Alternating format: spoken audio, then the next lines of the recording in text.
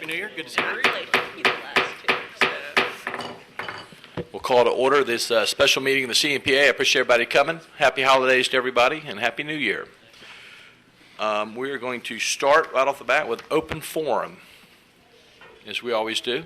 I have no cards, Mr. Chairman. No cards. With that, we're going to try to keep our items limited, but I do have an update on our loan. We talked about borrowing money from the city for the back of the house improvements that people want to do, and I'm going to address this to Dr. Jones, and I would to Mr. Reeves as well, because he's had a very vested interest in the back of the house.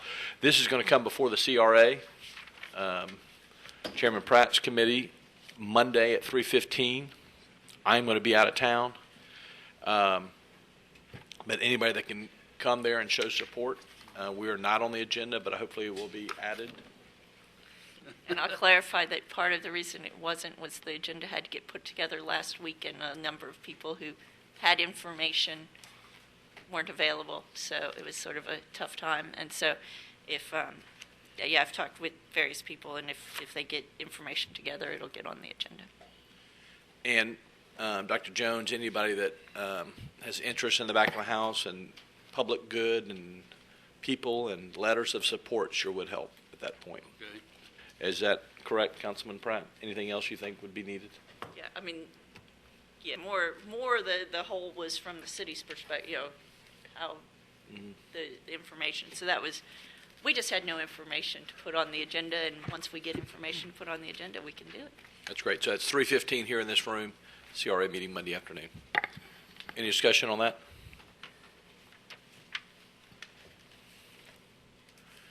If not, we're going to go right into the presentations. And Councilman Spencer? Mr. Chairman, is there an opportunity in this meeting to discuss any updates that we may have or information about the stadium seating issue? You may. All right.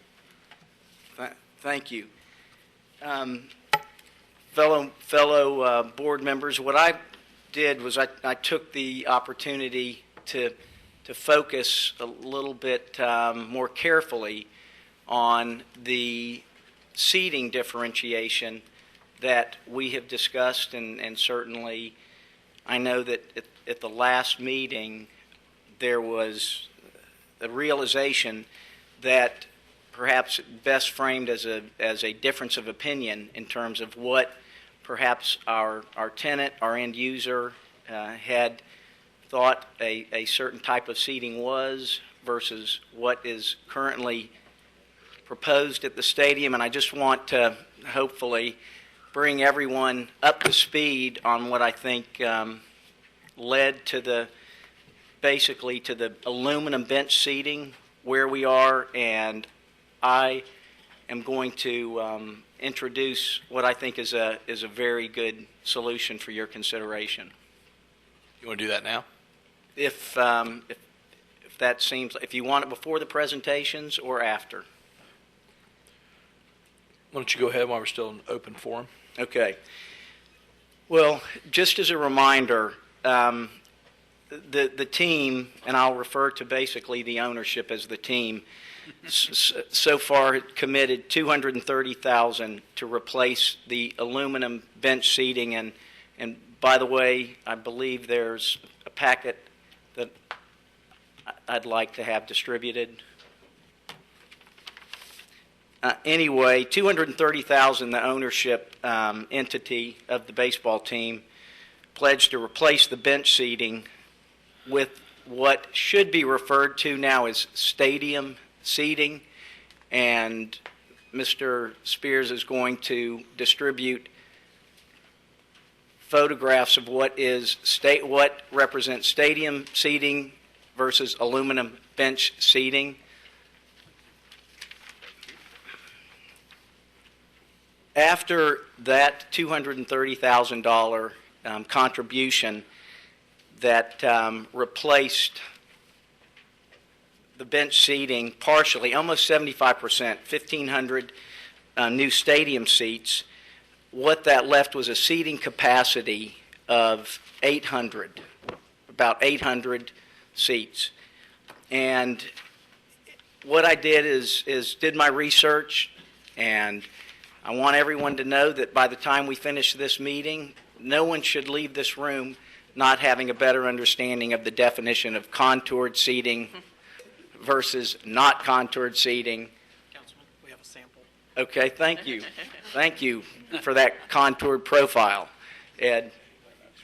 So, and there is a misunderstanding that the term contoured is loosely used in the industry, whereas bench or seating manufacturers, who are the experts, more often recognize the term contoured as simply meaning that there is a contoured profile, perhaps to the seat, to the bench edge, or the seat back. So that contoured seating, to some people, means it's a continuous bench, which is what we have, but somehow the edge detail will provide a softer contour. Now, for others, the potato sort of analogy, for others, it is the contoured seating actually is more of a sculpted seat. So sculpted provides, just to make it pretty simple, a place to locate your rear end.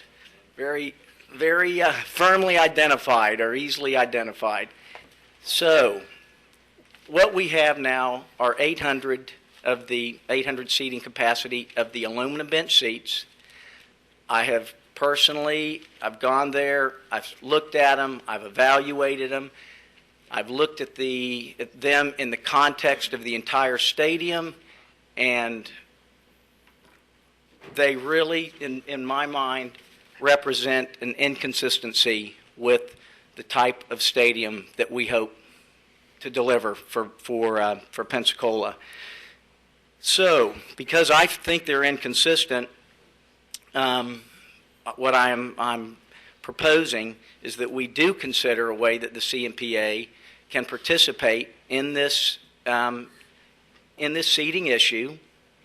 And as I spoke with Mr. Studer, and he is fully aware that the semantics is basically the origin of this issue. And what we have now is an opportunity for the ownership to contribute basically $62,000, and I'm speaking in round terms, but let's just say $125,000 is what is necessary to actually completely replace 800 bench seats and to convert to the stadium seating. And in addition to that dollar amount, because what we're talking about today is different than the hybrid, what we were considering was the $55,000 to basically take those aluminum benches, do retrofitting, and apply fasten, bolt, seating elements, and seating backs. This takes it to the upper tier, basically to what the stadium seats are, and if you'll please look, you'll see you will recall that you all, the design committee, looked at these, and these are the stadium seats that are in the stadium. So instead of doing the $55,000 hybrid, we have an opportunity to completely remove them, the uncomfortable version, and then look at accepting basically a loan from the ownership for an additional $62,000 at 0% interest and a payout of 10 years. And Mr. Remington's here if we have any questions. But I know when I've gone car shopping and those interest rates are 0, that's a pretty big incentive. You're asking for $6,200 a year, 10 years from CMPA? the schedule of payment, if it's just a pro rata breakdown like that, that's exactly, yeah. Right. Mr. McCormick, then Mr. Murney. This is 800 seats out of the total of 5,000 or something. That's just the bench seats. The rest of them are the stadium seating. There's a combination. Some of that other seating,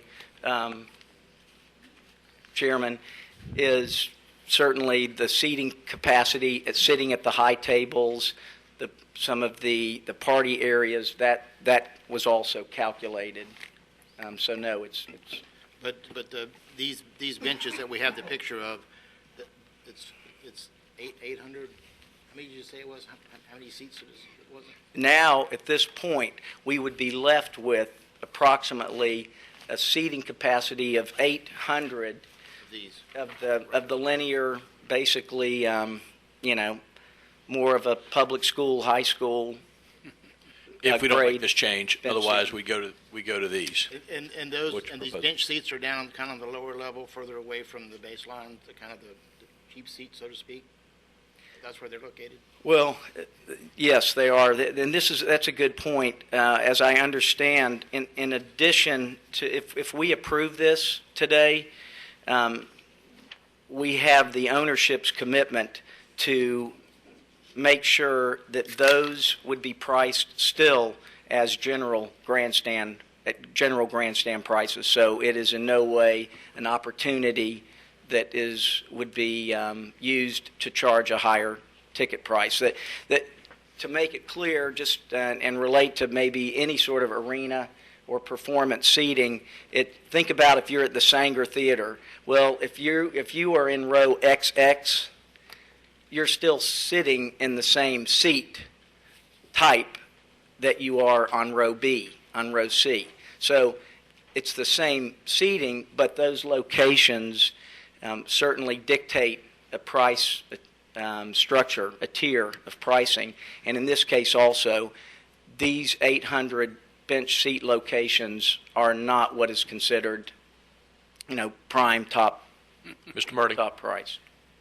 Can I have a specific breakdown of how many seats, if your proposal is approved, how many, are we totally eliminating bench seating in its entirety?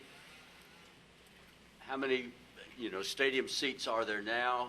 How many more are we, if your proposal is accepted, how many are we adding?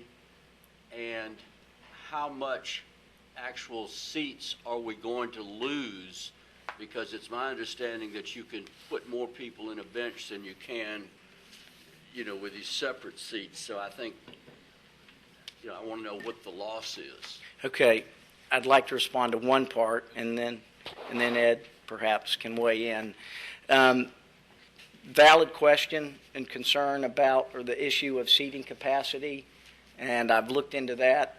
It can be argued that sometimes people are actually a little bit, they'll take advantage of more space on a bench than what a seat will grant them. Some people will certainly claim more of their space. I think that's why we may have armrests.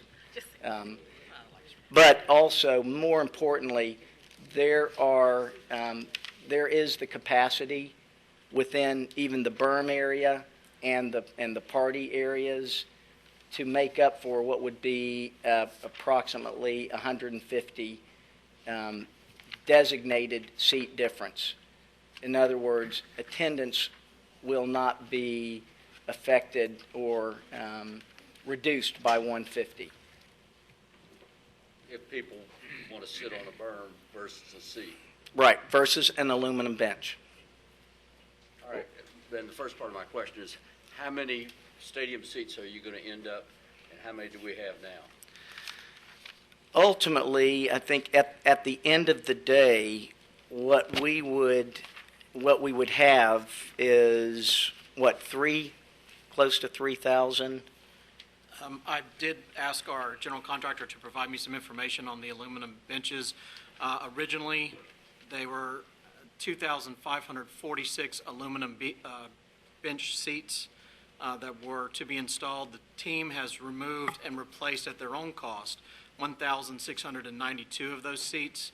And so the CMPA has gained that benefit of the much more valuable seat versus the bench. That left 854 of this type of aluminum bench seats remaining, in which if you replace the 854, you would net out right at 700 additional seats.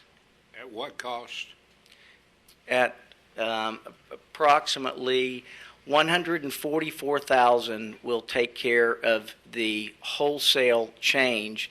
And Mr. Reeves, this proposal skips over the $55,000 expenditure we were introduced to create a hybrid. We'd still have those aluminum, the infrastructure of the aluminum benches, and another company, a different manufacturer that manufactures different parts and pieces. They would be responsible for basically retrofitting those. And what would happen to the benches that we paid for? You know, that's right now, as I understand, we do have the CMPA has a receivable from the other benches that will be based on the recycling of the aluminum, the purchase of that aluminum. So that would be an avenue that we could look at again. That would be probably minimal, a few $1,000s, as I understand. However, there also is an opportunity for us to see if we've got some, if we've got some buyers. Say the west side. Well, or if we've got buyers. Do we have a school that needs bleachers in the area? Is there an organization that could benefit from that? But I think there is a utility factor value to those. And in fact, very importantly, removing them does not negate their 100% reuse. But the question, I think that Mr. Reeves, you came in late, was that for what's being proposed right now is a $125,000 difference, of which 140, 124, right. 124. Right. Of which the owners would pick up 62,000. CMPA would pick up the balance, of which the owners have said they would finance it over a 10-year period. So it'd be $6,200 a year. At 0% interest. Dr. Bolden. But they're just reducing the rent, in effect. Reducing the rent? It's Well, just an accounting yeah. entry. Dr. Bolden. Just for a point of information, so if we approve this, then this is on top of what we are applying for loan for the back of the house.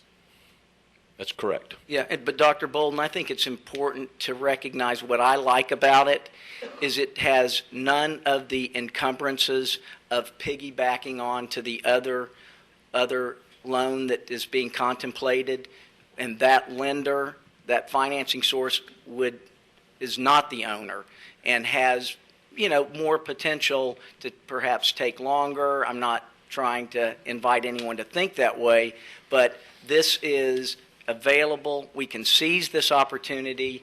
And finally, what I want to stress to everyone is it's a short fuse opportunity. If Mr. Horton or Hoare Construction is not able basically to get on the phone tomorrow morning and place an order for this stadium seating, we really risk the chance of having them. We're already, walking a tightrope on having those in place for opening day, but we just can't afford to wait for a CRA meeting, city council meeting. Just a quick follow-up. So if we approve this, how many seats of the benches will be left? That's my question. 0. There will be no bench seats. Benches will be Right. removed. What happens is we take seating to a first-class level. Ms. Carter. I think you halfway answered my question, 241. If we would have had 854, and at the end of the day, if we take the new seating above 700, correct? 154 loss. Okay, 154 loss.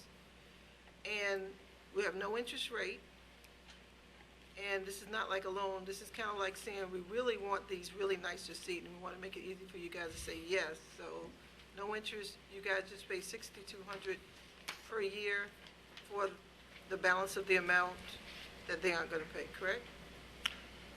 They're going to pay, from what I hear from Councilman Spencer, it's $124,000. They're going to pay 62. They've already paid some to put some of these in, as we know. So, in addition to the already no strings attached contribution of $230,000, the ownership is now willing to contribute another $62,000 on top of the $230,000, and ultimately what we end up is we don't have this sort of 25% of this bench. But where is the Hang documentation on, for that? I would invite Mr. Remington to provide whatever documentation you'd like to have. Well, And he's here also in the audience to address that if you want. You missed that coming in late. Mr. Merding, you want to see so sorry. I just got back from New Orleans Duly noted. where I saw you. I don't know if you heard that last part. He said where he saw me, and I don't know if that was a blackmail or not, but go Saints. I've got a motion to accept the proposal. Do I hear a second? Second. I got a second. Further discussion, Mr. Merding. Councilman Spencer mentioned the possibility that if we didn't act, that it's going to be close. I do not want to give any possibility of missing the deadline, missing the opportunity for liquidated damages. Before I would vote for this, I want some hard assurances from the contractor that if this is approved, And the that owner- it will not adversely affect, the completion date. I don't. And And the owner. I don't want that to say, well, it was the manufacturer's shortfall, pointing fingers. I think we've got a hard and fast completion date with liquidated damages, and I don't want to jeopardize that. I don't see Mr. Hoare here, but Brian, Hoare. Let me I don't see anybody from Hoare here is what I want to say. Is there, go ahead. Mr. Merding, let me offer this for your consideration. And speaking with the voice of experience of someone that has been involved for 25 years in dealing with the stress associated with having a completion deadline, an opening date, certainly your point is well taken. I think that what we could do is make sure that we did not relinquish the ownership and the use of that aluminum bench seating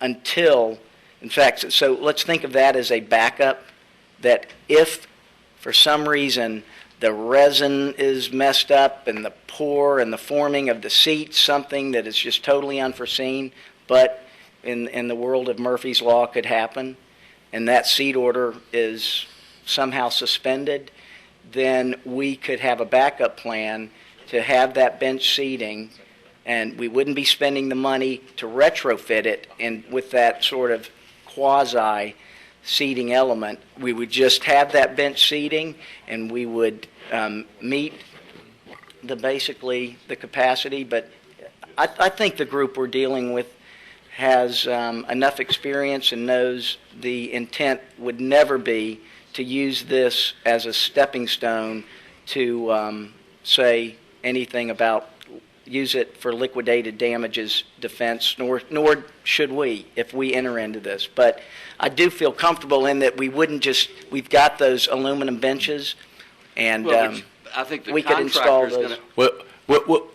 the contractor's going to have to speak to that, in my opinion, because if you delay and you hold something back, there's going to be labor to put things in, to retrofit, to change them out, and they're already under a deadline, and if it messes up their critical path items, I'm not trying to create a problem, I'm trying to prevent one.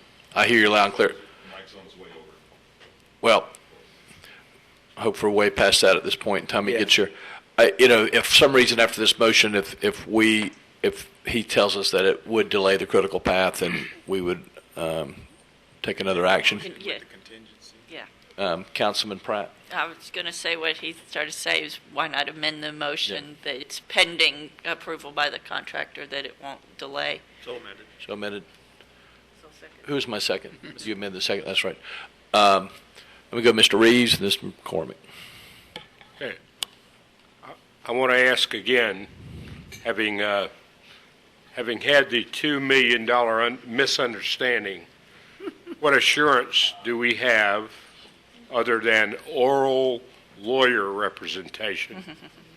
Is there anything better? Mr. Remington, is there anything better? Mr. Remington, it's my understanding too that the owners would pay for this upfront, not to delay, and then that we'd work out an agreement to pay back $6,200 a year. Is that right, Mr. Remington? That's correct, and I think at this point, this is a... You come to center, please. Oh, I apologize. This is developed very quickly, but I think at this point, Mr. Spencer has an email from the Studers setting forth the terms that they... In what capacity, Mr. Spencer? I believe in his capacity as a member of the CMPA. They had a discussion about it this So morning. just, all you have to do is contact one member and that makes it binding, or what? Well, I mean, legally, I spoke to Mr. Fleming about it briefly before the meeting, and he has drafted an amendment to the use agreement that would need to be executed. We haven't got the final numbers put in that yet, but this would be reducing. So the motion really ought to be subject to written documentation that you're going to loan us this, and it's going to cost this, and it's going to go from 864. I mean, as a lawyer, wouldn't you think that would be the... I believe that would be the most prudent advice you could give a client, Mr. Reeves. And it's further, as we did on the other, when we changed the other seats, and when we had them change, they understood that we were not supplying all the seats that we said we would originally, that is being reduced. Mr. Becker, will you amend your motion once again? So it's sort of a motion that we approve the proposal, subject to or construction company saying it will not disrupt the schedule. And what was his addition? And that we have some documentation that We have some documentation that shows concerning the payment, it's valid. loan, no interest, etc. On our honor as former used car salesman. Yes. Mr. McCormick. Well, realizing Christmas is over, and I don't want to be a Scrooge, but I don't really see anything wrong with having 800 cheap seats in a ballpark. And to me, it's something that if everything's successful and we pack the house and we don't like them, at some point in time we could go change them out during the off season. And I'm thinking the money, the $62,000, whether it's a rent reduction or whatever, we've got so many other things that we've cut back or cut out that, to me, that they would be more important. I mean, you go through the list of things that we had to cut. And I realize Mr. Spencer did a lot of work, and I'm realizing we want a first-class ball field, but I think we have a first-class ball field, and I don't think having just 800 bench seats is going to be that much of a detriment. I just think the funds are too tight. We got people looking at us for how we spend the money, and I just don't think this is a good expenditure. Councilman Spencer. Obviously, I disagree with Mr. McCormick. I want to reiterate the price structure for every one of these seats is not changing. That this will be the general grandstand admission price, whether you're sitting on a flat, narrow aluminum bench or in a comfortable, contoured seat. And who ascertains the price of the seats, Brian? No pun intended. Who ascertains the price of seats? I'll let Scott Remington answer that. Any other discussion on the motion on the floor? Dottie, you want to address this motion? And I do have your card. Thank you for filling that out.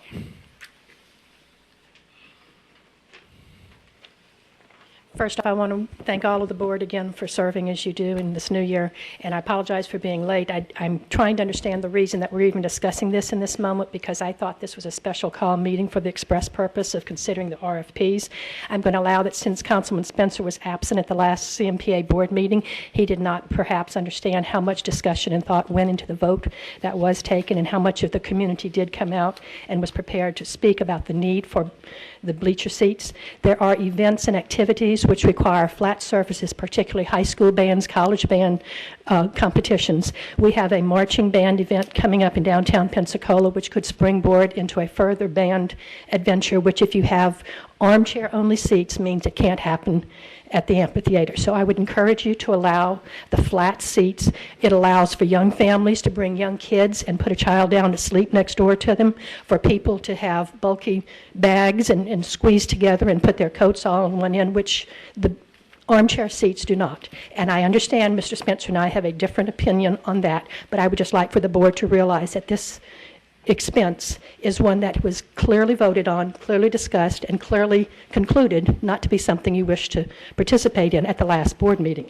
If it was added to the agenda in the same time that the RFPs were put on the special meeting notice, I believe you would have had some people here to bring to your attention again the benefit of having some bleacher seats.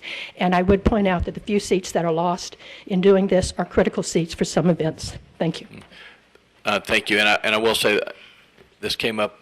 You came in late, as you said, came in an open forum because of some changes offer the owners made in the time frame.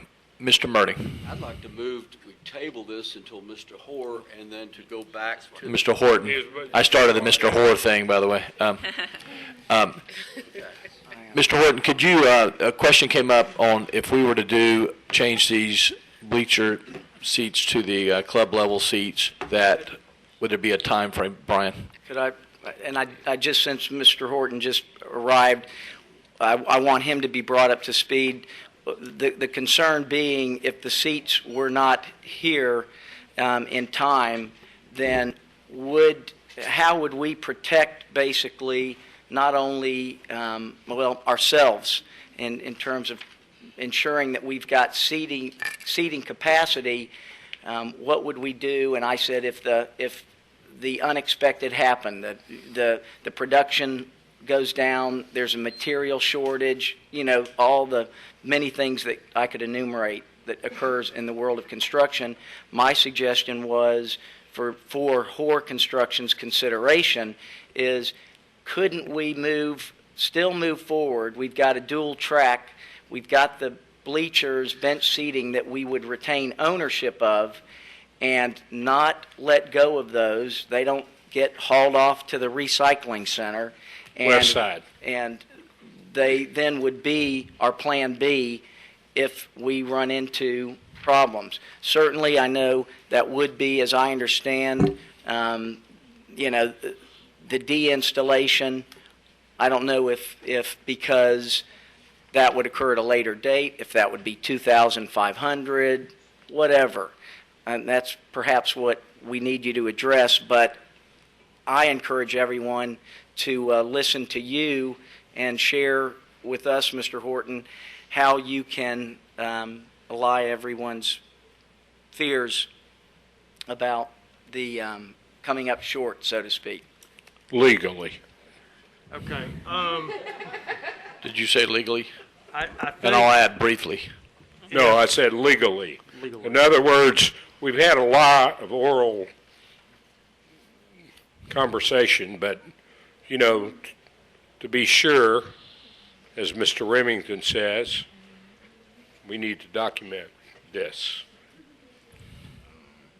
Go ahead. Okay. I think based on the second set of seats that the baseball team ordered, lead time's about 10 to 12 weeks for those seats. If you wanted to move forward and replace all the bleachers with the box seats, my suggestion would be leave the bleacher seats that we have installed, leave them there, take the supports for the backs off, not spend the money to put the backs on when we know they're going to come out. So you would have a flat plank seat available, and if, we'll try to expedite the box seats, but I have not been able to talk to the vendor yet. I've got to call into him. And if for some reason they were not there by opening day, I would think we could use the bleacher seats.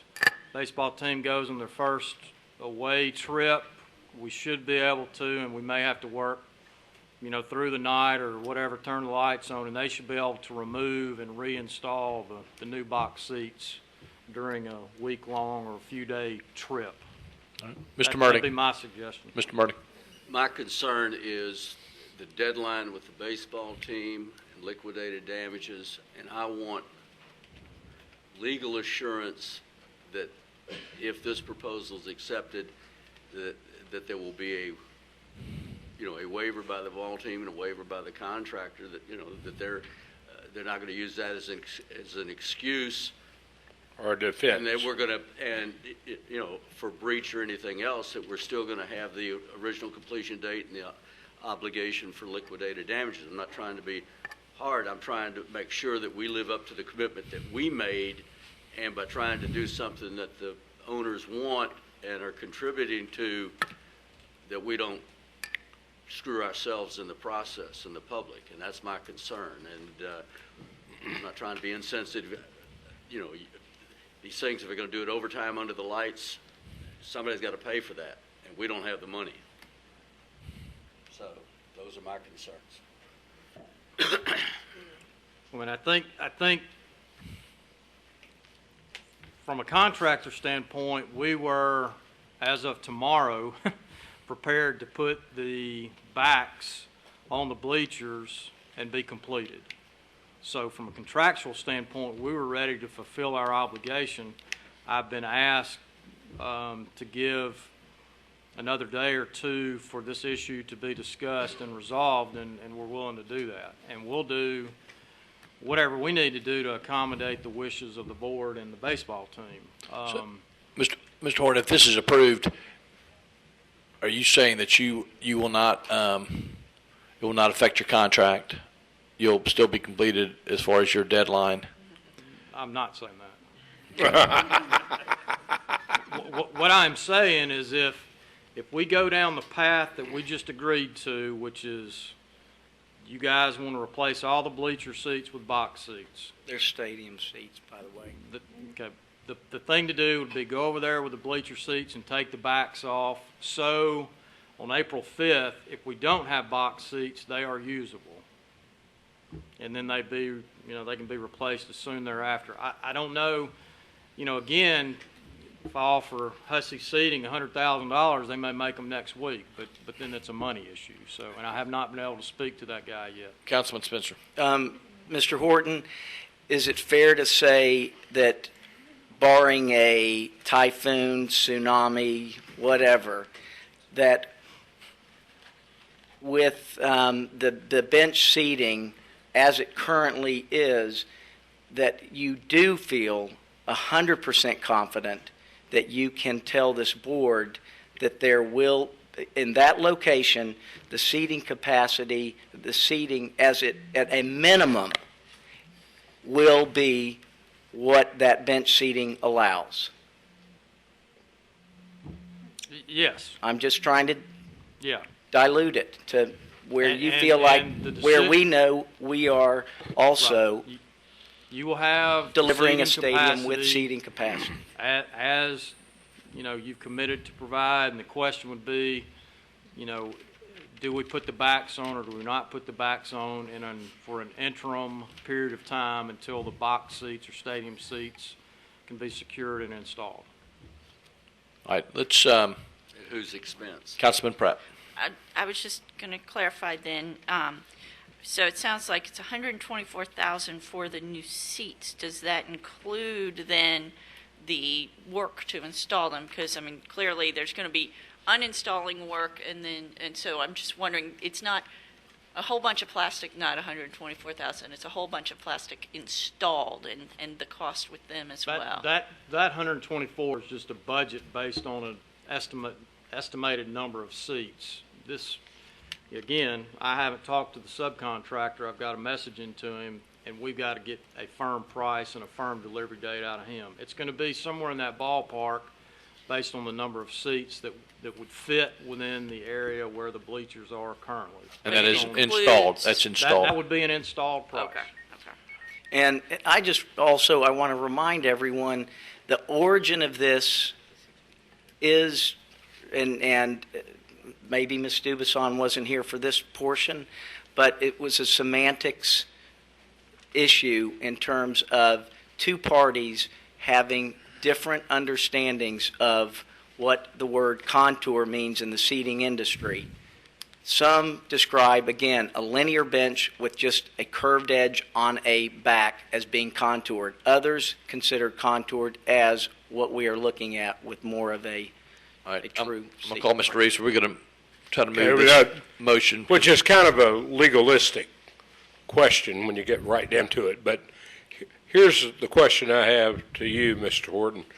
Do you have, kind of walk me through, we had X number of bench seats to start with. The owners of the team said change out 2/3 of those seats. Okay, so kind of give me a number of the bench seats versus box seats, as you call them. Okay, post enhancements, after we expanded the stadium to meet AA standards, we had about 2,550 bleacher seats. Okay. And the baseball team took it on on themselves to replace one full section down either side and then the first 5 rows of the remaining bleachers. So we're left with about 850 bleacher seats. But how many bleacher seats did they? Well, they took away about 1,700. 1,700 and replaced them with 1,300 box Okay. seats. Okay. The box Is seats- there any question that those box seats will be in place before the first game? No, they're due to be on site February 27th.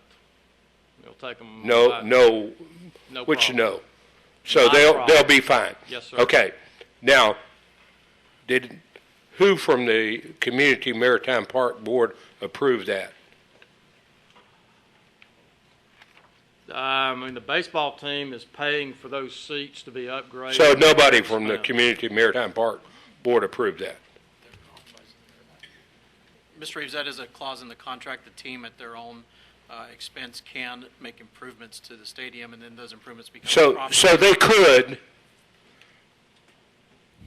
make that same adjustment for these seats. The only thing is what we've got to approve is us paying half of it and paying for it over 10 years without any percentage, without any interest rate. Correct. So what is the motion, Mr. Chairman? The motion it's been amended twice now, but I got it if you want me to read it. please. The motion is to approve the proposal for the team to provide $62,000. The CMPA provide $62,000 via a 0% loan for 10 years from the baseball team, with the assurance from Magi that it will not delay completion of the stadium and a written agreement. Okay. All right, got the motion seconded. Here in the other discussion, we've got to move along. Mr. Murting. Did I understand you to say that the ball team reduced the bleacher seating from 1,692 to 1,300? In round figures, that was the stadium seating? The section of bleacher seats that they replaced, there was 2,500 bleacher seats. A box seat takes up more space, so your seat count is reduced. And they were aware of all that, and we spent days and days going through seat counts with the baseball team. But whatever Got a the motion. maximum number of fixed seats that will fit in that space is what we're providing them. And I don't have the exact numbers Okay. in front But of me. my concern is if the ball team has waived Double A baseball waived the reduced seating capacity. The other thing is this board's obligation is not just to the ball team, but it's to the public. You're looking at, if those round numbers, that's a reduction of like 300 seats already, another 150. So we're shorting ourselves 450 seats that could be sold for public events or available to the public for non-sale, just for free events. And apparently the 300 it's already gone. There's nothing we can do about it. I have severe reservations about, losing another 150. I want to accommodate, our principal tenant, and those are liberal terms, but there's some hangover there that's going to affect our operations and financial concerns.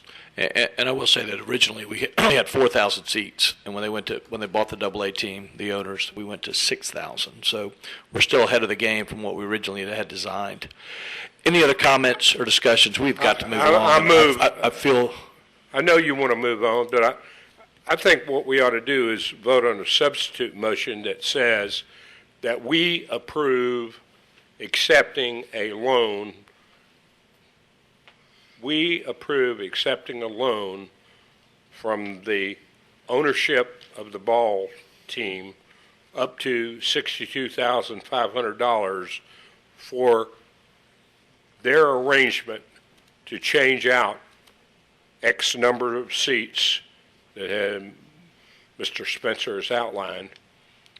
And then it becomes, the only obligation we have is to repay the loan without interest, instead of us getting involved with whether or not there's liquidated damages and whether or not we have any assurance from the team in writing that they're going to pay. I mean, if we will just accept the willingness to pay up to one half of the seat changeout, up to $62,500 in the form of a 10-year loan without interest, then that takes us off the hot seat for any of the other problems. And let the owners work out the arrangements. Right. I so move. I'll second it. There's already a motion before. No, it's a substitute motion. Well, I have to see if Mr. Baker withdraw his motion. I would accept that substitute motion. Withdraw mine. Ms. Scott? Okay, we got a substitute motion and a second. Any further discussion? If not, all in favor say aye. Aye. Those opposed? No. Motion carries. And I apologize for that taking longer than I thought. The only reason we came in, we also talked about the loan, and I wanted you to hear this, but you weren't here. But I appreciate you being here. I know you. And I'm going to leave at 2 o'clock to go meet with hospice with my mother, but I'm coming back. Well, I appreciate you being here. I told Dr. Jones, and I know you had a vested interest in the back of the house as well.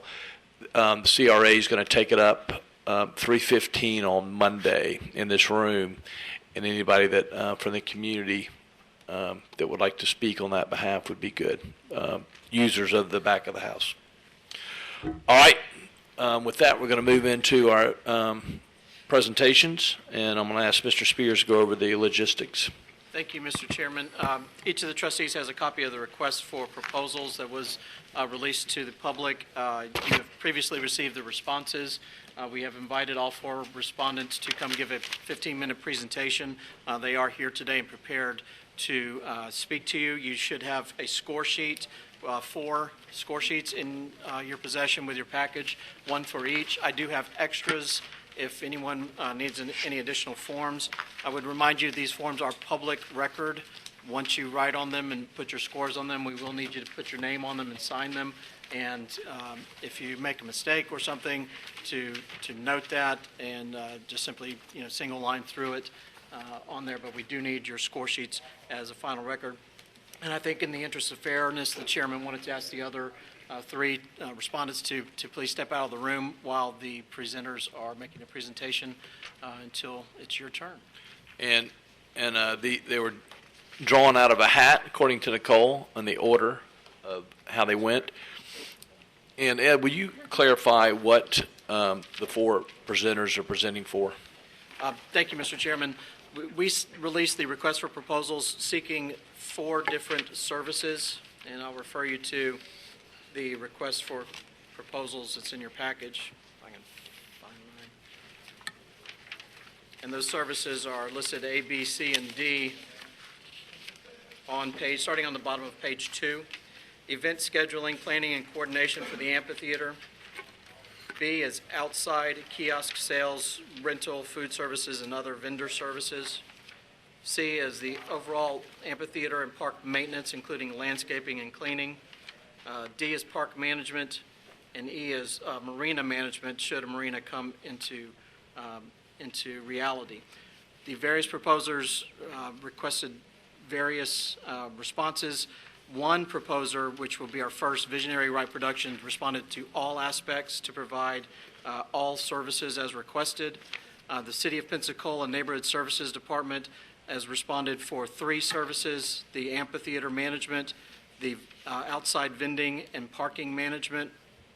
SMG has responded for 2 of the services, amphitheater management and outside vending. And the City Public Works Department has responded exclusively for Section C, which is park maintenance and landscaping. So you have various options to put together a complete package, whether it be with one company or multiple companies, and that is at your discretion. We're going to do 15 minutes and then do questions and answers, and then we'll do a little Q&A, and then we'll have our next presenter. Any other questions before we start? All right, I'll ask the other presenters to leave as they are, and we'll start with Visionary Right Productions. Welcome.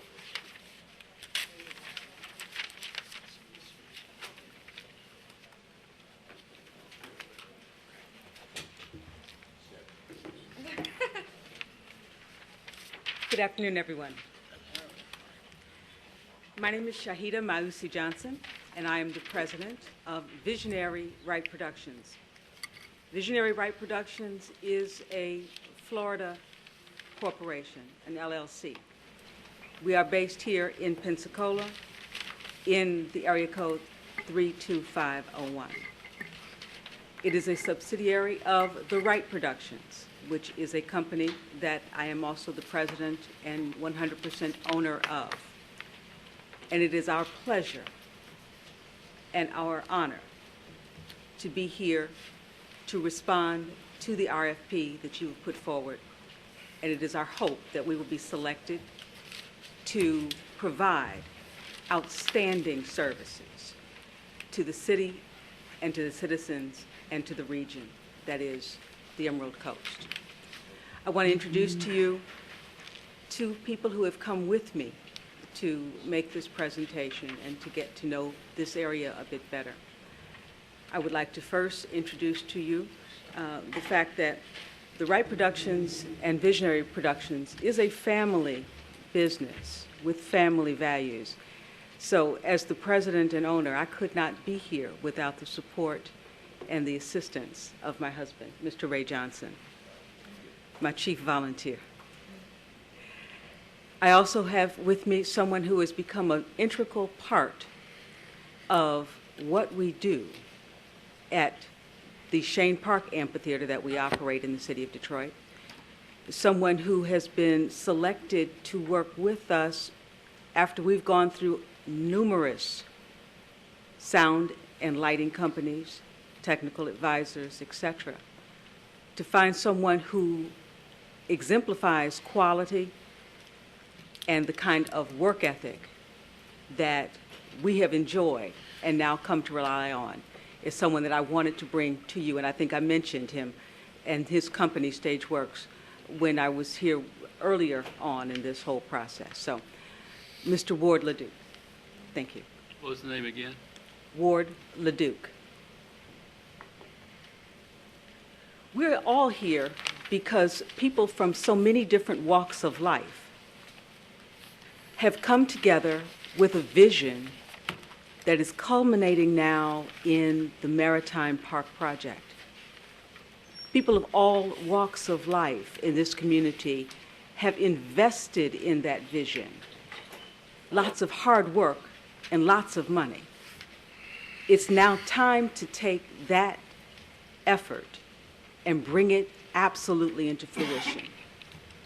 And in my opinion, the best way to do that is to bring a company into this effort at this juncture that can help deliver on the expectations of this community to provide outstanding quality, to address the issues and see them coming because of the experience that they've had, to ward off cost overruns and rebuildings that will occur if you don't know what's coming around the bend and where the technical aspects are coming and where the citizenry needs are going to need to be met.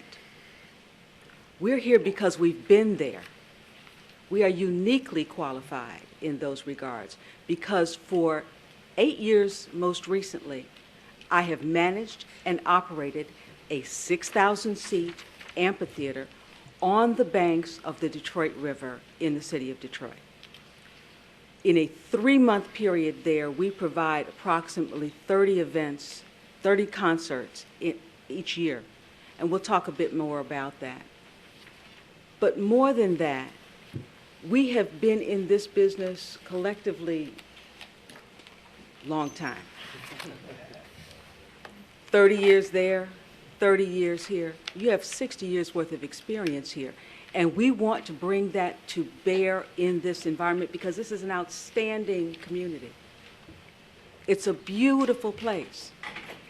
And that's why people want to come here, and more people will come because of what this facility can bring to the table and offer.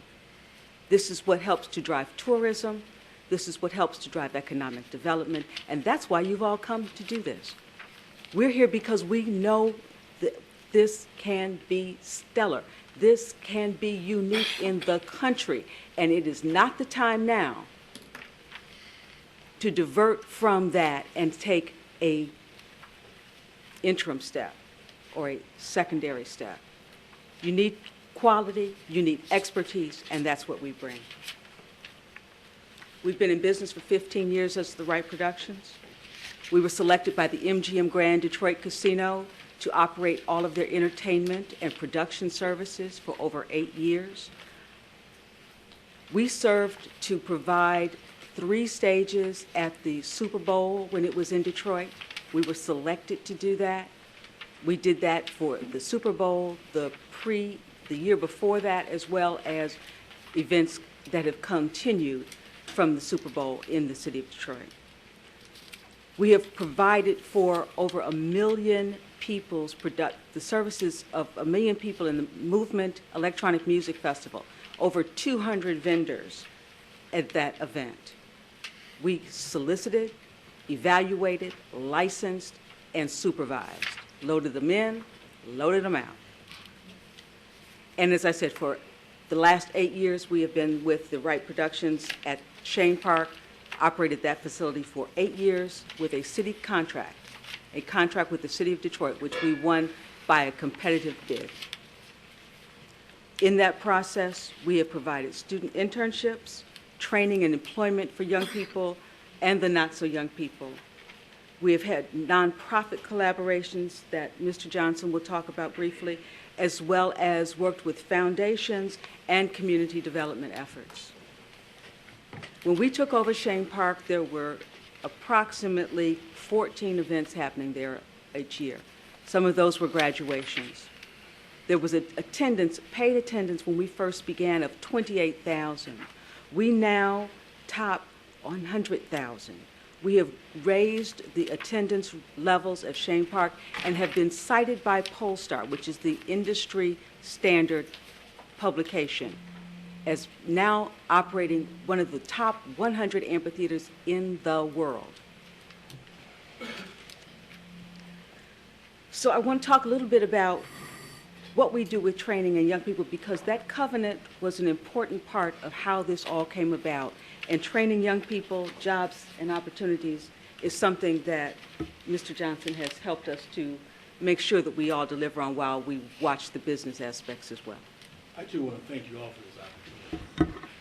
From the moment that we flew in on New Year's Eve, from the moment that we saw the Pelican drop, we have been accepted and we have enjoyed the hospitality and the vision here. And as we prepare to leave this place, one thing that will not leave us, and that is that unique style in the city and the scenic views that are transformative. As our team began to talk about our proposal, we talked about transformation. We talked about this Emerald Coast. We talked about having a venue that is consistent with this unique place. It excites us and empowers us. And when we think about empowerment, my wife speaks with power, purpose, and passion. Those are the three that we bring here with our aligned integrity in community development, in our charities, our collaboration with our foundations, our youth, in the collaboration with the City of Detroit, the public schools, as well as our mixed program that empowers charities. We see ourselves as one and the same, that wherever we go with that particular community to empower it to its yet unevolved state. We see the same model here in this unique region. And because of that, we're well positioned from our global reaches to provide those levels of exquisite, unique, and best performance in the game. We thank you.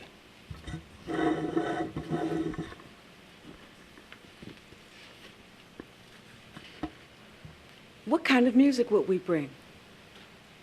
Detroit, Pensacola, big difference. Yes, big difference. But what we have here is an opportunity to bring what this market is interested in. And that's what we'll do. Not just because that's what we say we're going to do. That's what makes financial sense for us to do. We want to bring top flight country acts here. Inspirational music plays well in this community. Yes, R&B, jazz, those are things that we do lots of in Detroit, but that's a different market. Here, we have to serve your community, not just because we think it's the right thing to do, but because in a business model, that's just what makes sense. So that's what we'll do. I want to talk a little bit, and we don't have a lot of time, but I want to share with you some of the safety issues and other issues concerning the technical aspects.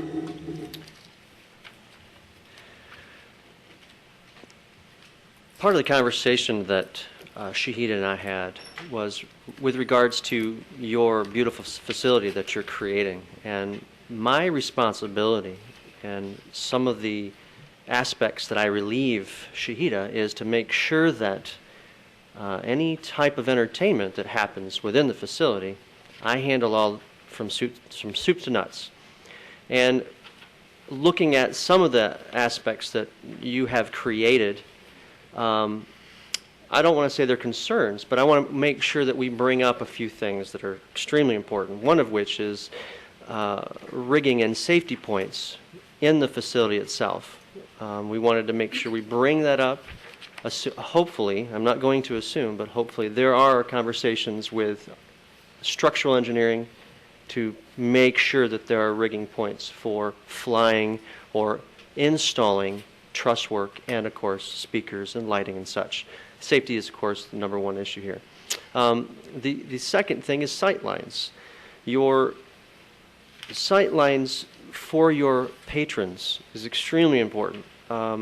And what I mean by that are, if it is 6,000 seats, the, call it cheap seats to the far outsides, are they still able to see the entertainment that's performing on the stage? I want to make sure that we want to make sure that's important as well.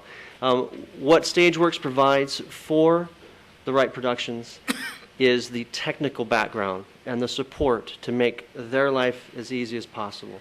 And what that means for us is the entertainment side. The patron, of course, wants a wonderful act. Our responsibility is provide that environment with sound, video, lighting. And again, I appreciate the opportunity to speak here. I don't want to belabor this point. Whatever happens today, when this is all wrapped up and said, what happened to Sugar Land when that stage collapsed was a safety issue.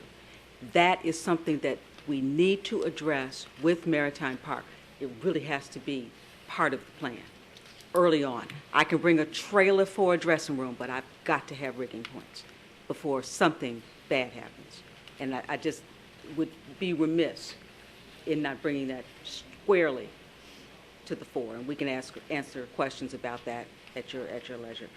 We're almost out of time here, but I want to take a moment to say that we are committed to accountability,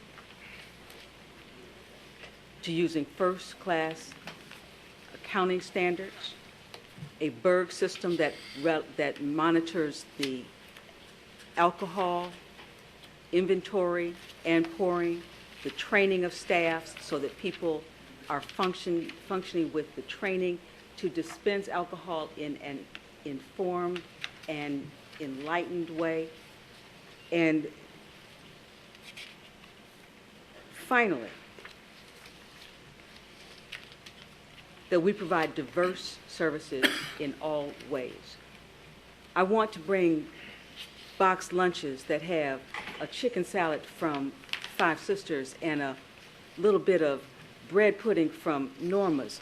We need to use local suppliers to provide that distinctive Pensacola flavor that makes it the place for Pensacolans to come to and for tourists to be attracted to. It's a special place.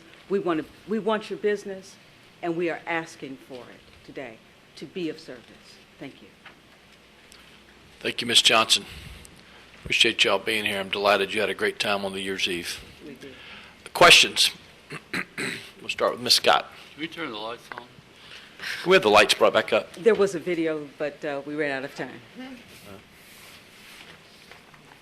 Ms. Scott. First, I'd like to say I've read through your material. I'm very impressed with the work that you all have done. It looks like you've done some really great things in Detroit. I don't recall reading about Mr. Ledoux from Stageworks. I want to know, are you a key person? Is Mr. Ledoux a key personnel? Would he be? Are you local? If not, would you be local? And the same question would apply to the both of you. Are you, I know you said that you started a company, started Visionary Right Productions in Florida. Have you done work in Florida? Are you a local company or are you not local? Can you just explain that to me? We are a local company that's looking at real estate, looking for a home to operate and to live in here. Not necessarily all year round. We only operate in Detroit 3 months out of the year. I'd much rather be here, and that's what I'm looking to do. That's why I started the company here. With regards to Stageworks, we have operations in, our headquarters is in Grand Rapids, Michigan. We have operations in Orlando, Florida, and in Nashville. So, yes, we are. I mean, would you be the person here living in this area? I mean, what would your role be in this project on a day-to-day basis? My role, is, as I mentioned before, is a technical excellence, and we would have to provide an office space here to make that happen. There's no question. This type, in this caliber. Would you occupy that office space, or you would delegate or send another one of your representatives? No, our company would provide the office. We would put up roots here. Okay, so it would not be you? Me personally? No, I have many staff that would. That was the question. Yeah. I mean, if you want me to, I'd be happy to be here. Trust me, I love it down here. So you're a subcontractor then for Visionary? Yes, that's Your correct. firm? Yep. Okay. But one that we have a long-term relationship with Right. and a long-term commitment to. Mr. McCormick. Realizing in the past some of the mistakes that may have been made in us selecting developers or builders or whatever, the financial resources, there's no mention to that. So is this the appropriate area to ask, what are your sales? How long have you been in business as Visionary, and that sort of stuff? Visionary is brand new, but it is a business model that is closely paralleled to the Wright production. The Wright productions, our annual sales are approximately $2.5 million. We have a contract with the City of Detroit. When we first began taking over Chene Park, there was a lengthy period of time that we were subsidized to provide those services, that the city did pay a fee to have us do that. We went through that process and we moved on beyond that to now we pay the city annually because we have turned the business model into a successful one. We provide approximately 80% of the events that are held in Chene Park. We produce those ourselves. We do not wait on someone else to bring the shows. We make sure the shows are there for the citizens, and that's what has made the difference. And just to follow up, I mean, how many people work for Visionary now? Right now, 2. 2, okay. Mr. Murdy? Follow up on Mr. McCormick, I believe there were some financial materials furnished, but and I'm not a CPA by any stretch, but as I've read those, they disclosed losses, and as also as Mr. McCormick mentioned, we made a horrible mistake with our master developer. Had a great team, but when it came down to it, he formed a new LLC with no assets. He didn't bring the team aboard that he promoted, and we've paid dearly for that, and we're still in litigation of it, and that's something that we certainly don't want to do. I'm particularly impressed with the materials that you provided with regard to the involvement of youth, nonprofits, training, internships for 2 reasons. I think that's a great start, but I think it is probably much less expensive than using full-time career employees for which you have to pay benefits. And we are on our budget. The city or the county, I think, subsidizes some operations, and I don't think we have that capability. And so I'm concerned about the financial viability of a company.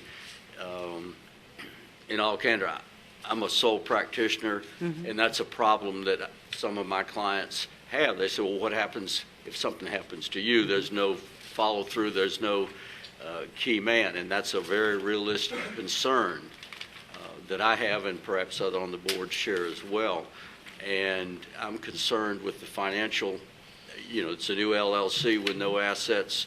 The subsidiary or the parent apparently has been in business, but it is disclosing losses the way I read those. And That's so right. what,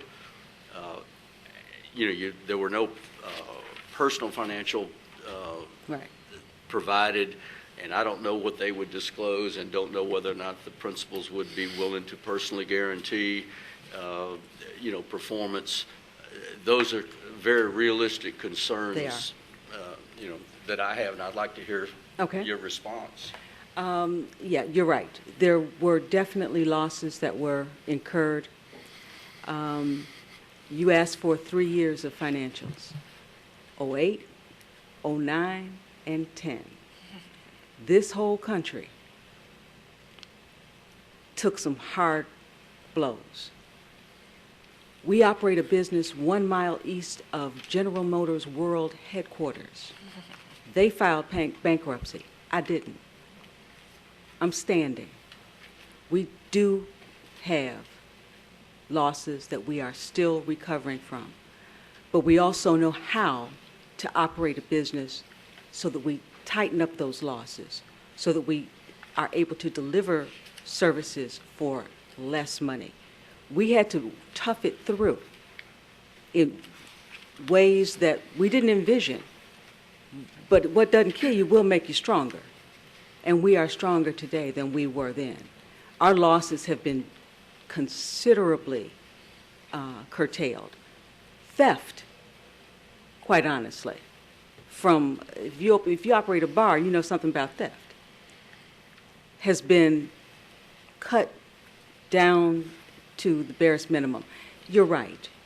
Without large cash reserves, you might have a concern.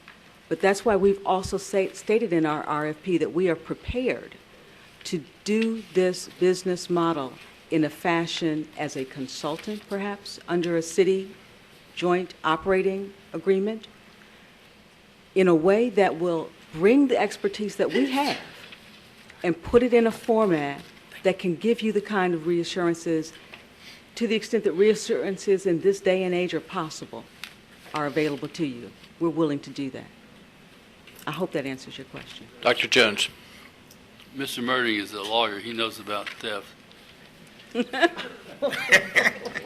I've represented doctors. Ms. Johnson, thank you very much. Who do you work for? You work for the city of Detroit. You have a contract with them, but to whom do you report? I work for myself. I own the company, and my company has a contract to manage and operate the amphitheater with the city of Detroit. And we are now about to begin our third year of a 10-year agreement. And we're in the process now of modifying that and extending it further out at the request of the city.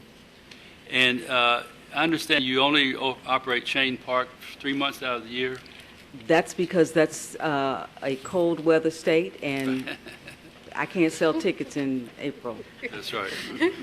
Have you received any subsidy by the city of Detroit? Not in the past 5 years. Ms. Johnson, on page 9 of your response, you said that you are in communication with a major funding source interested in providing new consumer health modification models. Is that part of your proposal, or is that something on the side, or what? No, that is something that is part of my proposal. We are in communication with a major funding source that has. It's a relationship that we've had. This is a new initiative for this funding source that had designated Pensacola as a targeted community for an initiative that they have already begun in some other markets. And so it's a relationship that I have, but it's something that this major philanthropic opportunity and nonprofit effort, they're coming, and I happen to know about it and how to get to it. Well, how would that relate to the Maritime Park? What they're looking to do is to bring some different models of service delivery to this area, and without divulging a lot of the details so as to announce who they are, through events that we would do at Maritime Park that they would help to support. This would be sort of commercial events? Not necessarily. Could be a free event. I'm sorry? Could be a free event. Okay, but it would something to do to enhance their reputation or product delivery or advertising? This is a philanthropic effort, so more than, it is not from their for-profit sector, it's from their nonprofit sector, so it would be in support of their own philanthropic and community service initiatives. I see. Also, I want to ask you, on page 11, you said it would take 3 to 5 years to fully fund, build out, and establish programming. What does that mean exactly? Maritime Park Amphitheater will be a new venue. It has to be marketed not only to ticket buyers, but to tour managers, to management companies of artists, to agents. There are marketing events that happen a couple times a year across this country that we attend to build those relationships and to maintain those relationships. Maritime Park needs to be presented in those venues. To begin to do the shakeout and the establishment of habits of people takes some time.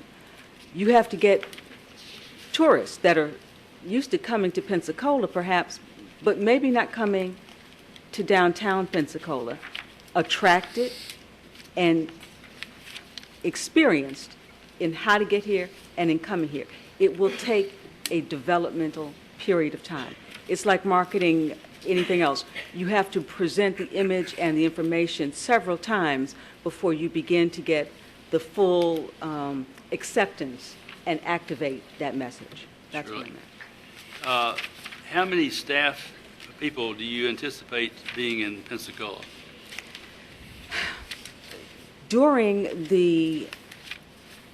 It will take a minimum of 5 people over the various departments to begin to build out and develop the systems and policies in place. In the operational season, we normally employ somewhere in the neighborhood of 200 people annually to operate our amphitheater. That's food service, security, medical services, marketing, ushers, ticket sellers. Part-time? Yes. So you would anticipate 5 full-time staff people Yes. here in Pensacola? That's all I have. Thank you. Thank you, Dr. Jones. Any other questions? Ms. Carter and Mr. Smith.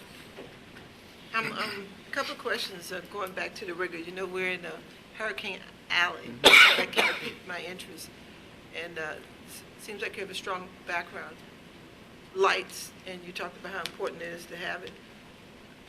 How do you foresee us protecting ourselves, knowing that one day we could have a hurricane and spending an awful lot of money? What are your thoughts on that? You know, the industry, due to the unfortunate circumstances of not only just Sugarland, as she has brought up, but the industry has gone through kind of a checks and balances, and instead of it being 5-to-1 ratio, it's now 7-to-1 ratio. Yep, and what that means is, whatever is hanging, it needs to not only, let's say it's the weight of which the speaker cluster is, say, 2,000 pounds. Well, the point at which it hangs on needs to be 7 times that. So 14, obviously, 1,000 pounds has to be used to support that amount. The other side of this is because of the hurricane side of your environment and the high winds that could happen, part of the new regulations that are coming down are the lowering of the structure to the deck, to the stage floor, within a specific number or a specific time, so that if God forbid something happens and it starts to come in quickly, we can bring the hanging points in 5 minutes. Unfortunately, that was not done in the Sugarlands situation, but again, one of the things that you'll probably discover that may happen in this market, we are experiencing it now in Michigan. Even in Michigan, when we don't have hurricanes, we're still experiencing that the rule of thumb is a structural engineer needs to be on site to sign off on the rig points and the safety points to make sure that stuff is, of course, up to code.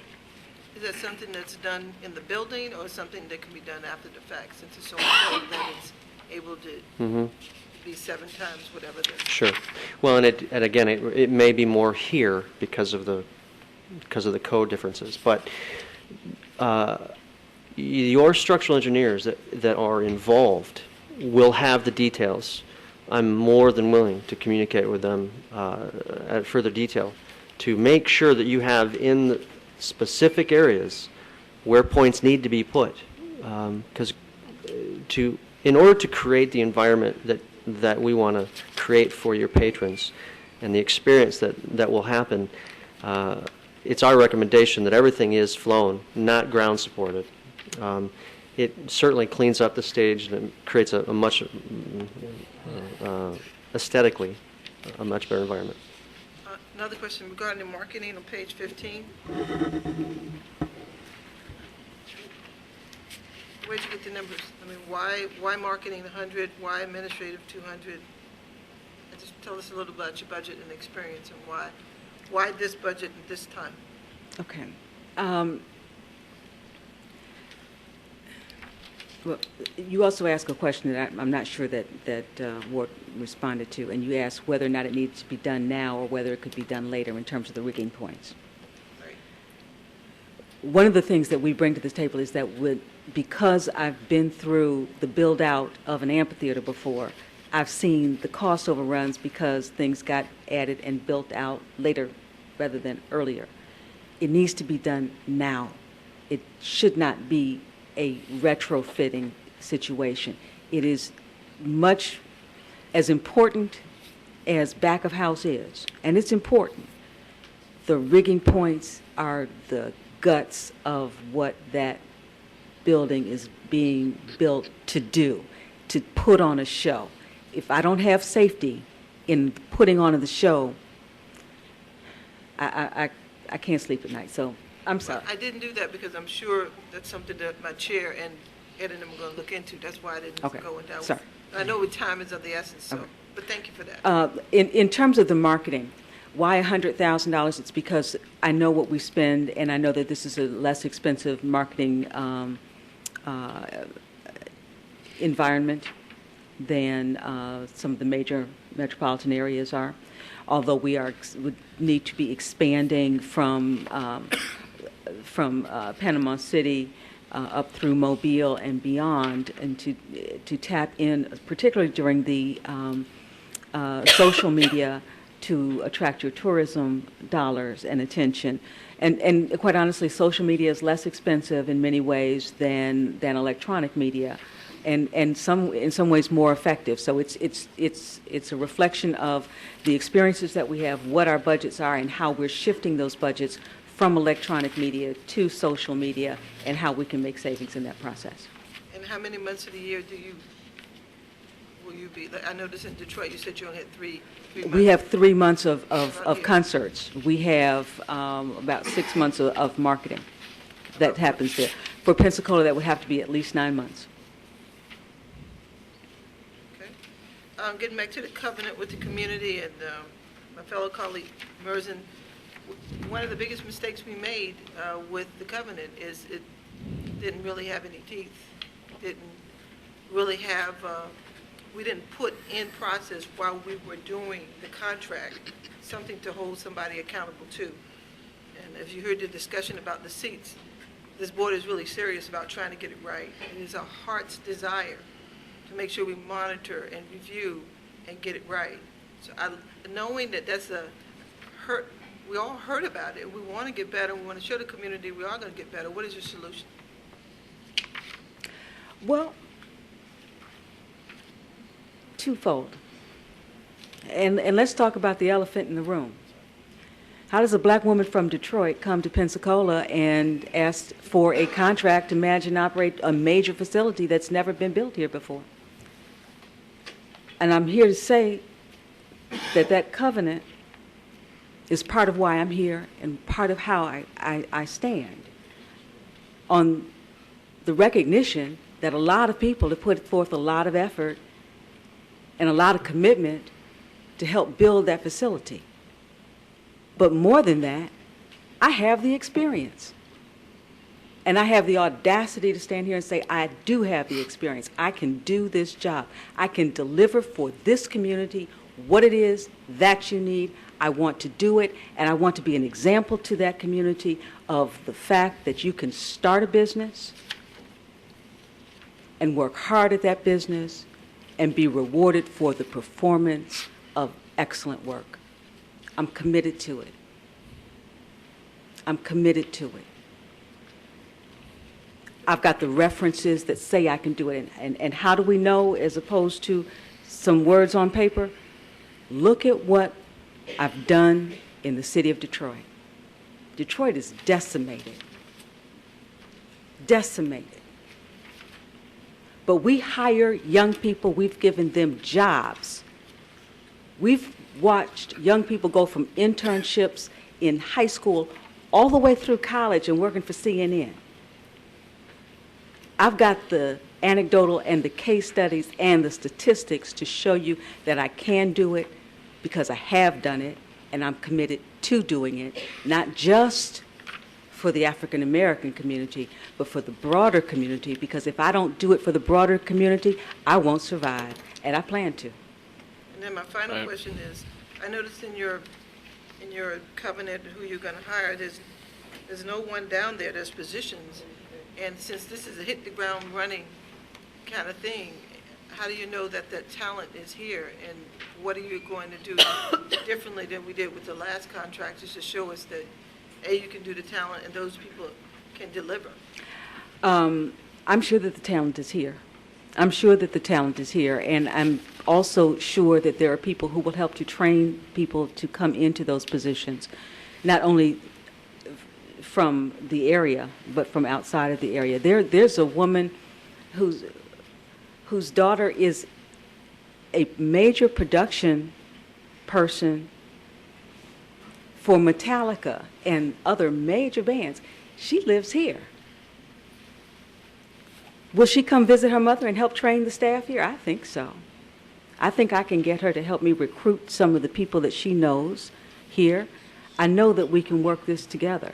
I know how to do an RFP and to do bids for small contractors and help them to develop into being major contractors. I've done it. I've done it. And I can give you the testimonials for it, and I can certainly invite you to Detroit to meet them. I've done it. All right, Mr. Smith. Ms. Johnson, thank you for coming again. And I know that you've been here a number of times, and you provided us information on how to make the amphitheater a world-class facility. And I have to apologize. I had your response and some other items, but I didn't bring my briefcase. But I do recall a number of items that were in your response. And my concern, since you applied for all 5 or 4 of the service areas, what type startup costs do you need, and would that come from the CMPA? Yes, we would have to negotiate a working budget and what the targets are. We know that we're looking at April. How many events are we really going to be able to launch this year? We're looking at 12 in terms of what we projected, and also in terms of a ticket price of $20 a head. And that being approximately, if I can get 3 visits from your local residents, 10% of your local residents, and another 5,000 people from within 50 miles, and another 5,000 from your tourism guest, we can build this budget and we can make this work. So in terms of how to begin a budget process, that's something that we can do.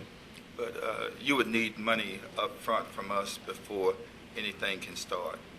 I guess is what I'm saying. From looking at... We would need an agreement up front before anything could start.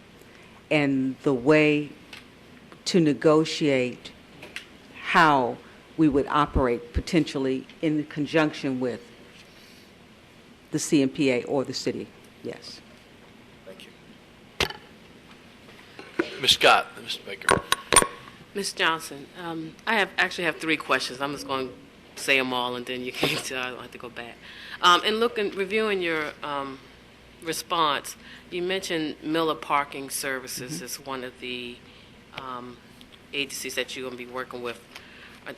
And I have to preface this by saying that some of my questions are because we've all had that buyer's remorse the first time, so I just have to put that kind of out there. Are they local? Is it somebody in that company that's going to be here on a regular basis for that part of the services that you are proposing? That's that you have to answer. Let me go ahead and answer the other questions. My second question is speaks to the capacity to actually do this scale of a project. I noticed in your proposal you mentioned a company called the Dome Group, which is a subsidiary of your company. If you could kind of address that, because sometimes these companies, these companies are developed, and it's hard to kind of trace and track the relationships and the liabilities and obligations for when these when companies are formed. You know, Okay. What financial obligations do you have with them? What ties would they have with us? And in terms of capacity, I noticed that you're working on which looks like a major project with AEG to produce market concerts in the northern suburb of Detroit. I just kind of want to know what other projects you have going on that could influence the project here. And then finally, just who would be on site year round? Because your proposal says identify some names, but none of them seem like they're local. And I just want to find out specifically who's going to be here on a day-to-day basis, not, 7 months out of the year. Who's going to be here and what type of, who's the contact person? Who do we pick up the phone and call when you're not here, the 3 months? Because it sounds to me like you carry a lot of that experience. You have some awesome experience, and it seems like you have a lot of it, but it doesn't seem like the rest of your group is going to be here. You're going to have to help me. I didn't write down each of those points. So let me start at the end. You call me. We have a deep bench, and if that did not come through in the proposal, then I need to do a better job with that next time. I have reared 4 sons who work in this business, one of whom does all of the booking and is the general manager now of Shane Park. Day-to-day operations, he's got that. Another one that does the ticketing with Ticketmaster and operations. But will he be here? What I'm saying to you is, no, I will be here. Okay. I don't need to be there anymore, quite honestly. I don't go to the shows day in and day out. I don't need to. They can run that operation very nicely. And what I need to monitor, I can monitor by accessing my accounting softwares and my ticketing softwares from wherever I am. That's not something that I need to go somewhere to be. The Dome Group is an entity that functions in North Carolina, where actually we've done some shows with SMG out of their Cary facility, and also at the Durham Performing Arts Center, where we have a long-standing now relationship since they've been opened, doing 5, 6, 7 shows annually there. With AEG, which is one of the major concert promoters in the country now, we have just recently actually entered into an agreement with them and have a show there tonight at the Royal Oak Music Theater with AEG in conjunction with the Wright Productions. So, yes, it's major, but it's like Thanksgiving dinner. The first time you do it, you're stressed, and it takes a lot of time and prep, and you're calling everybody for the recipes and the hand-holding. Once you've done it a few times, you know how to prepare without wearing yourself out and get the meal on the table in time to enjoy it. I guess that's where I am now.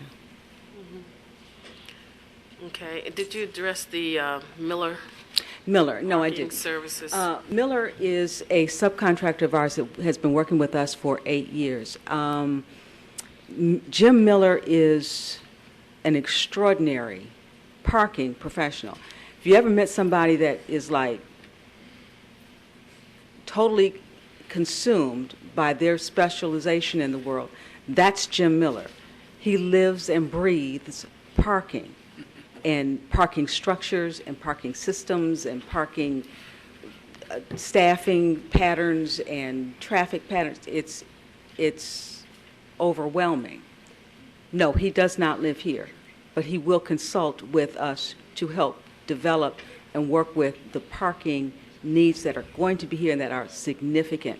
Parking is a major component of this deal, and if the parking isn't done right and the revenue isn't straight from it, this will be a weakness of the overall financial pattern and programming of how to make this thing live and breathe without subsidies forever. Mr. Baker. In your financial proposal, in the terms of revenues, you have in there subsidy of $225,000. is that your rough estimate of what we would have to subsidize the operation first year? It is. If the revenues were falling a bit short of your estimates or the costs were running higher, is that like a stop-loss number for us? I mean, Yes, if things are going very poorly, what would we be obligated to pay to your company? No, if things were not going well, what our responsibility would be is to reduce the expenses in the other areas and to adjust the plans to meet the market that exists. No, we would not turn to you for additional dollars. If that's the dollar that we set and mutually agree upon, we'll live by it. Other questions? Councilman Spencer. Thank you. First of all, I want to compliment Ms. Johnson on, I think, one of the most thorough responses. It shows me that this organization, this team, has truly done their homework. I feel like every time I read it, I find more almost nuances that indicate they want to be very familiar with the community. So I just want to thank you for being so tailoring your response. Thank you. As opposed to perhaps some other worldwide known organizations that just kind of spit color copies out. Thank you. So thank you. Here's a question, and this is related to the finances that seems to be one question, a recurring question. So, for instance, my research indicates some of these large entertainment companies, one that I looked at was Executive Visions out of Atlanta. And to truly to begin an earnest conversation with them, they require a $10,000 deposit to begin that dialogue that starts to zero in on a specific performer. Wow. As a booking agent. So I didn't know if is that customary. Are you going to face those financial challenges? No, when we go and meet with the William Morrises and the CAAs and the ICMs of the world, they usually take me to dinner. Okay. Where is Nathan Garrett? North Carolina. Right, he's still in the North Carolina area? All right. I thought he had an impressive resume. Thank you. And, comment is, certainly we've just seen a growing company make, I think, an excellent presentation. Thank you. Thank you, Councilman Spencer. Any other questions? Councilman Johnson. Yeah, I apologize, and thank you again for coming today, and I do appreciate it, and welcome to Pensacola. Thank you. Hope to see you all again, no matter what happens today. I'm just going to kind of tack on to, as a promoter myself, I promoted a concert in 1996. That was Bonnie Raitt, sold out in 45 minutes. Maybe the fastest sellout of a concert in the city of Pensacola at that time. And one of the things that I was up against was getting a line of credit. Had to get a line of credit, had to send a check to secure that act. And I have those same type of concerns looking at your financials. And again, I'm a small business owner. Have had the challenges that we've had recently. So please don't take this personal. I, too, have had challenges myself in the last 3 or 4 years.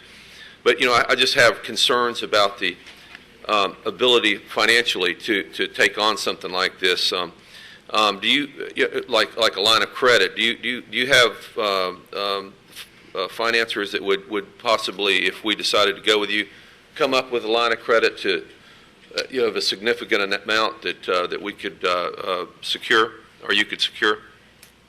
Those are conversations that I can certainly have with my bankers. But let me say that the industry has changed significantly since the 90s.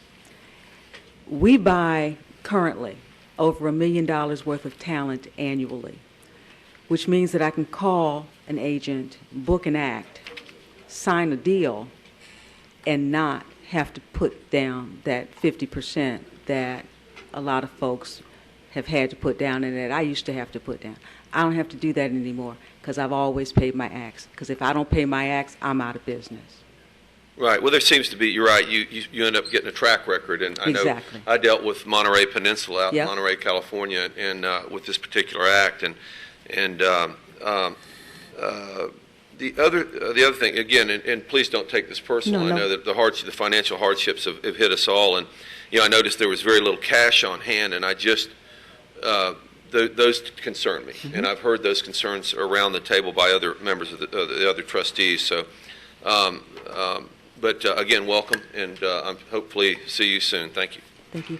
I think you're right, but I think that there are ways that we can mutually work through that and address it and get the team on the field. Dr. Jones. As this is a new enterprise, would you expect the acts to not require any down payment upfront money? The acts, the purchasing of acts is based on relationship. That relationship has not changed. Whether I'm buying that talent under the Right Productions, the Dome Group, or Visionary Right Productions, it's still Shahida that's calling that agent.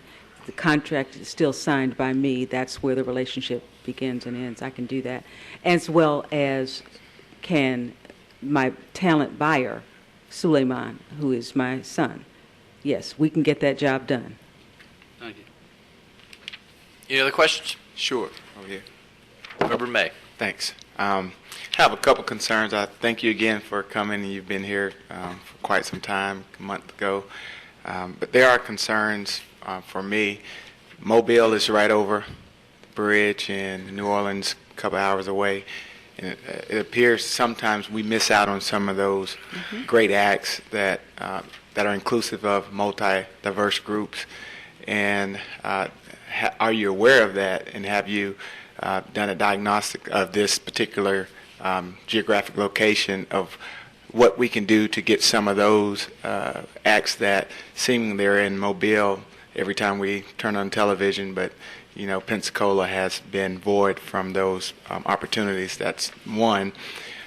Number two, would you be prepared also upon receiving the award for the contract to, at a later time, to present a more inclusive of local participation in those key areas that are part of your staff, as well as I would just like to see a structure that would speak to the heart of the covenant that was given out at the instigation of this particular maritime park, where a lot of the small businesses and local people have felt that they were not included in the process. And so it would be very, very meaningful for me as a board member, and a community person, to see that and see exactly what are the checks and balances, not only to put that there, but what are the checks and balances you would have in place that would guarantee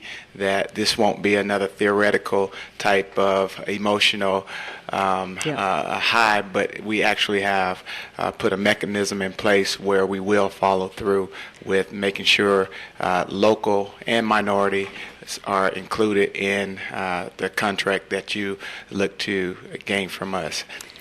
Thank you for your question. I don't know whether, I probably shouldn't call the artist's name, but would Charlie Wilson fall into the category of the folks that are going to Mobile and going to New Orleans and not necessarily coming to? Yeah. Well, his agent really wants me to sign the deal to bring him to Pensacola. He's waiting on me. We buy that talent all the time. We have those relationships. They're coming. It's a routed date. I can tell you what date it is if I have the deal. Yeah.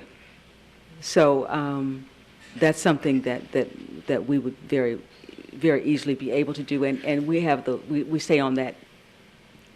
Okay, and I came in, I walked in I think I was hearing you speaking of, for these particular acts and talents, no deposit, no, because I'm thinking there's, and I know that since the BP oil spill, there's been actually multiple dollars that had to be thrust into our area because that there was a lack of visibility and a lack of people knowing exactly the gem that we have here on this waterfront of Gulf Coast. So they actually have put more dollars in. And I think I heard you say that it would, when a colleague here spoke of the marketing, you said it would be less expensive in this market, whereas the recent history has shown that we've done well, especially the recovery on the beach.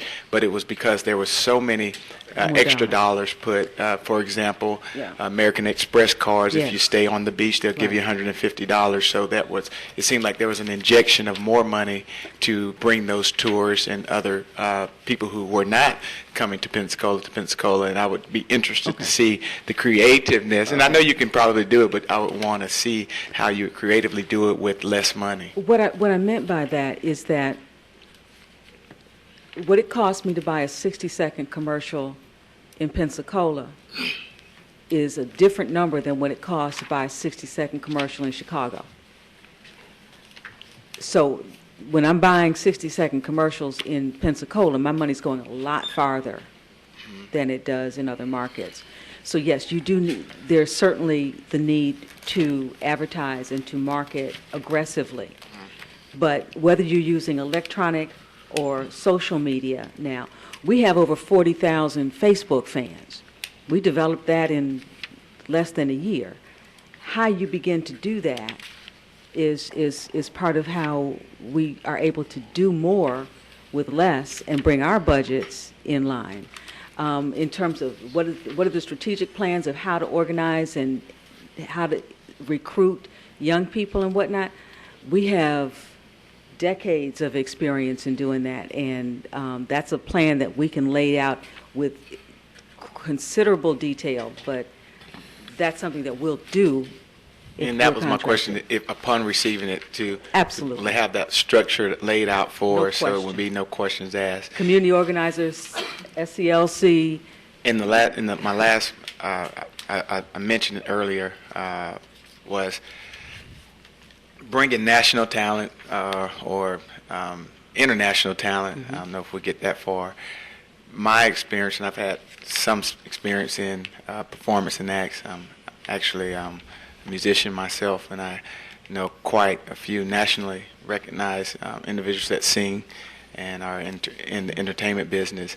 And this is my first hearing of not putting some type of money up front regardless of the relationship. And I have a classmate who's in Oklahoma who came here.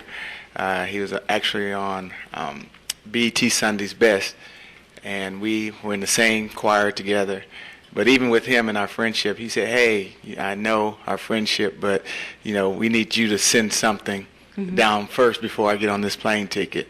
And so this was just my first, and maybe your relationship's probably much better than mine, but I wouldn't want to bet on you having that close a relationship with as many people that you would need to bring the diversity to this community. And it was just, and maybe I need to talk to you later on a personal basis, because I need to know what you know, because I haven't to this point been able to on a smaller scale to book national, and we've had national speakers, we've had national sung. We do have different relationships, and we do have different terms of different contracts with different artists and different agents. I'm not going to sit here and say that I can book any talent for no money down until they hit the stage.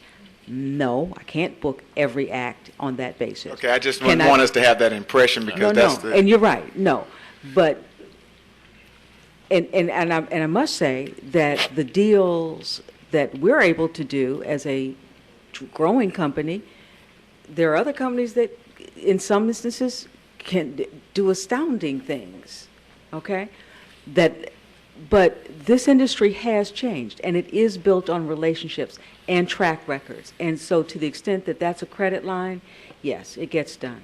And we have the contracts that, and the shows that have played to prove it. How much do you want up front to perform? I've got Ms. Carter, and then I've got Ms. Scott, and now we've got Councilman Spencer. We've been at this one over an hour and 10 minutes, so I'm just going to remind everybody that. You're good, Ms. Carter? Ms. Scott? Oh, she may have already answered my question, and it was kind of almost a piggyback, but not in the same area. I noticed the types of talents, and I know that this is a different market.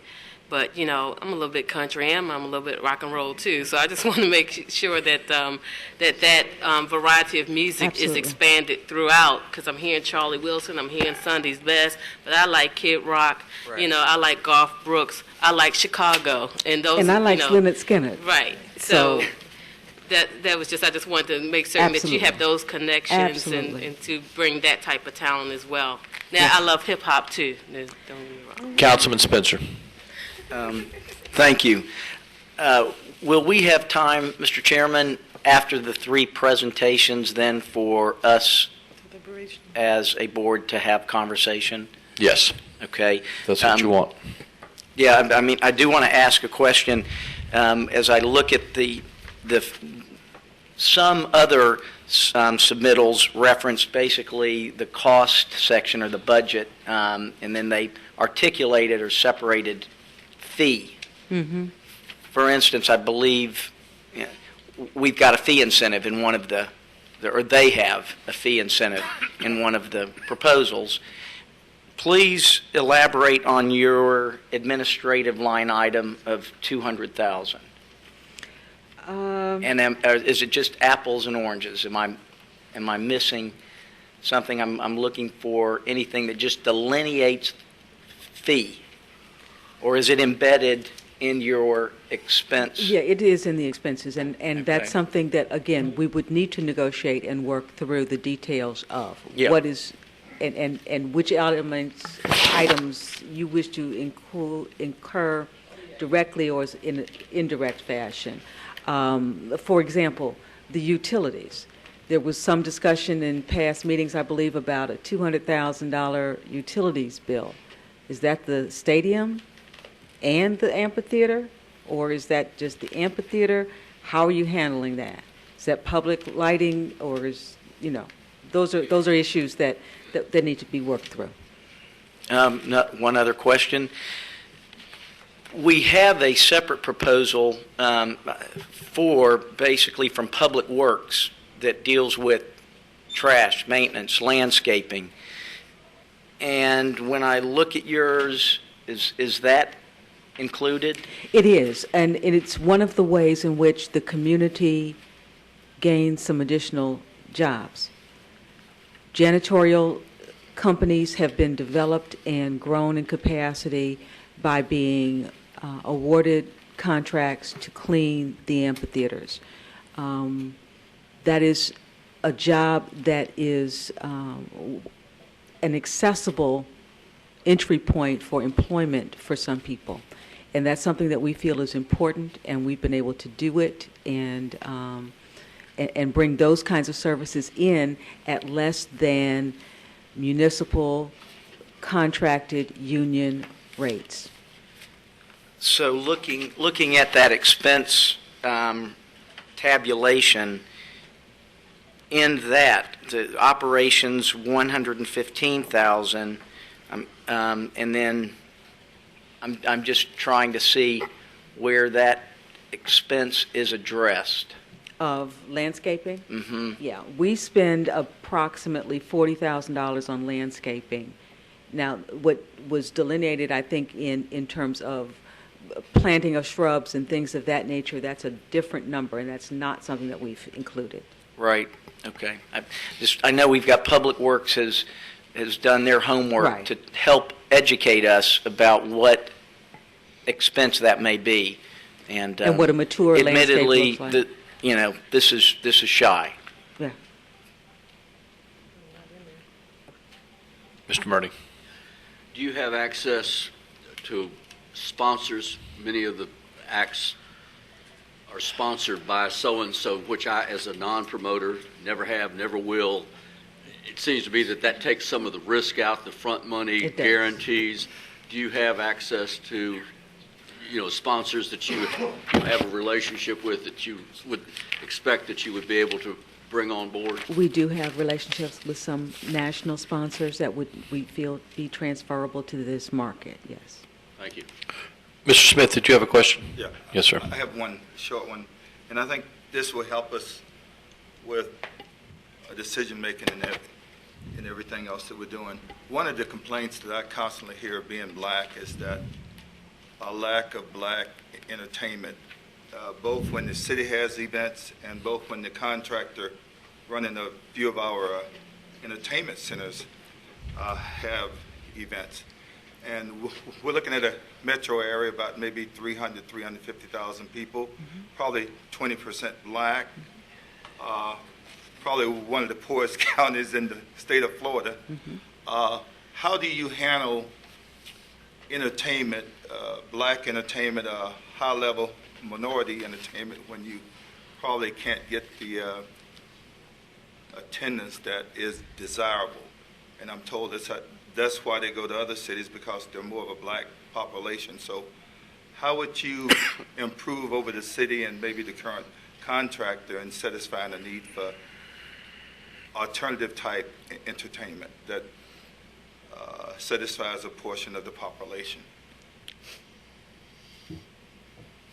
By marketing wisely, by ingraining ourselves in this community, by reaching out to people and letting them know that they're welcome and we're looking for them and we're there to serve them and that we're there to hire their young people and that we're there to promote their businesses when there are opportunities there.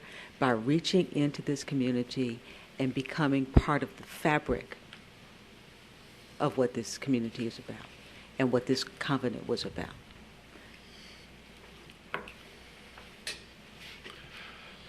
Ms. Johnson, any other questions? We appreciate it. We appreciate your patience sitting through this for our questions, but we appreciate your answers. And that will conclude this presentation. Thank you very much for your time. Councilman Jales. Thank you, Mr. Chair, and hello, committee. First of all, let me thank the Johnsons for being here today, providing an opportunity for us to be educated as to what will happen at the end of the selection process. I have heard over the past 12 years a number of presentations about a number of things. And I will say today emphatically that this is the best one I've ever heard. They were capable of answering all of your questions. And the questions, in my opinion, were answered to my satisfaction. But the operation of an amphitheater is something that is being considered. The comments that were made about diversity of entertainment, and some of you may recall I appeared before the TDC on March of '09 and addressed just that subject. And it has been largely ignored down through the years. The covenant and the intent of the covenant gives this board an opportunity to expand. I doubt if you will hear of anyone the rest of this day or tomorrow or the rest of the week that has the bona fide experience in the area that we're concerned about. And committee, I would encourage you to give them some very serious consideration. I have heard different moves and different comments about what's going on and what the outcome is anticipated to be. But this is not a time for a OJT, on-the-job training type of operation. We need someone who knows exactly what they're doing, how to do it. All they need is to be given the opportunity to do so. Thank you. Thank you, Councilman Charles. Once again, Ms. Johnson, we appreciate you being here. Can I ask one question? Have you Yes, met sir. at all with the management of the Blue Wahoos? I have not met with them. I did have an opportunity to speak with a couple of gentlemen from the organization over the telephone. Thank you. And I want to thank you all for the opportunity. And we look forward to a fantastic Maritime Park. Thank you. Thank you. Thank you.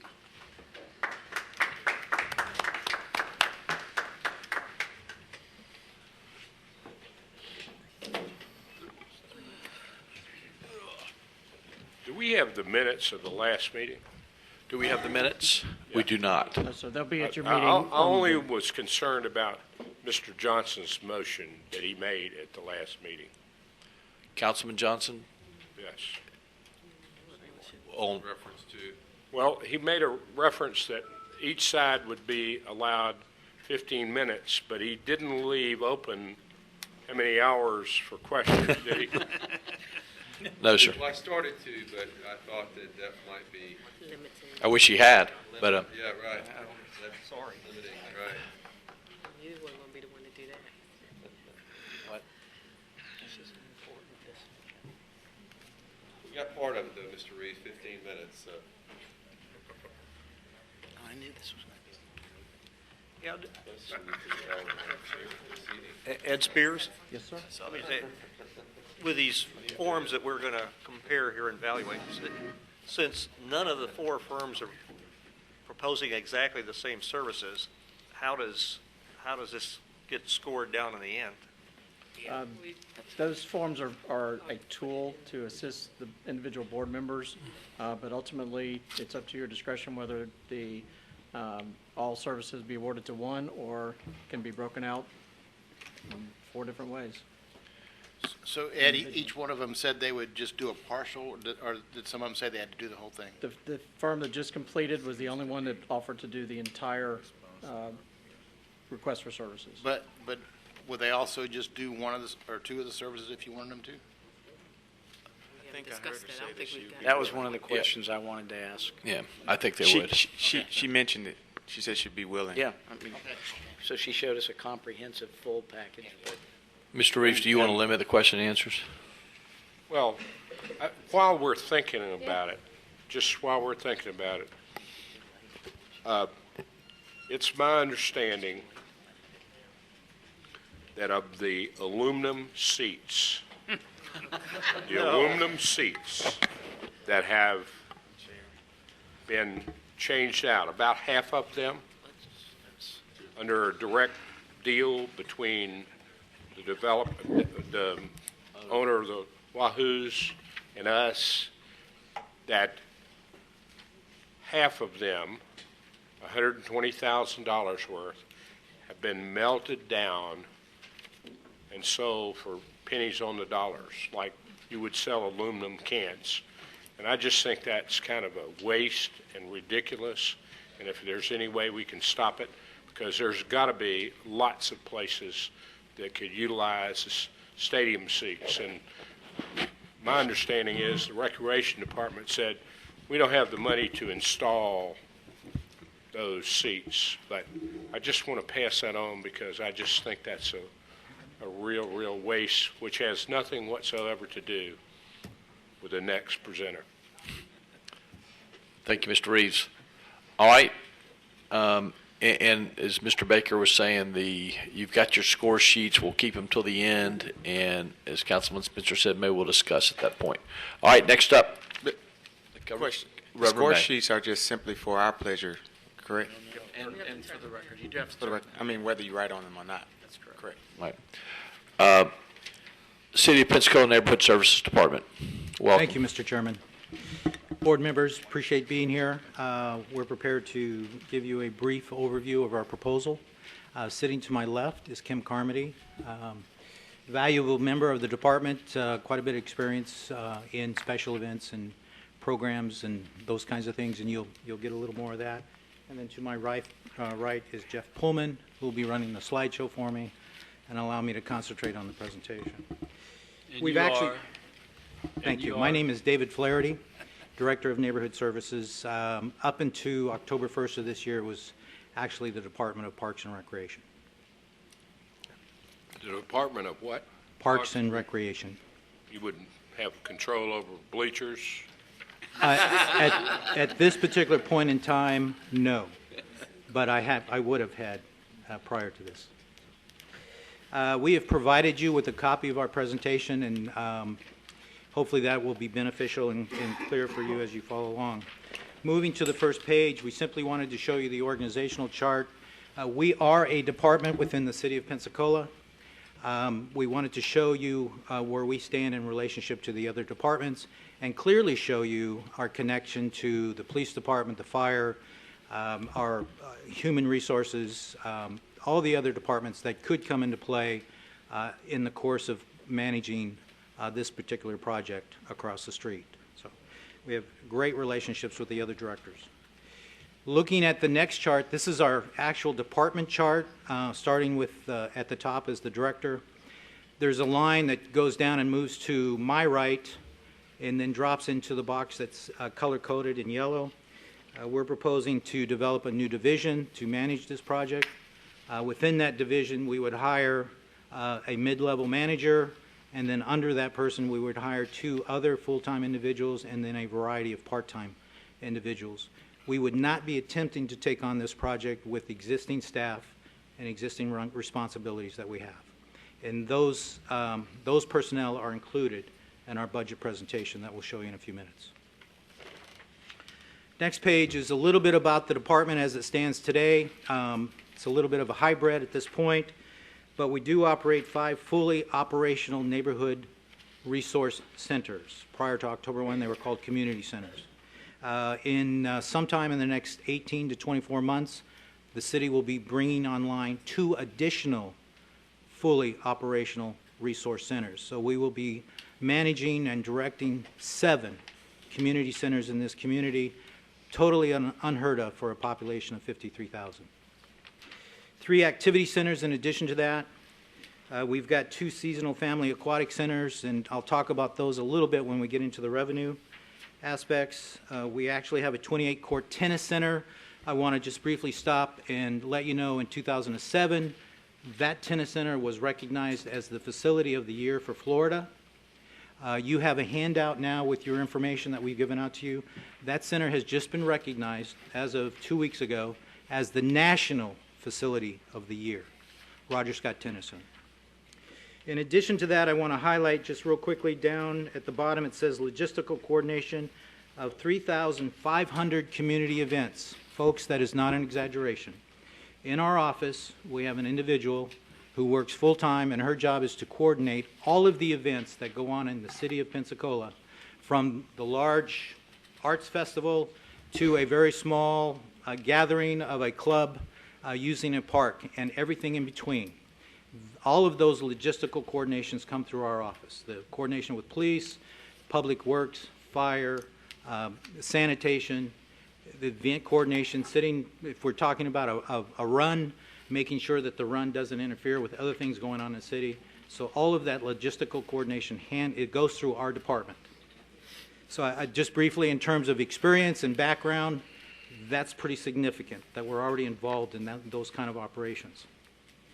The bottom part of that page, I'm very proud of this, extremely important to the department.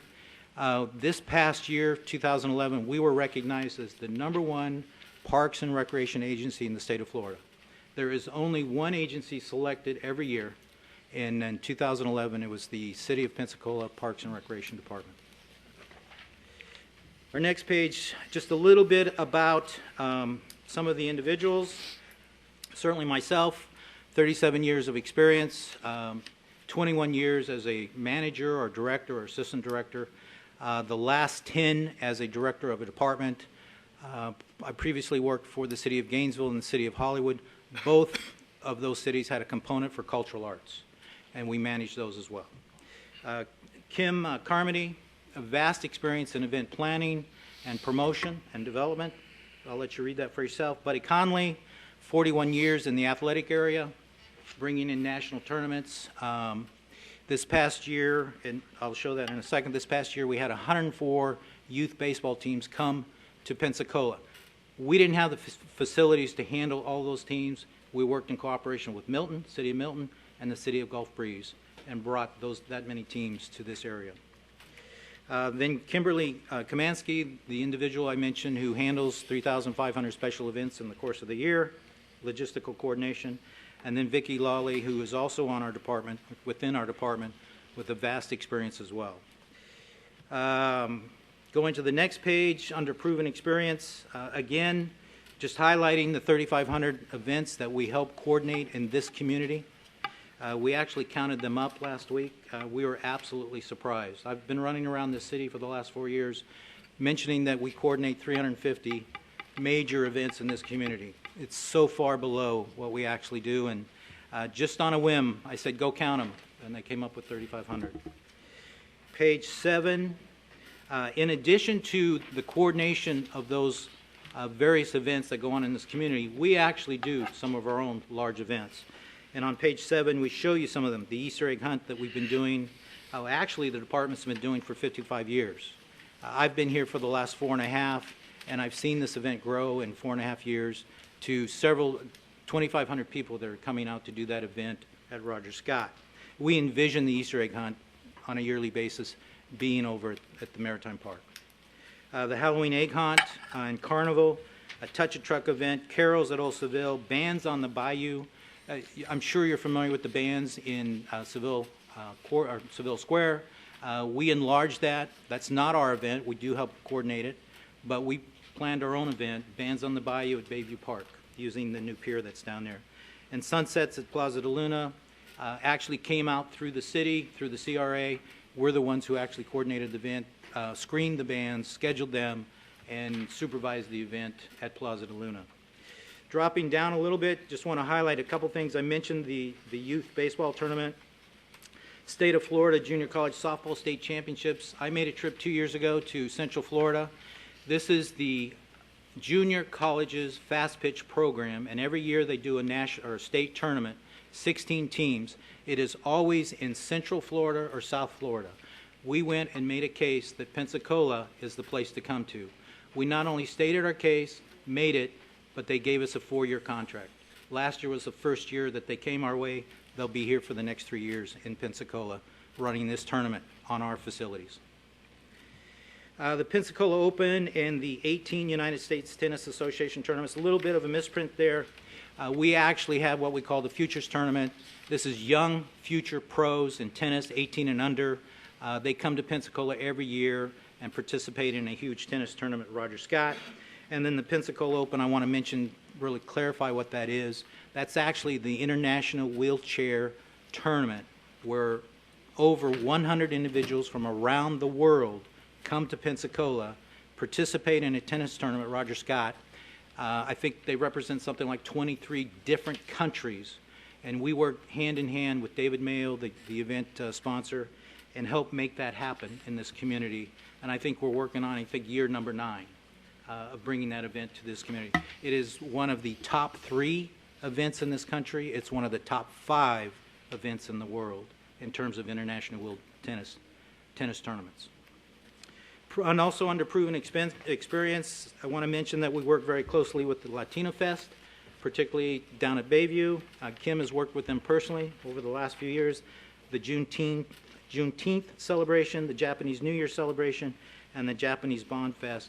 These may be events that you may not be really familiar with. They typically take place at Bayview Community Park and Community Center. We've assisted in the creation of various multiple popular musical events. We don't take credit for the Pelican Drop, but that was a City of Pensacola initiation under Thaddeus Cohen, previous administrator for the CRA and Community Development. We were at the table with him when that program or that event was developed. We're on site with all the children's activities and efforts that go along with that. We've actually helped screen the bands that come for that event. We've been a part of that. So we don't claim the event as our department, but certainly within the City of Pensacola. In researching other municipal amphitheaters that exist around this country, we've come up with this list.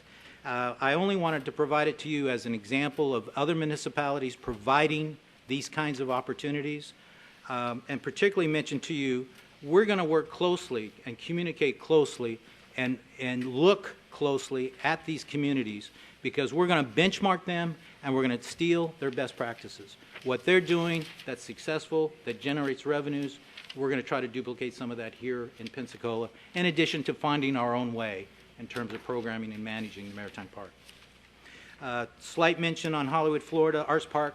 I was actually part of the team that developed the concept for the Arts Park in Hollywood when I worked there, and was actually part of the design and conceptual design. Wasn't part of the construction that happened after I left.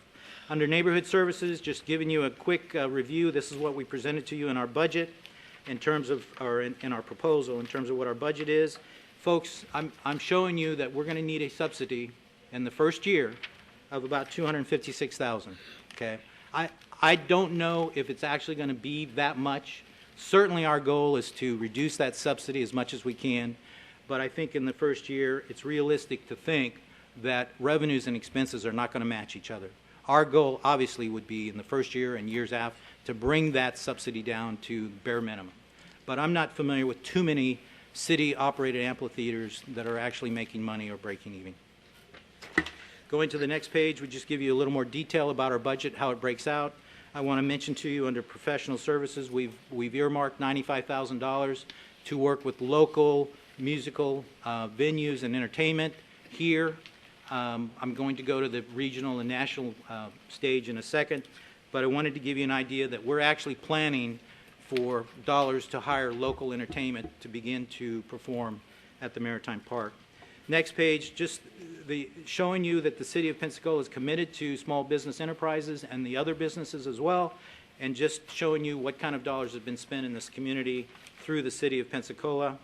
Again, just the listing, the next page, which is page 14, just giving you an idea of the many small business enterprises that we've worked with citywide, and certainly Parks and Rec has been a part of that. Over the last 4 or 5 years, we've been spending almost $10 million in capital improvement projects, and we do that a lot with small businesses in this community.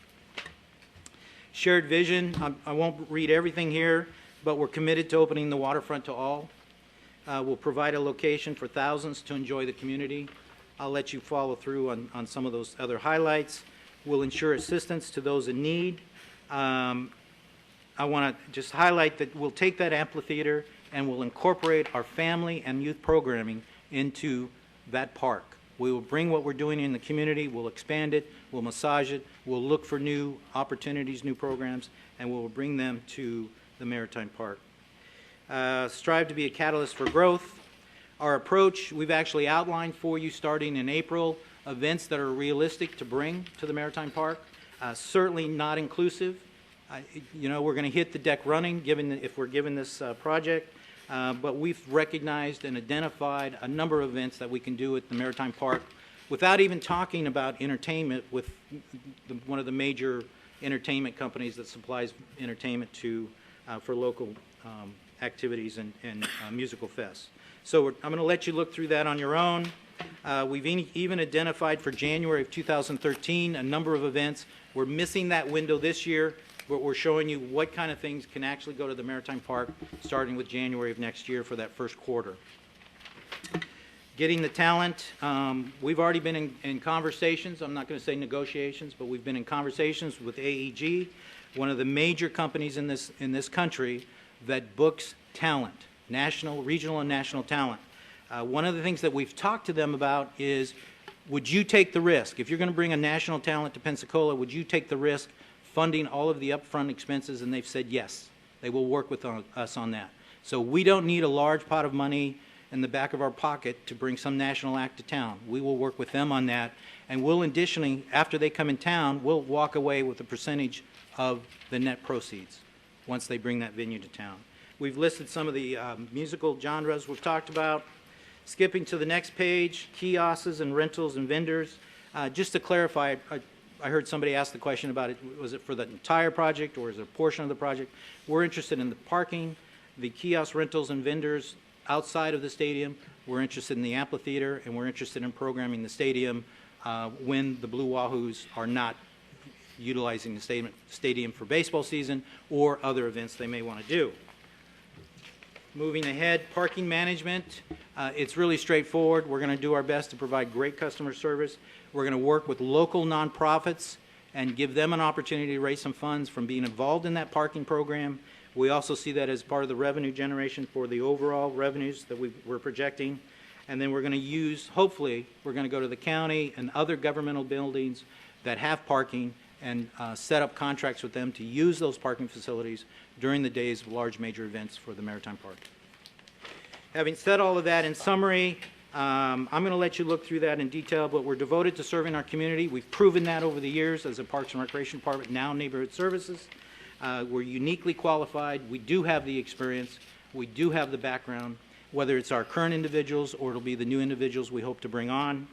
And then we're going to actively seek and foster relationships with local minority-owned and small businesses. We have a track record of doing that. It's not a question of whether we will do it. We've been doing it. I'll leave it at that. We'd like to show you very briefly what AEG is capable of. I hope you'll indulge us for about 3 minutes. Is that all right? Sir, what'd you say? About 3 minutes of this video. We are over time. Okay, then we'll go right to your questions. Dr. Jones. No, turn on the lights. Lights. Mr. Reeves. How long have you been with the city? I've been with the city 4.5 years. Okay. I And, took Jody Skelton's place. and the tennis center and the sports fields and the outdoor basketball courts and the major sports complex, do any of them have bleachers in them? Yes, they do, sir.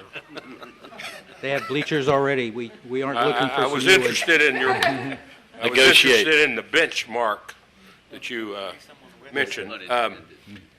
Have you met with the management of the Blue Water? Yes, we have. I've had several meetings with Bruce Baldwin. We've talked about his vision for the stadium and for non-use of the stadium, or the use of the stadium during non-baseball seasons. My understanding is they're looking at doing a host of events as well.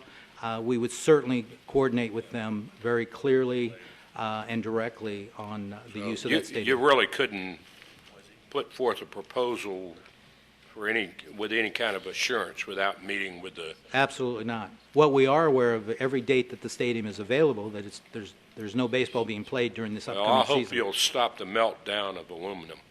Okay. I'm working on that, too. And for the record, our executive director has whispered in my ear that people were called, including David here, and there was no need for the bleachers at that time. We should have stored them, and we probably can in the future. But there was a meltdown. There was a meltdown, but there was a call to see if it needed bleachers up front. There wasn't a need at that point, and there. I just maybe just to highlight this very quickly because it's come up several times now. We would be a poor recreation department if we didn't already have bleachers at all of our facilities for our sports complexes. It certainly doesn't mean that in the future we won't need some. We buy them off and on. We just bought 2 major bleachers for the Roger Scott Tennis Center so that we can have stadium seating on one of the courts. But I apologize, we just don't have room for them at this point because we've got everything we need. So. Thank you, Mr. Murdy. First of all, thank you for coming, and congratulations to your department for the recognition by the state. I don't believe I've seen you at any of our prior meetings, but I assume you read the News Journal and you realize that we are not only out of money, we're trying to borrow $500,000 from the city, and all this board serves, without compensation. But I'm not looking forward to an assessment to serve on this board in order to cover the $250,000 shortfall. I appreciate you being realistic, but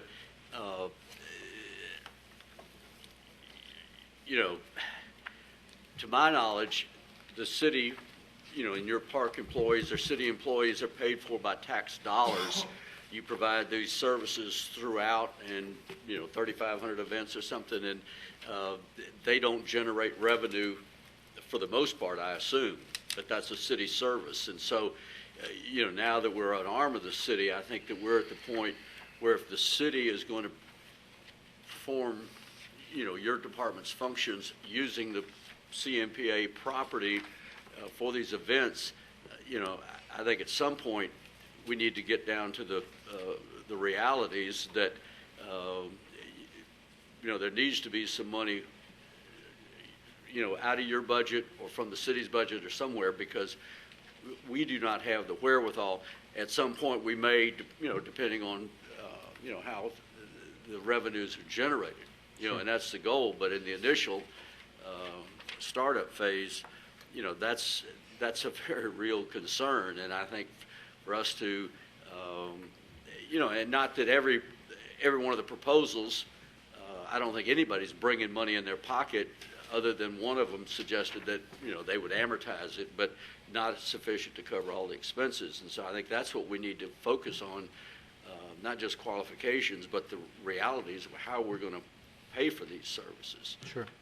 And I'm looking for any, suggestions or responses. And the other is, one of the concerns I have, not so much with your department, but with the other public works, but to some extent to your department, where you've got full-time career employees, city benefits and pension, expenses. To me, those are going to be more expensive for personnel than it would be if it were done privately or through, as you suggest, through nonprofits for the parking. But one of the other, and you were not present, but talked about utilizing interns, training, involving, the youth in this community, and things of that nature. And I think that needs to be a focus, and not just, hire new salaried people that, when there's an opportunity to create jobs, because that's what this was. This was in a census poverty area, and I think if we lose track of that, we're going to be missing out on part of our objective. And I'd like to hear. Sure, I'd love to give you my response. Obviously, I didn't hear the last presentation. Right, I understand. That's why. But certainly, using youth and working with other nonprofits within the community is a great idea. It's doable, but someone's getting paid to manage the operation. So whether you talk about the salaries that I'm proposing, or whether you talk about some other presentation that you're going to hear or that you've heard, there is salaries being paid. Without a doubt. Potentially, there may not be the benefits. I don't know, and I really don't want to get into that. But what I do want to tell you is that we've come to you with what we think is a pretty sound proposal. Is there room to maneuver? Absolutely, but that really depends on you as a board. What do you want to see the first year? I mean, we could certainly pare back our expenses, okay, and try to get close to matching revenues. But we're talking about performances. We're talking about things happening in the park. And if you were waiting to let that grow at a natural progression, ramp it up so that we can generate more revenues to help offset additional expenses as you move further up the chain in terms of your performances, numbers, and all that kind of stuff. Certainly, we would be willing to work with you on that. We can do that. We do it every day with our programs and activities. We figure out ways to make things happen. The other thing I wanted to mention to you is our department generates $1.5 million in revenues. We do that through our swimming pools. We do that through our resource centers, through the programs and activities we offer to the youth sports programs, the adult sport programs, the classes, the activities. So we're no strangers to generating revenue. I'm just not going to walk in here and tell you that I'm going to balance it right out of the box. I don't think we can. But I'm going to work damn hard to make sure that we support your vision and understand the financial issues. We absolutely will do that. And Mr. Burning, that is something we will address. I mean, he had on there concerts in the park and all that. That's something was started at Plaza de Luna, which, some of that is done in Seville Square, evenings in Old Seville Square. That is all self-contained, and they go out and get sponsors and do that. And I'm not so sure that's a city role that should be putting on concerts, free concerts. I mean, there's people out there doing it, raising money, like in evenings in Old Seville Square. They go out and get people to sponsor every one of them. So that's something we can talk about as we go forward and tweak that. Other questions? Mr. Smith, then Mr. Scott. Ms. Scott. I have one question. There's been numerous complaints from the minority community, at least I've heard of these complaints, that both the city and the current contractor running some of the entertainment centers here, that there's a lack of minority entertainment and a lack of interest in trying to attract attractions that would appeal to minority or black citizens. And I was wondering you've seen the covenant. What do you bring, what experience do you have in your department that would be able to perform better than the city is now? Even some of your attractions, annual attractions, there are complaints from the minority community that they don't appeal to minorities or blacks. So how can you handle that, and how can you be in compliance with the covenant and do better than the perception of people on what the city is doing now, or what the contract is doing at both the Civic Center and the Singer Theater on bringing black entertainment or Sure. minority entertainment? Yeah. I'm going to try to answer it in a number of ways. One is that we obviously are not a part of those two venues that you just talked about. Our concentration at this point has been on our parks, on our community centers, our recreation facilities. We're very conscious of the diversity in this community. I think more than any department in the city, we have had the opportunity to reach out and pull people in to be part of our efforts, regardless of where they live in Pensacola. We've been very successful at that. I'm hoping, if time allows, a few of the members of the audience will speak to some of that. We've been very conscious about, and I'll just put it on the table, people talk about east-west. The east recreation facilities and the west recreation facilities.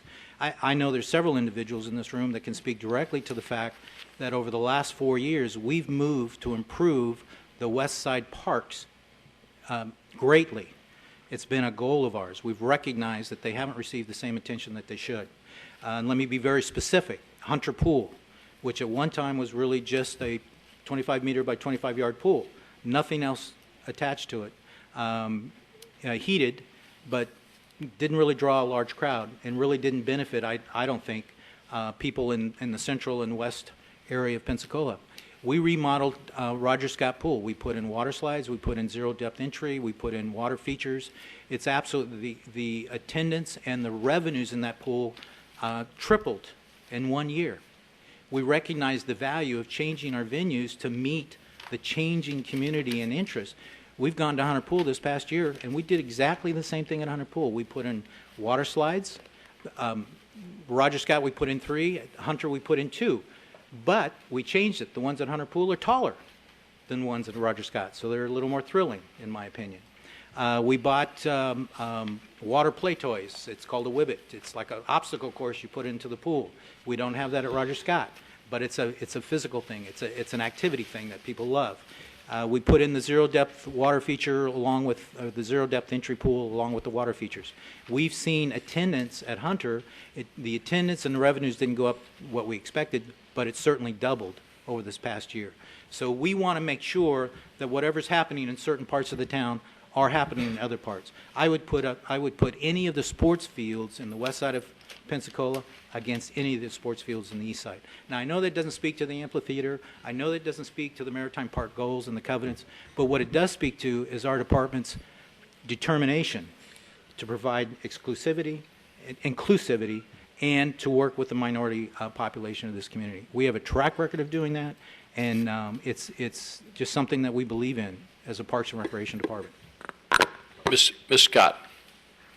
Well, actually, I had the very same question Mrs. Smith had, but I guess just to reiterate that I just really wanted to be on your radar because I look here and it says getting the talent.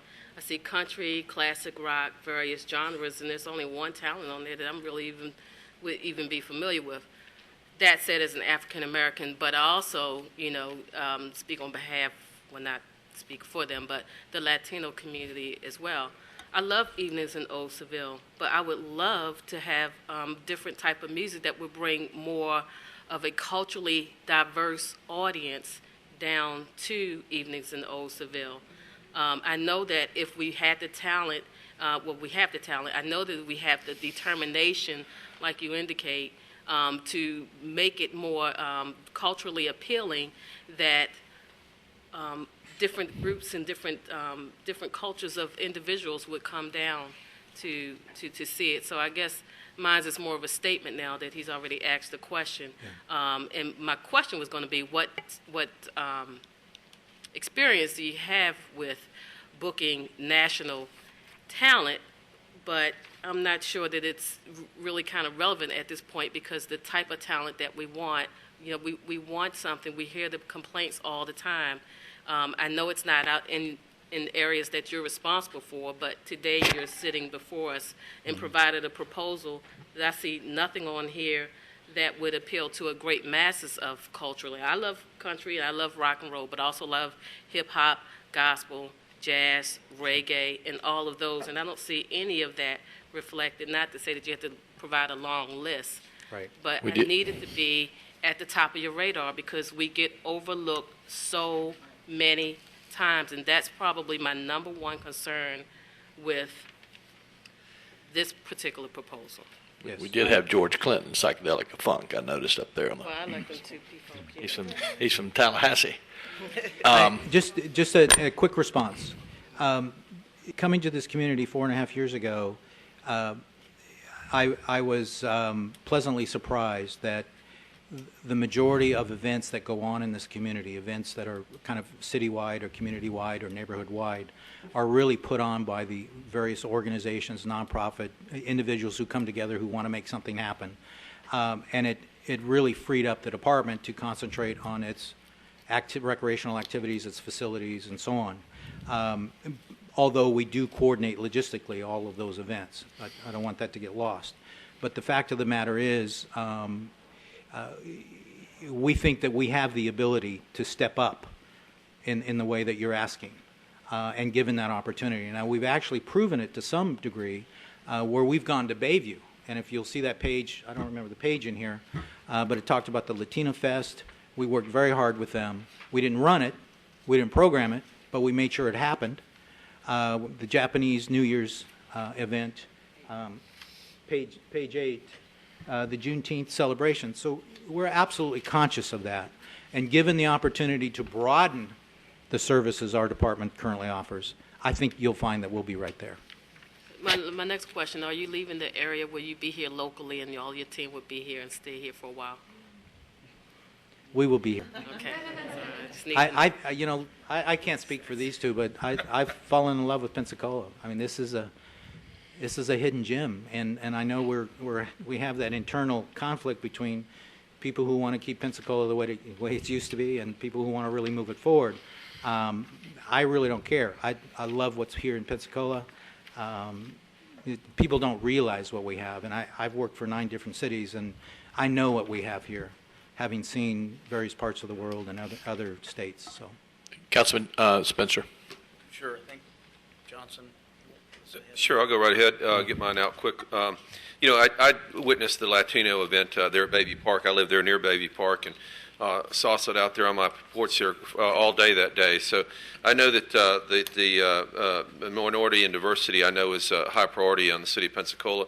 City of Pensacola and neighborhood is a known quantity.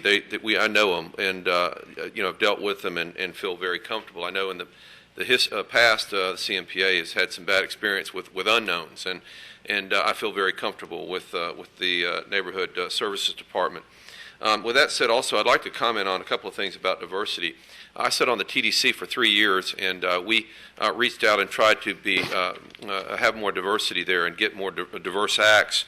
One act that we did, just this is for everyone's personal reference, when you're brought up about diversity and not being much in our community. One was we had some BP money, the first round of BP money. We put $75,000 and was able to book Maze through a local African American promoter here. That show at $20 a head brought in 3,000 people. That Maze show.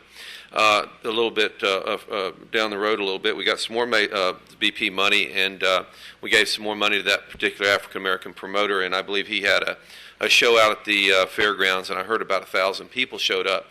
I believe we gave him in the neighborhood of about $150,000. Ms. Carter, I believe you were involved with me in some of that negotiation and with a couple of minority promoters there, and that show I believe brought in about 1,000 people, which we spent about $150,000 approximately, as best what's 200,000. So when you take a look at that, trying to have a minority event in Pensacola, and I'm all for it, please don't get me wrong, but we actually spent now, for that 1,000 people that attended that event at the fairgrounds, we actually, every person we spent $200 on to bring them to come to that show. So I know that Mr. Flaherty, and I've known him for a number of years now, and I know he understands that there's a need for diversity in our community, and I entrust in him that he will make sure that, and if he doesn't, I encourage all of these trustee members to come to me, and I will make that call to remind him of his commitment. Thank you. Councilman Spencer. Thanks. Some of these statements are just observations that I hope we'll circle back around to, but I do want our presenters to hear my comments, and then I've got a few questions. First of all, great presentation. There's no doubt that Neighborhood Services has a proven track record, and it continues to improve regarding the collaboration, again, with other organizations. You know how to do it, and you do it well. And thank you. Appreciate that. Here's the dilemma. I feel like I just listened to a presentation from a department that is trying to convince me why this department shouldn't be privatized. That basically you're saying, here's what our scope of work has been. This is how well we've done. So stick with us. Don't terminate us as a public entity or department, but continue to support us because we care and we've proven it. So I think it's real important that we recognize, or my comments in no way are a reflection that you're doing a poor job of what you're tasked to do. And then, can't help but admit you've got the home court advantage in terms of having immediate access to lots of data that can assure us that you've got a handle on basically the city and the testimonials that have quotes from people we know, events that we're familiar with. It's got the hometown warm and fuzzy to it. So again, those are comments. And then another thing is, if I set the bar low and start out saying I'm going to need a $250,000 subsidy, and then year 2 I need 0, and year 3 I'm actually in the black, well, we're going to all sing your praises. So then we've got certainly VRP submitted a more aggressive or ambitious budget, putting in there a line item in their expenses for $500,000 for talent. So, I think you stubbed your toe on that, trying to figure out that dollar amount. Or maybe I personally think we can reach higher. And David, you told us that you recognize it would be revisited, and I appreciate that. But then, fair question is, this may elicit some laughter, but we ask the other ones, okay, how many of you are local? How many of the Neighborhood Services Department live in the city? I do. Okay, great. That's a plus. That's just keeping the questions. Sure. I think Jeff does. All right. Or just outside Olive Road. There you go. Yeah. I can't give you that information. I could Okay, certainly I know get that. it for you, but your director lives in the city. No problem. Great. Yeah. Okay. retired military, so we're here to stay. Okay. Well, in the city, because we were asking these other people, what Sure. are you going to do? Where do you live? Just a fair question. Then, and then another thing is, you all have the distinct advantage, and we do as well as citizens, to know we've got the security to know that you all are going to stay here operating this ship, doing a great job whether you get this or not. So, your job security is not in question. We're not sitting here looking and there's a tribunal determining your fate. So, that's positive on both sides. And we already have determined that, or we've experienced that if the mayor terminates or dismisses a city employee, it sure sparks a wave of criticism. I mean, the blogs fill up. How dare you fire a city employee? So, what happens if you all drop the ball? And what if the mayor says, you know what, this isn't working?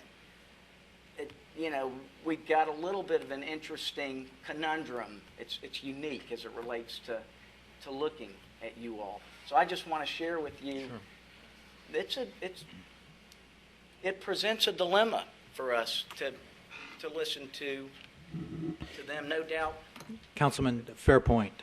But I know the mayor, as have other administrators that I've worked for, have always said, you better be training your replacement. You better be getting somebody ready to step up. I've not been in a department that has had as many individuals, 2 of them sitting at this table, actually 3 in the audience, 1 in the audience, and maybe more, I don't know who's behind me, who have really proven themselves to me that they've got what it takes to be future managers, mid-level managers, high-level managers, and even directors. First of all, the mayor would never fire me because if he was unhappy with me, I would be looking for another job. I would know that already. But quite frankly, as a director, my job is to manage and direct a number of subordinates. And in this particular case, that's what we would be doing. We would be hiring an expert to manage the Maritime Park parts that we would be working on. So as a department head, I'm not sure my leaving in whatever fashion would really be that much of it might be a little bit of a heartbeat skip, but not much. Just my opinion. Thanks. So you would propose, for instance, entering into a contractual relationship with an AEG? I'm proposing that we take a good look at them as well as other agencies out there, the entertainment agencies that provide the level of national acts that we would be interested in. Quite frankly, we've come to you and said, hey, you know what? We know we don't have the dollars at this particular point. We're going to get the entertainment agencies to commit to pay for the entertainment. We're going to put them on the hook, and hopefully they're going to do it right, and then we're going to reap in some of the revenues from that. Right, I understand that, okay. And I just want to again emphasize that there is this risk and reward equation that Absolutely. Certainly plays well in private sector business models. And I had one other comment, Mr. Chairman, and I'll finish. Okay, please elaborate on your comment, David, that city-owned, your research shows that city-owned amphitheaters are not making money. Please answer that now. I just remembered my other comment.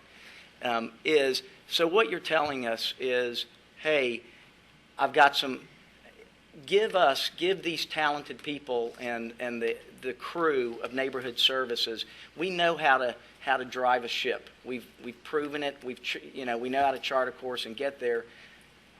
Put us in a bigger ship, new equipment, something high tech, and we've got the skill set to learn, or at least select the people that know how to do it.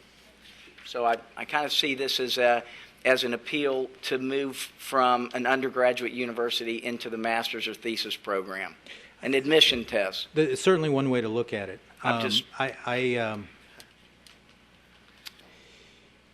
We're not asking for a bigger car. We're asking for an additional car. Right. We're willing to take the additional car and take it somewhere. We think we can take it somewhere. We're not into kingdom building. That's not our interest. What we want to do, what we want to do, we want to do it well. And we think there's an opportunity here to work with you and to take the Maritime Park to the level that you envision. It may not happen tomorrow, but in my experience, in my history, we can get there. Now, let me speak to the other cities that I'm talking about, or that we've done some research on. I happened to be in South Florida about 2 weeks ago and just read the Sunday paper, and that's where we received the article, which I think you have, that talked about, one, the competitiveness that's going on in South Florida, because a lot of the cities are building these venues, whether they're indoor performance centers or they're outdoor amphitheaters, and Hollywood being one of them. What's happened is you know, the only thing that separates cities in South Florida is either a street or a sidewalk. Okay, so people can go to just about any city they want, depending upon the venue or the performances or whatever their interests are. So the competition is pretty fierce. The point that I would make in terms of the amphitheater here and the park in general is we don't have that kind of competition at this particular point.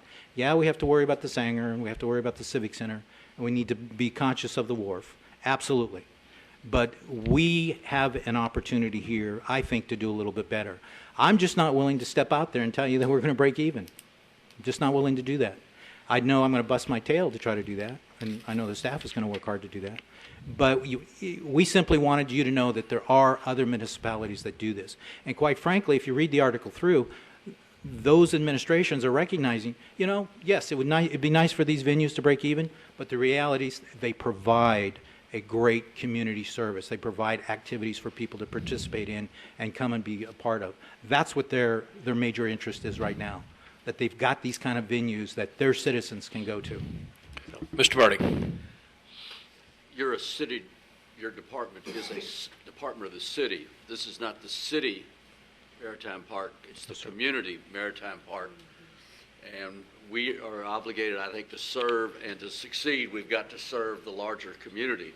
The city population roughly is 50,000, the municipal area, or the metropolitan area is 350,000. We expect to draw tourists and people travel, just like people in Pensacola go to Orange Beach to the wharf and whatnot.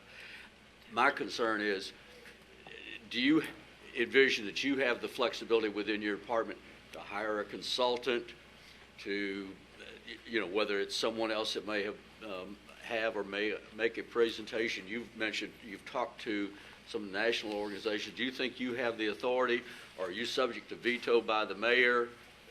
I'm concerned, are you going to get pulled up tight if you're expanding your work beyond the city limits or benefiting beyond the city limits? Does that create a conflict or difficulties for you? Because to me, you're wearing, you're seeking a much bigger hat than what you have right now. Sure. Yeah. Fair question, and quite frankly, there's only one way for me to answer that. I serve the mayor of Pensacola. I work for the citizens, obviously. They pay the ad valorem tax. They fund our department. I offset some of those taxes with revenues, as I mentioned, $1.5 million. But I certainly serve the citizens. But I serve the mayor, and I work for the citizens. But I'm a director, and if I think there are things that the mayor needs to know, I'm going to make sure he knows about them. And he's going to look at my department and make sure he understands what I'm trying to do. I'm not going to get out there in front of anybody. The mayor's office is capably staffed with individuals, and I see them as a resource to me and to make sure that I'm staying on the right track. So You think you've got the authority within your department, or you can get it to hire consultants or to subcontract? Or is that something you've got to get approval of the mayor, or you have to get approval of the city council? This is a great question, because it brings up really an advantage of our department. And I showed you the organizational chart. We're one of many departments. I think as long as I'm clear and communicative with the mayor's office, that I do have the authority to go out and contract services out. And the fact is that there's so many checks and balances within the city, the purchasing department, the risk department, the attorney's office, that I'm pretty much, I can't fail, okay? Because there's these bridges I have to cross to make sure that the contracts are clear and they're executed properly, or I'm working with a consultant, I'm doing it in the right way. So to me, that's a huge advantage here, because I've got these kind of cross checks and balances that I have to adhere to. And I quite frankly prefer that. I mean, I've got a purchasing manager that makes sure that I'm following the purchasing policy and procedures. Okay, I got a risk manager that makes sure that in my contracts we've got adequate insurance coverage based on what the company needs to have versus, our protection as a city department. So I hope that answers your question, but Dr. I see it as an Jones. advantage. Thank you for being here. I also have concerns with the relationship of a city department with the CMPA, and the other two candidates, I assume we will sign a contract with them, and they answer to us. A contract with you have two bosses, us and the mayor, and of course the mayor's office takes precedence. However, let me ask you some other questions. You were listed as you will serve as project manager for the entire project. How much time will you devote to that? I can't give you a percentage, but I'll devote as much time as I need to. Certainly, our efforts would be to hire somebody well qualified to be the, in my mind would be the project manager, who would lead the activities, planning, coordination, and so on. And that person reports directly to me. So, quite frankly, we meet every Monday morning, and we meet more often if necessary with the staff. So I can't give you a percentage, but I'd be well aware of everything that's going on. So what you're saying is you would hire a project manager? Yeah, and I see the terms in here. I'm responsible for the entire department. Okay, we have a division. Okay. Yeah, and so this would be a new division with the department. It would report directly to me, just as the community centers report directly to me, just as the sports division reports directly to me. And whoever is heading up those divisions, we work very closely. We meet, we talk about where we're going, what we want to try to do. We plan, we set goals, all those things that good leadership demands. So I'm not sure where you want to go with your question, but am I going to be walking across the street every day? Probably not. But I'll be working with an individual that will be over there almost every day. We have been looking for somebody on the ground to whom we may contact on a daily basis. Would that not be you then? It depends on really what your question or your concerns are. I mean, if you want immediate action, you're going to need to talk to me because you'll get it. If you want to ask a question or you want to inquire about something or you want to suggest something, I have no problem having you do that with the person who's managing that division. Okay. You've talked about the activities of your department as being collaborative and facilitating, and certainly many of the events that you list in your proposal are actually events put on by others that do the whole shooting match, and they come to you for permitting. Is that a fair That's correct. statement? Yes. Okay. Yes, I thought I was clear about that. Sometimes I understand the permitting has been a little bit slow.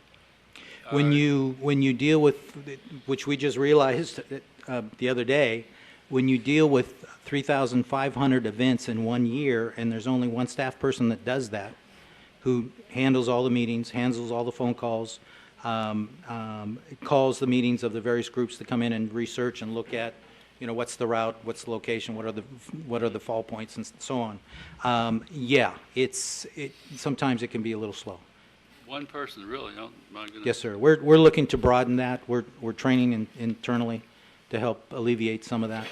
You said earlier that you would hire one mid-level manager and two other staff persons, but that would not be the project manager, or would it? No, we've listed myself as a project manager, which is probably, it should be maybe a more grandiose title, but what we're calling a superintendent, an AO4, is the individual who would actually manage that division.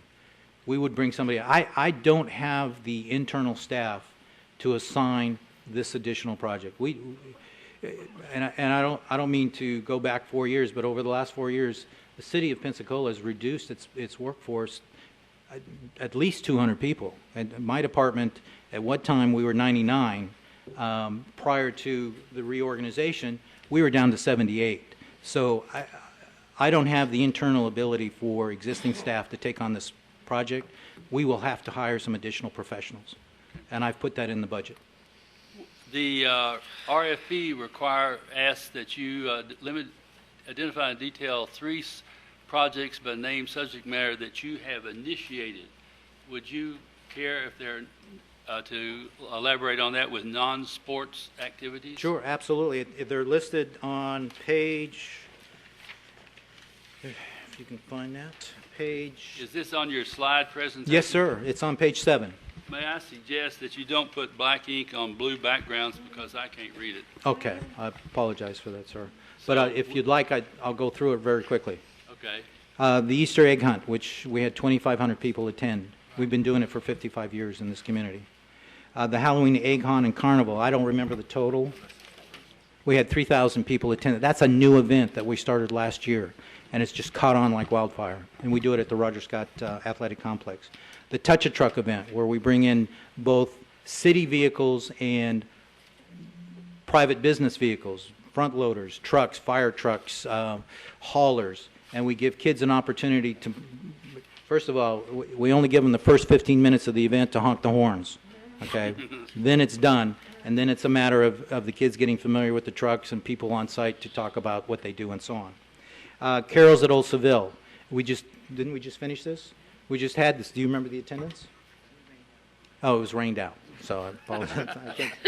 We did it last year, where we used Seville Square. We brought in high school singing groups and other groups, and we did carols in the park. We also, let me just expand on that. This year, working with another agency in town, we did a contest to decorate the light poles in Seville Square. Went over extremely well. I think there was only one light pole that didn't get sponsorship and decorated.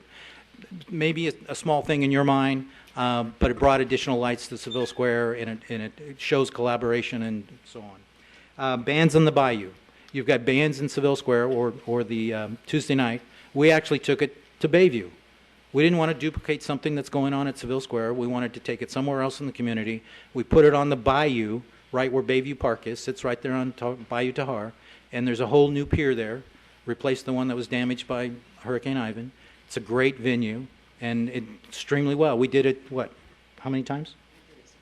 6 times. The Sunsets at Plaza de Luna. Let me interrupt. These are all really local events. Yes, sir. Have you ever initiated anything with it? We're looking at an amphitheater that we hope to make money. Have you ever initiated any events on a national scale other than the Roger Scott tennis thing? I can't speak for the rest of the department. I'm sure that Kim may be able to speak to some things that she's done. She's worked in several other places. I'll just take you to Hollywood, Florida, 8 years ago, okay? We brought Jessica Simpson to the beach, Hollywood Beach, as part of the Orange Bowl celebration, which we do, takes place every year on Hollywood Beach. I was there when we did the very first one. So we worked with Jessica Simpson and her promoters. Old band, but still great, Casey and the Sunshine Band. I mean, I know that's not a national act anymore, but it still drew the crowd to come out and hear them play. And we had a special event department that we did 13 major events. And let me just tell you about one. We did the fireworks on the beach. It drew 100,000 people to Hollywood Beach. We put the fireworks in a barge about 1,000 yards off of the beach. It was like almost being on the barge. The cushions coming at you on the beach. 100,000 people. We did music all day long. And this is a department that I managed. We ran those special events, and that's what I mentioned coming to Pensacola. Most of that's done by community organizations. In Hollywood, we ran those events. So my experience, yes, I've actually done that. When you say ran them, you initiated them from start to finish? To finish. Good. Absolutely.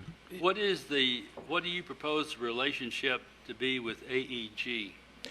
Simply a promoter that has national acts and an ability for us to contract with them to bring those national acts to Pensacola. Okay. And our initial effort in the beginning is going to be that they're going to come at their risk. AEG, we've already talked to them on the phone. We already know who the two major players are for AEG. We've been in conversations with them. They're willing to take the risk because they understand what Pensacola is doing with the Maritime Park. They want to bring national acts here, regional and national acts. They're willing to front the money to do that. Won't cost us a penny.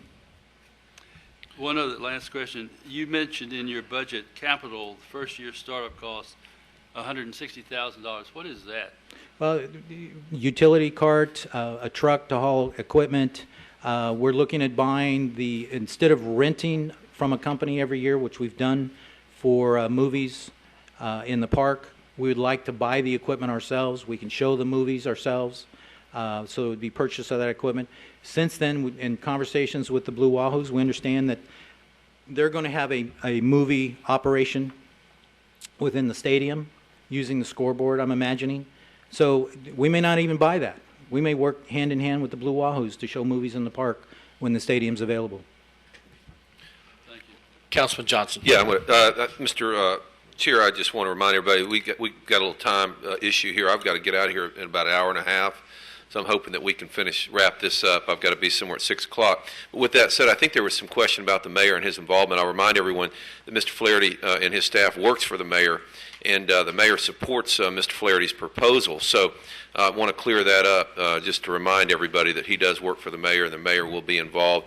I know that his staff, senior staff's been heavily involved in this proposal, and we'll answer to all of us, I'm sure. Thank you. All right. I've got Ms. Carter, then Reverend May, then Dr. Bolton.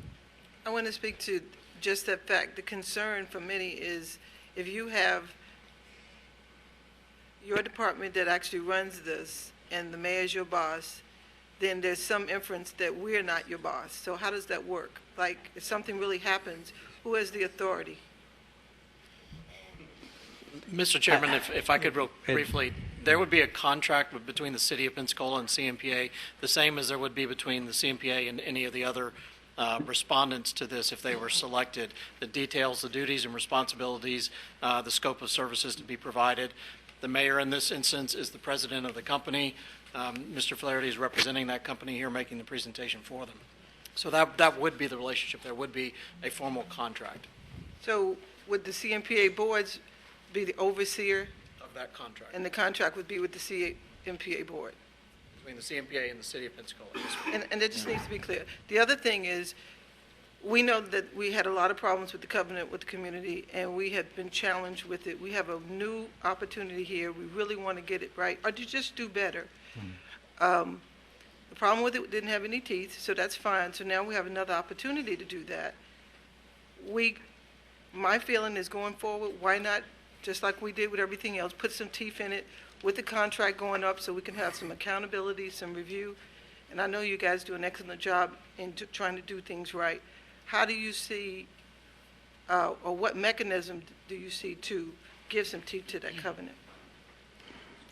Well, I'm sure it'll be a part of the contract. Should be in the contract, specifically in what CMPA is looking for. It doesn't have any teeth, none at all? Well, we're talking about establishing a contract.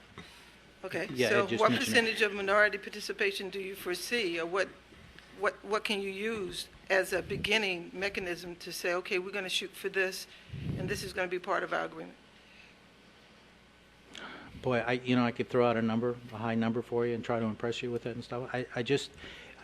All I can give you is my commitment that we're going to work hard to make sure there's equal representation in terms of events. Let me help you, because I know you guys can do it. All right. Since 2008, you guys have really worked hard to increase your SBE. You used that number as a good example. That's a good track record. Yeah. And we know, honestly, and I'm telling everybody here, we're moving past the covenant. We're going to get better as a community. If 10% is all we're doing right now for the SBE, and it's a race neutral, and it's what we got now until we do the disparity study and get some concrete teeth, legal document, at least we know that we can do that. The city has done that. Yeah. That's a benchmark. To go any higher than that, I like to under promise and overachieve. It is a good way for us to just do what we've been doing, give it some teeth, something we know that we can give historical data to, and just move on. Without that, we've snowed the community again, and they're just simply not going to be happy. That's number one. And I've been thinking about it and belly aching and praying. The other thing is, we have to have diversity within your department. We ask the other people, it's nice to give us positions, but when you don't have people, it can be anybody.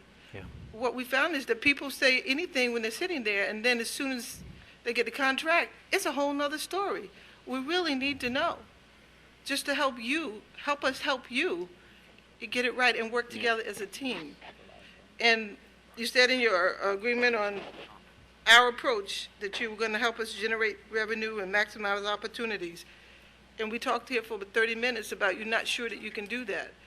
I know you guys can do that.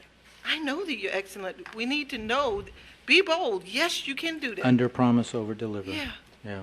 That's my 2 cents. Okay, thank you Thank you, so Ms. much. Carter. I'm going to remind the committee that we're over an hour and 10 minutes on these fellows as well, but we've got Reverend May and Dr. Bolt. Reverend May. Just amazing the chair would remind us as soon as the Reverend gets on the mic. I don't know. Could have been a slow Christmas season for you, Reverend.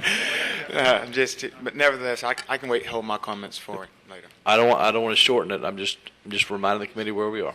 Dr. Bolden. Just a quick observation. Do you foresee any conflict with the mayor since you work for him? Suppose there's something you want to do and the mayor disagrees. Do you foresee any conflict with that? You know, let me just back up real quick. First of all, Councilman Johnson, thank you for reminding me. I wouldn't be sitting here if the mayor wasn't on board with us presenting this proposal to the Maritime Park Board. I wouldn't be here if the mayor was not on board. Let me interrupt you then on that same point. If you have over 3,000 events a year, what's the motive for wanting to pick up one more? Well, it's not that we're going to pick up one more. We're moving into a different area that we have the expertise to actually do. When we talk about the 3,000 events a year, we're coordinating those events within the community, okay? And that brings a very major part of our expertise to this table. And the point I was trying to make with that large number, which is accurate, is that we're already halfway there. We already work hand in hand. We look at the streets, we look at the locations and how those events should take place, and we work with the organizers and come back and say, you know what, next year we ought to try this. So my point with that was simply to say we're already halfway home in terms of planning and implementation. We want to take it another step. We wouldn't be here if we weren't committed to wanting to bring great events to the Maritime Park, if we didn't want to be a part of that. We see great opportunity with that amphitheater and the park in general and everything else that surrounds it, and even the stadium when it's not used for baseball. But let me answer your question directly about the mayor, okay? I've never worked for a strong mayor, but I can tell you this mayor clearly cares about this community. This mayor wants his involvement with the Maritime Park in working with you in whatever capacity. You're right, I don't attend the meetings, but I read the paper. I know some of the behind-the-scenes things that are going on or what I hear. This mayor is committed to this park. He wants to make it work. I mean, I think you've seen that already in some of the changes that you've gone through. So I really don't foresee a major conflict with the mayor on this. I think he's going to speak to what's best. And we're hiring the mayor. The mayor's the head of this corporation. And so there's no conflict. We have a conflict. We tell the mayor he's the chairman of this board, so to speak, and that's who we're hiring. So if we have a problem, we talk to the mayor, and he's the one that's going to direct them if there's a problem with that. So, Councilman Spencer. Okay, thank you. So the CEO is the mayor. Right. Quick question, Mr. Flaherty. You said that certainly there's not staff right now that can accommodate this new scope of work, this additional scope of work. So would it be possible for your department, and check with the CEO, but hire basically the staff needed, but use a temporary employment service? I know the city does that, because let's just paint the what if. Sure. What if the performance that you all are assuring us will occur doesn't happen? I want to discuss then, or be able to feel comfortable that we're not saddled with a lot of additional employees. So does the department have that engagement already in place? I know the city does in other areas with temp services. Yes, sir. In fact, we utilize a local temp agency quite extensively for a lot of our part-time positions already. But again, I appreciate your comment. The mayor is going to make sure that we're going to do this the right way. So, but we've used temp agencies, absolutely. Whether we can go that way in the future, we're certainly willing to look at that as an option. You got Reverend May, and then Ms. Scott, you're on deck. Observing some of the comments that were made earlier as it relates to the minority community, what Mr. Smith mentioned, as well. I mentioned earlier, Mobile sits across the water. New Orleans is over there, and the appearance is that they get more attention when it comes to the good acts, and we kind of get the reject acts when it comes to the minority population, whether it's the Latinos or African Americans or whatever. Have you already contemplated or foreseen how you would attract those type of acts here if you were to get the project? And have you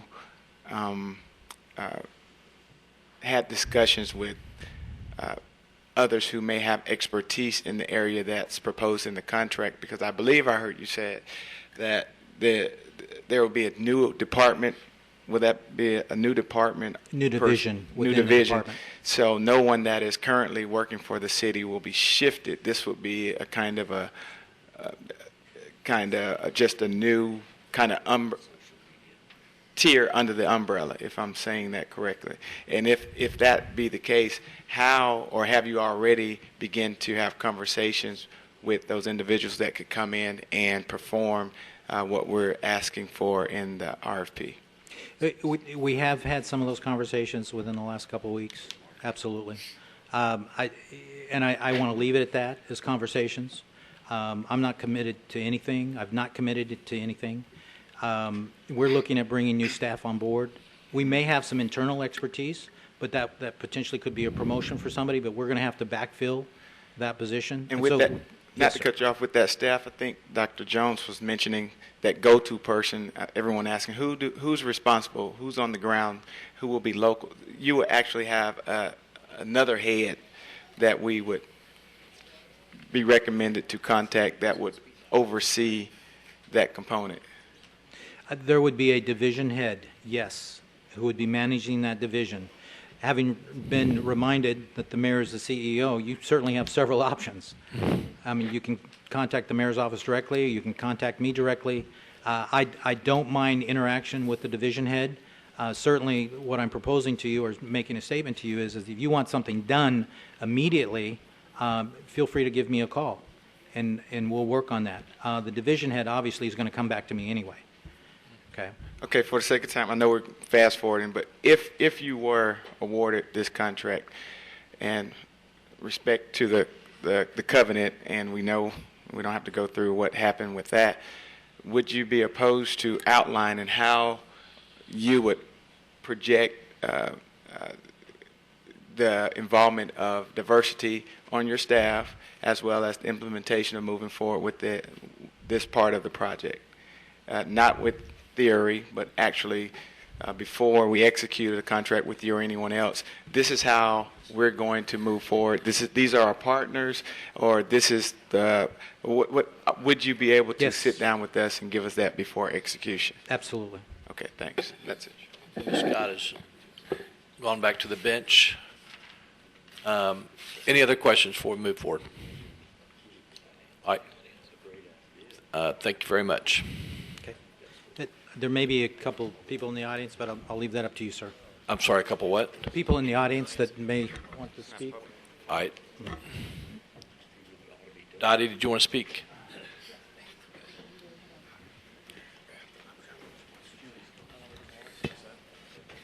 Thank you. I know this is getting to be a long day for everyone, but this is a very critical step, I believe. First, I want to say that Mr. Flaherty and I have had opportunity to visit for many, many times in the last couple of years, and we do have a very excellent City Parks and Recreation Division. And I believe Mr. Flaherty and his staff has tried very hard in this last year to expand the scope of what is delivered at city properties in the name of the Parks and Recreation Division.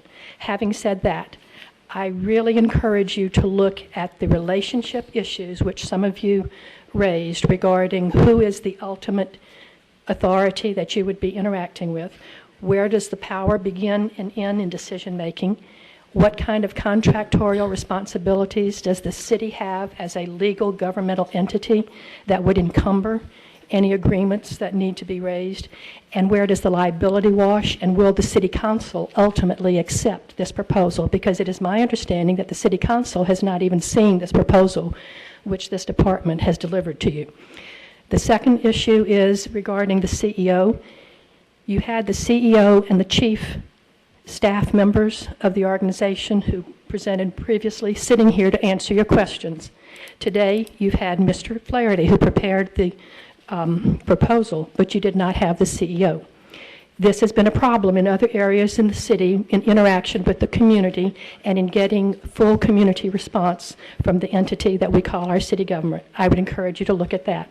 The third thing is that as a citizen, I called down to City Hall after getting copies of the RFP and said I had some questions. And I was referred to Ms. Sherry Morris of the CRA now, because as the mayor's person told me, they're the ones who handle all of that stuff down there. So that even as important as this contract is to this community, the mayor's staff did not understand what was going on. I believe that is a confusing line of communication that will not go away just because we say the mayor has good intentions.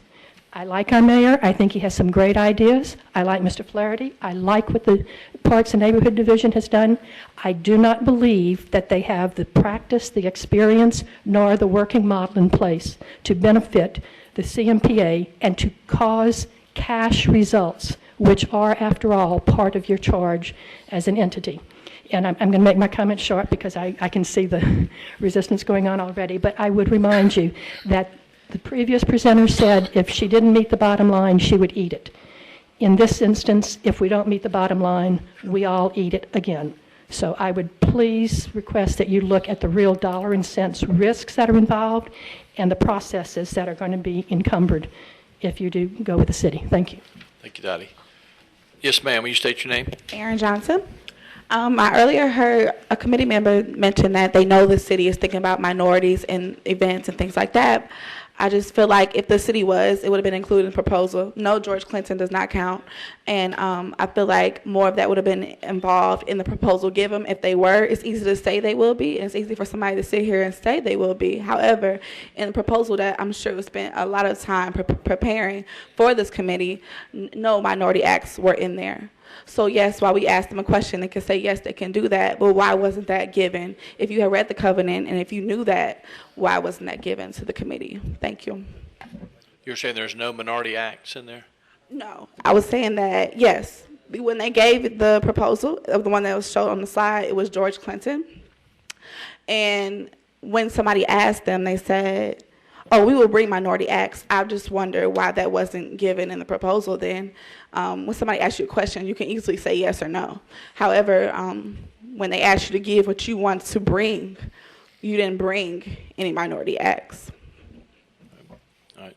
I'm going to go. I've got Mr. David Mayo sitting up here front and center, and I'll let him go next. Thank you for being here. Thank you, Mr. Chairman. Just thought it'd be a little easier with the mic, but yeah, I just wanted to say from my experience as founder and chairman of the Pensacola Open, and for coming up on our 9th year, being now the 3rd largest wheelchair tournament in the country, it has not happened for no reason. It's all due really to the support, the coordination, and the organization of our neighborhood services, and they have literally put Pensacola on a worldwide map, where this year we're going to have 25 plus nations coming to our front door through the excellent hospitality and the organization of our neighborhood services. So I can't just applaud them enough, and for the track record that they've proven to be just a no-brainer to continue their programming and services that are so excellent, and just to continue the success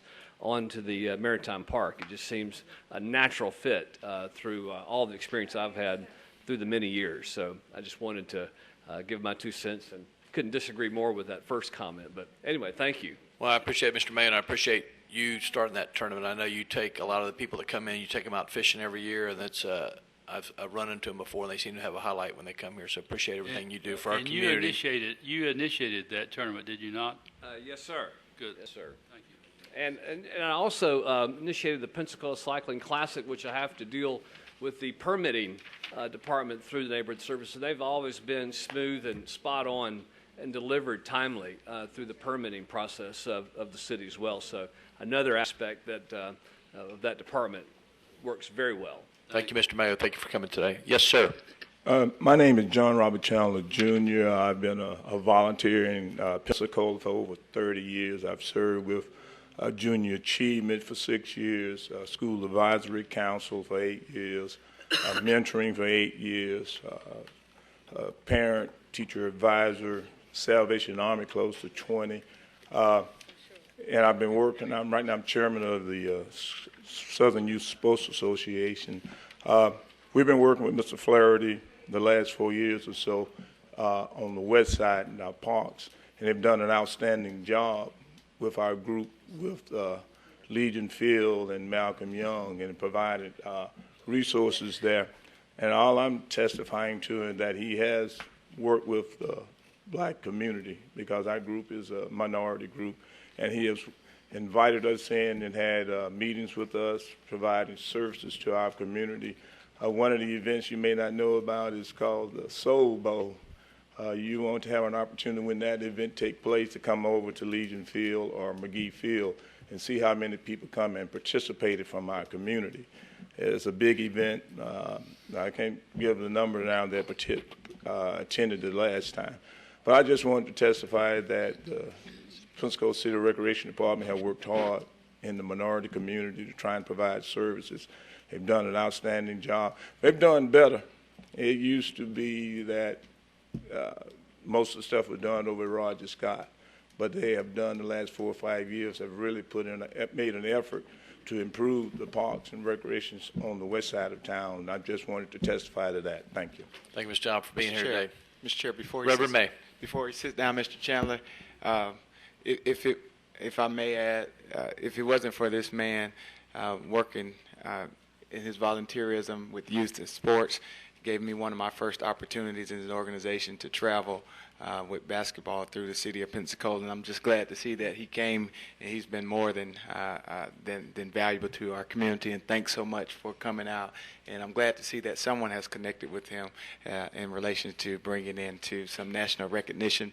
If you don't know, this man is responsible for many of our local talent going on to the NFL, NBA, and they came right through the city of Pensacola. So thanks, Mr. Chandler. Thank you for your volunteerism. George Hawthorne. Yes, I'd like to bring up a few points just to clarify something. Quickly, please, sir. Yes, sir. Very much so. The CMPA does have a policy of EBO, the EBO program. You have a statement of policy that's in effect. You can also make that a part of a contract. Second issue that needs to be really addressed is, however, Mr. Flattery may have put together a budget that shows a subsidy. There is no money in the CMPA. At the end of the day, the city is going to have to cover it. So I think you have the best person to cover those downside risks. At the end of the day, whatever's projected, at the end of the day, the balloon is flat and the city's going to have to pick it up. And probably the biggest thing of all, you talk about a commitment. You have 500,000 reasons and why the city is a good partner. Is the fact that they are going to make a loan for the back of the house and moving in that area. And to the extent that you talk about a commitment to the CMPA on a long-term basis, you have, like I said, you have 500,000 reasons why the city is a good partner, and when things come up short, that there are somewhere to get it taken care of. So that's it. Thank you, George. All right. With that, we're going to have our next presentation, SMG.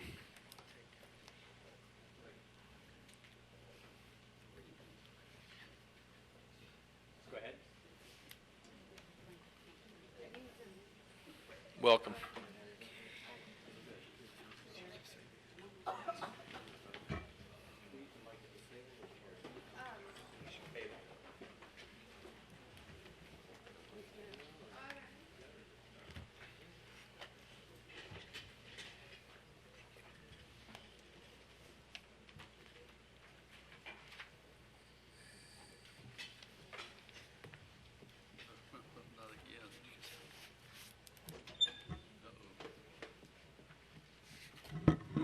Well, thank you all. Thank you all very much for having us here today. My name is Bob Capilleri, and I'm Senior Vice President for Business Development for SMG. Unlike everyone else that's with me here at the table today, I'm not local, but everyone else is. I'm out of our corporate office in Philadelphia. I'd like to just quickly introduce the people to my left who are here as part of our presentation team today. At the far end of the table is Sandy Aaron. Sandy is a longtime Pensacola resident, ran the Civic Center for a number of years, supervised the Civic Center in the Sanger that we operate today, and Sandy is our regional vice president for SMG operationally.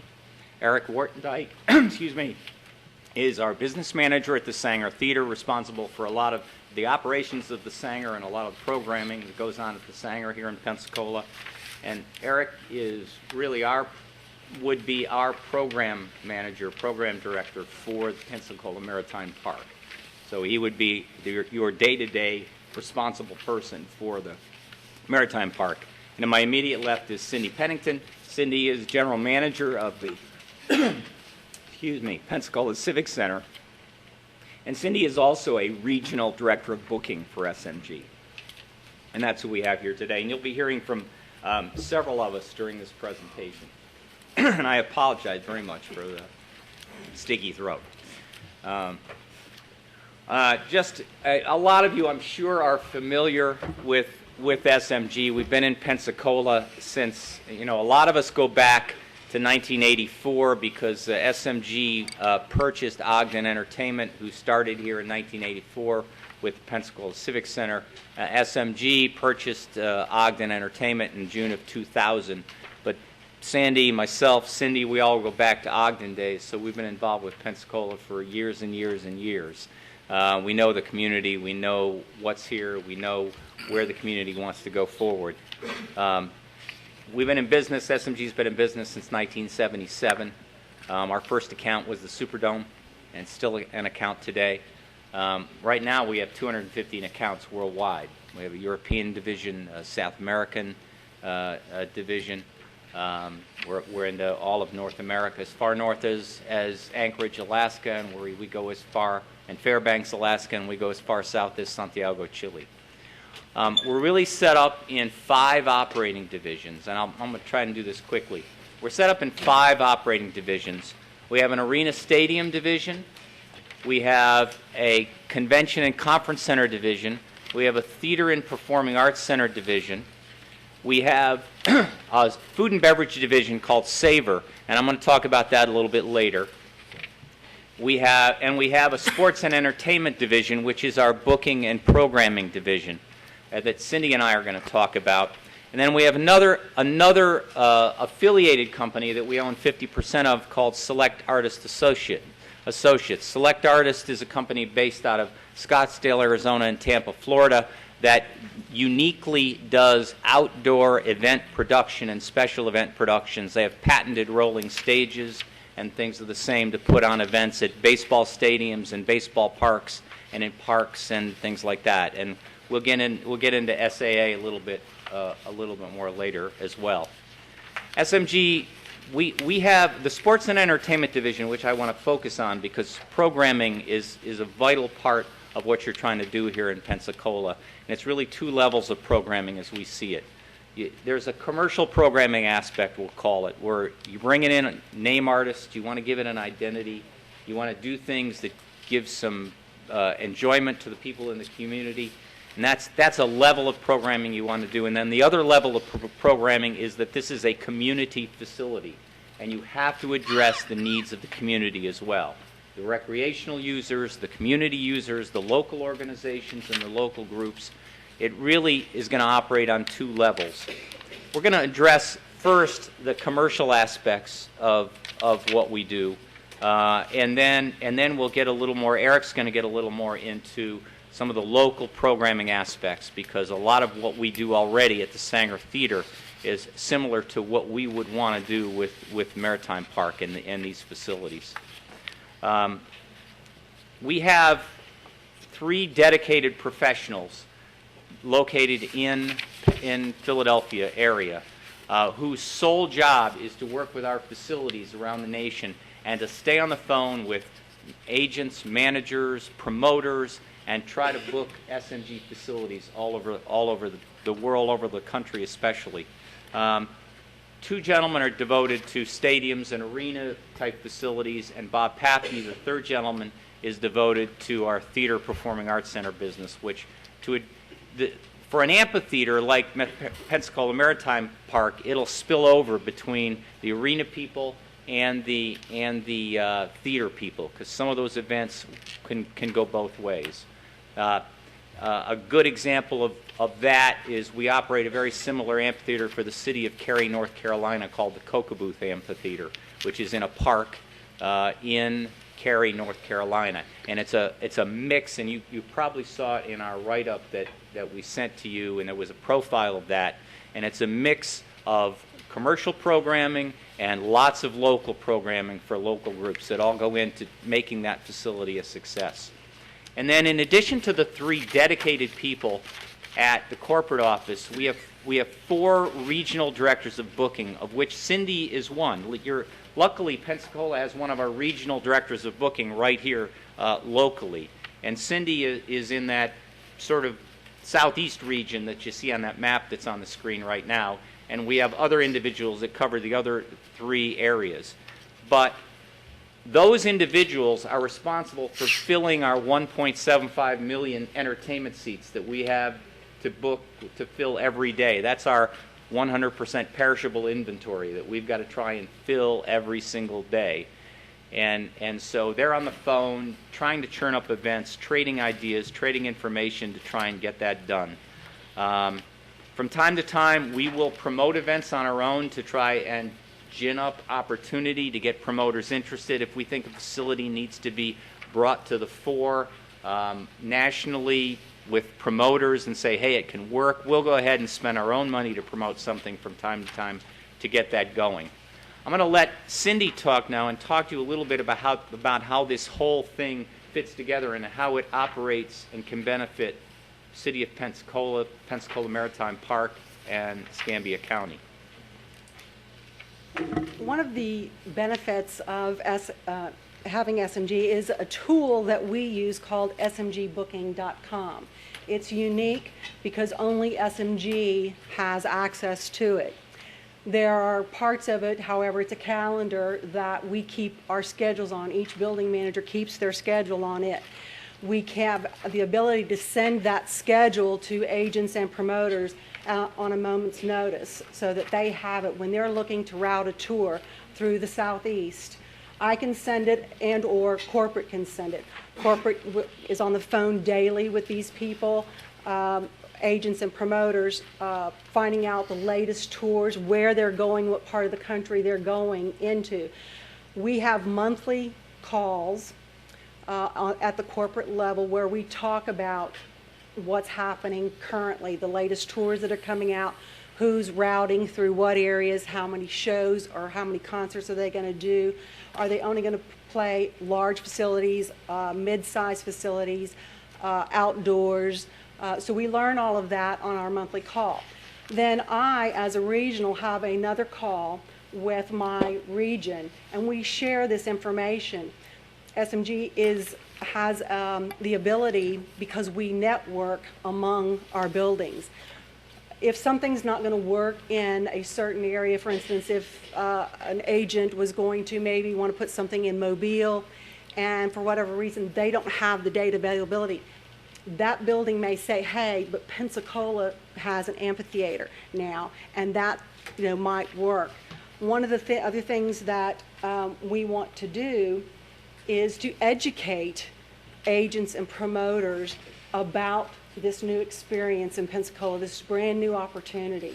And we have that ability locally and corporately to do so. SMG Booking is, again, unique to the industry. It's a tool for us to use on a daily basis to share with one another or agents and promoters. In this business, timing is of essence. It's everything. It's very important that the calendars are kept up to date so that you can get the most current information to an agent or a promoter. So having this information, again, is key. It's online. and it's real time. So it's something that we do on a daily basis to keep it updated. Next slide. SMG has a worldwide connection with agents and promoters. We work diligently daily to keep those relationships strong. We meet with these people. We'll take trips to Nashville and meet with agents and promoters. We take trips to California to meet with West Coast, and we also do things in New York for the East Coast. These relationships are the foundation of our business, because without them, we won't be able to deliver what's necessary for this community and this new park. SMG has leverage that many other companies don't have because we are so large and we are so strong. Many agents will reach out to SMG and want to book buildings currently block book. We have the ability to book a lot of the top talent. It's not about just booking top talent, though. It's also about having connections locally and booking things locally. And I'll let Eric now talk about some of that.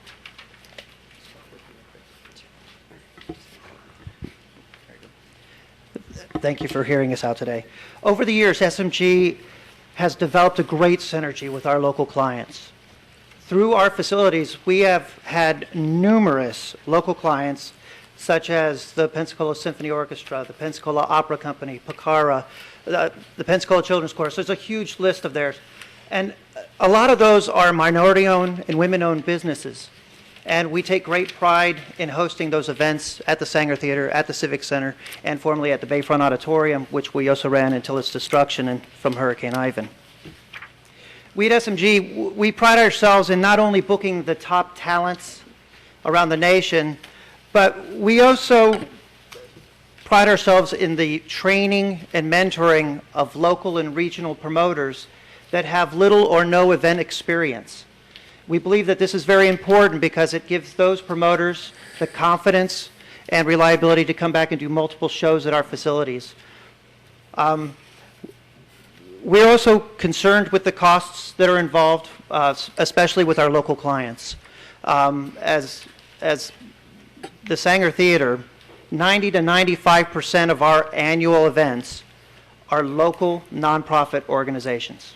So we're very sensitive to the cost needs of the event cost needs to our promoters, especially the local ones. That's why SMG and the Sanger Theater created a nonprofit grant fund to help offset rent expenses for nonprofit entities that rent the building. We're excited with the opportunity to continue our partnership with the local organizations. And we're also excited that we can have new organizations that we can bring a fresh and a vibrant and diverse programming that Pensacola hasn't seen in a while. Having the space allows us to do things that we've never thought of before, like Christmas in July, festivals of trees, bringing back something that St. Anne's used to do with the annual Christmas lighting. We can bring that downtown and bring people here. So, and as well as festivals in that wide open expanse that's next to the amphitheater. We want to make this place where patrons will not think of it as a one event stop, but this is a year-round destination, and we're excited with that opportunity. In your packets, you'll find some letters of support and some client testimonials. And we just ask that if you take the opportunity to read those at your discretion, that would be great. When people come to the events at the Community Maritime Park, they'll probably want something to eat and drink. I know I will, because I'm going to be down at that baseball stadium. And that's where our award-winning food and beverage division will come into play. And Bob's going to talk to you a little bit about Savor. Savor Pensacola, as we call it. Savor is our food and beverage division of SMG, and we have 107 accounts that we do in North America, ranging from McCormick Place in Chicago and Moscone Center to the little conference center in Punta Gorda, Florida, to arenas like the Pensacola Civic Center. We do it everywhere, and we do all kinds of it. What we're proposing, however, for the Maritime Park is not that we would actually do it, but what we're proposing is that we would use our expertise to manage it. And the reason is that we think this is a great opportunity for local businesses and minority businesses and women-owned businesses to participate. We would like to see the entire food and beverage operation and the kiosk operation, as well as the parking operation, operated in that way. And we see ourselves as a management firm sort of coordinating all that rather than doing it ourselves out of savor. A couple other things.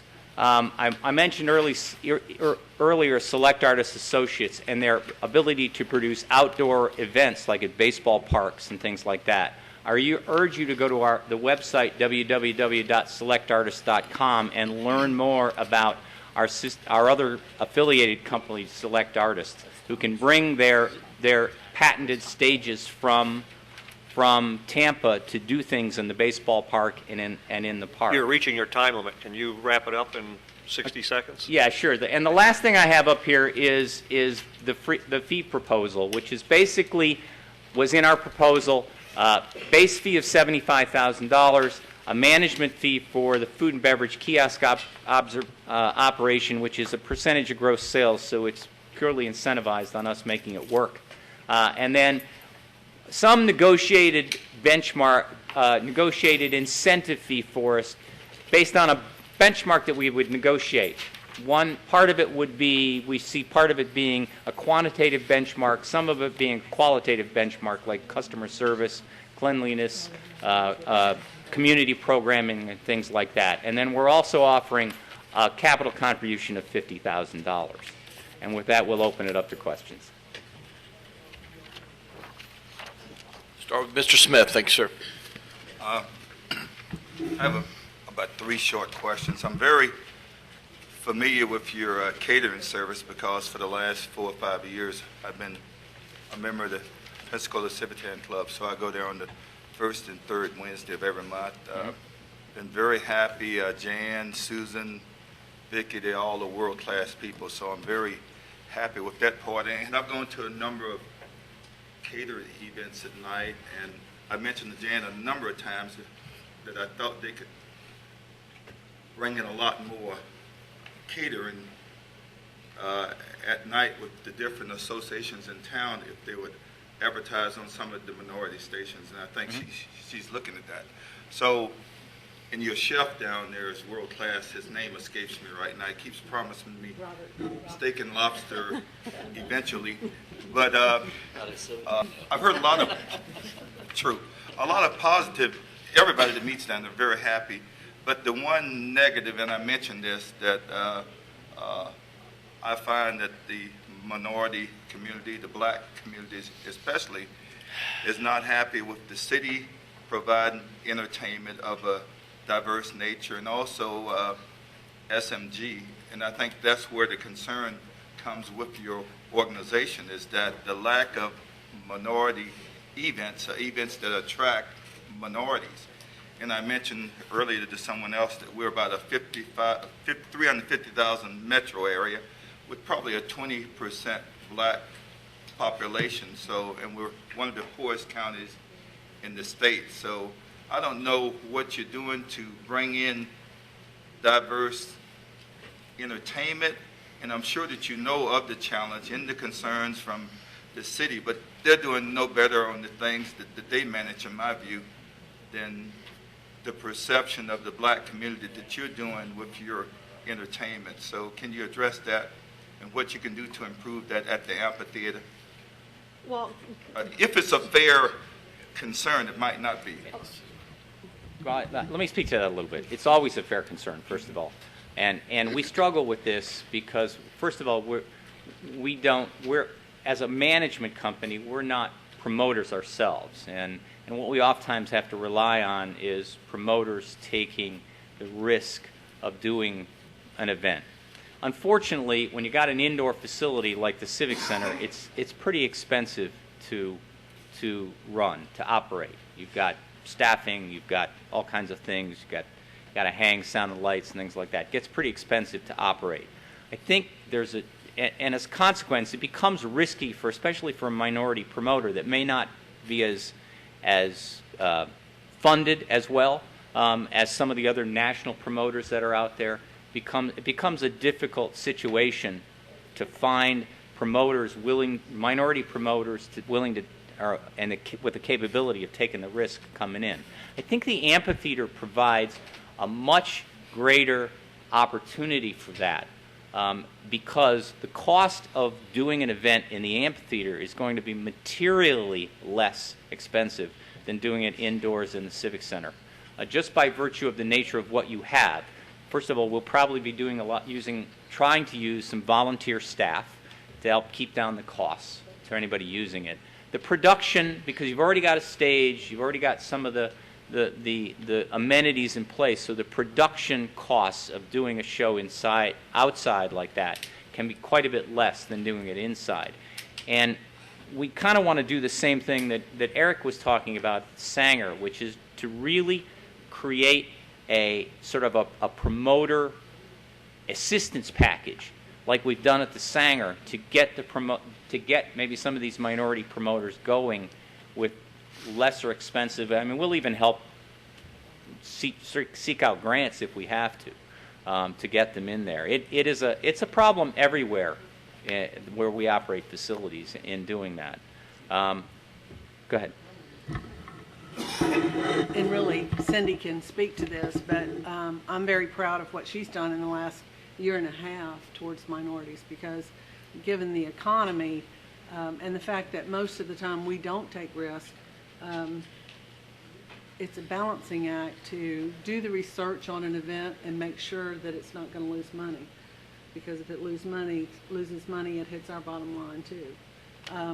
But she's really embraced that in the last year and a half, and has really been working with some minority promoters and trying to develop a relationship and develop ways that we can partner with them to make their load a little lighter when they do come in. And Cindy, you might want to address that. I worked with a gentleman locally, William Banks, and he's assisted us with some. We've done Tyler Perry. We did Tyler Perry a year ago. We're doing him next month.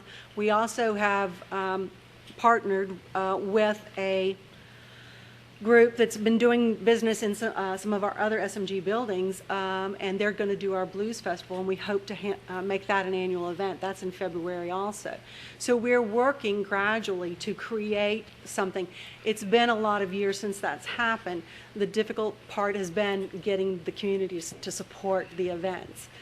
Years ago when we first opened, we did had a lot of diverse events, and the community didn't support them, so those promoters went away. So we are working diligently now trying to rebuild that in this community to show that they will be supported. Ms. Scott, did you have your hand up? Ms. Scott. I'm very familiar with your work, love the Civic Center and all that good stuff. You know, I just like to get kind of straight to the point because you said relationships are the foundation, and without them, we won't be able to deliver. And I guess I'm just dittoing and echoing with everybody that sits in front of us how much we really need you to keep on your radar the interests and the requests of not just the African American community. I know that's what we're kind of talking about now, but the Latino and the different groups as well. Earlier, you talked about commercial use versus community use, and I've listened to presenter after presenter. When that question comes up, it's always been deflected toward another entity. Well, we're not the promoters or we're not this. But I also heard you talk about a promotion assistance package. Is this something that, we just thought up now? I mean, why now? But it's a good effort. I'm not criticizing it, but I go back to what Ms. Pennington said about the relationships are the foundation, and without them, we won't be able to deliver. If the African American community is not supporting it, I would suggest to you that the relationship is not strong enough to hold the foundation for that support. And we are more than just blues here. You know, when I sometimes I cringe when I hear about another blues festival. You know, I just can't take it. You know, that's why I have to go see Kid Rock sometimes, because, you know, I just can't, you know.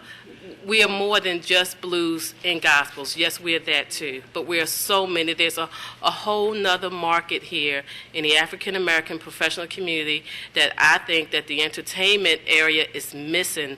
It's just totally being overlooked. So I would just, you know, beg of you, or, you know, if you're awarded this contract, or even if you're not, you know, I go down to Civic Center, I'm thinking, well, who's down there this time? I don't know who they are, you know, and I just, you know, just keep it moving. But I really need you as a resident in the community to do a better job at reaching out for African American entertainment and make that a priority, as opposed to, you know, not, you know, indicating that if we put it out there, they won't support it. I can't buy into that. Well, there's two issues. First, on the assistance program, that is something that we brought in. I do it in several of my facilities. Specifically, we took the model that we use in Peoria, Illinois, and what they found is a lot of the promoters, a lot of the not-for-profits were folding, you know, because the cities and the counties and states were cutting their funding. And so what we do is we take a portion of the facility fee and it goes into a fund. And the Sanger Theater, for instance, we came to the city council, a couple of years ago, 3 years ago. The rates hadn't gone up in 15 years. You know, I mean, the rates had remained the same, but the expenses kept escalating. And so we knew we were going to have to go up on the rates, and this was a means to offset that and still be able to accommodate these groups. And yes, it is something that we would implement at the amphitheater. That's one. Two, you know, when one thing doesn't work, you try something else. And like Cindy said, when this building first opened way back in the early 80s, we had tons of promoters that came in and tried different things. You know, we did rehearsals, we did all kinds of things. But the bottom line at the end of the day, if they walk out and lose money, they don't come back. And that is the bottom line. And that's where we were going with trying to better develop and better strengthen our relationships, first with the promoters, but also with the community. And so I assure you that that is at the forefront of what we do. Dr. Jones. Yes, I need some clarification. You proposed two ways to utilize not only the amphitheater, but I'm looking particularly at the festival park, the four-wall rental and the one-stop shop. In the four-wall rental, I understand that you rent the whole thing, lock, stock, and barrel, and then I would presume that they could bring in their own vendors without charge of your 6%? Quite possibly, yeah. I mean, we'd certainly work that out. I mean, if we had, for example, if we had a minority vendor that was in place and had expended the money to buy carts and things like that for the facility, you kind of want, because of their expenditure, you'd probably want them to keep working there and not displace them every time. But if it was a special occasion and there was some user that wanted had somebody in particular they wanted to come in and vend a particular product, we can accommodate just about anything that makes business sense down at Maritime Park. I mean, well, there are 2, 3, 4 major festivals that utilize the park, Seville Square now, and each of them bring in their own, some liquor sales, some food vendors, and they depend upon these vendors for their income. Right. So what is your position with them? We want to host those festivals, and if that's the income, correct me if I'm wrong, but if that's the income and if that's the basis for the festivals, absolutely, they would come in and move the festivals down there and do them like they've been doing them. for a number of years, right? Yeah, and hopefully we could enhance what they're doing with some of the other relationships that we've developed with some of the other vendors too. Make it even bigger and better. The idea would be to make it bigger and better. Surely. Sometimes, in talking to the amphitheater itself, church groups, small nonprofits want to utilize the facilities, and they need lighting, they need audio. What would be their charge, do you think? Well, right now, there really is nothing planned for the amphitheater, so it would all have to be rented and brought in. That possibly is one of the uses for our $50,000 investment, to invest in a small sound and lighting package that we could bring in so that it's available for community groups to use, because you're right, we could help facilitate the rental of those, but if it's something that we own, we would certainly make that available. We understand that those groups are not going to be able to pay much for use of the facility. I think the thought is that with the amphitheater, have a basic package that nonprofit groups can utilize at a minimal fee or none to put on their performances at the amphitheater. I think it should. I think it Right. should. I mean, if it's truly going to be a community facility, it should have that. Fine. Thank you. Mr. Murding, then Mr. Baker.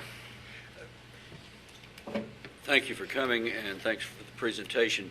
I noticed it seems the bulk of your report, at least from my perspective, seemed to focus on the amphitheater, but your proposal also addresses the stadium. Have you conferred with the Blue Wahoos? Well, we haven't, I don't know, we've had a lot of talks with them as yet. I mean, our experience with the baseball park operators is oftentimes they want to do an entertainment event to augment and drive attendance at their baseball games, and we're all for that, because the more people that come down and use that park, the better known that park's going to be, the better all the facilities down there are going to do. It's going to drive economic development in Pensacola. It's going to bring people downtown. I mean, that's what we want to do. We certainly would see working with them. I mentioned earlier Select Artists Associates. I mean, what they specialize in, we own 3 rolling patented stages that are time sensitive. In other words, the idea is we can roll those stages out on the baseball field after a baseball game and be set up to do a concert in 10 minutes.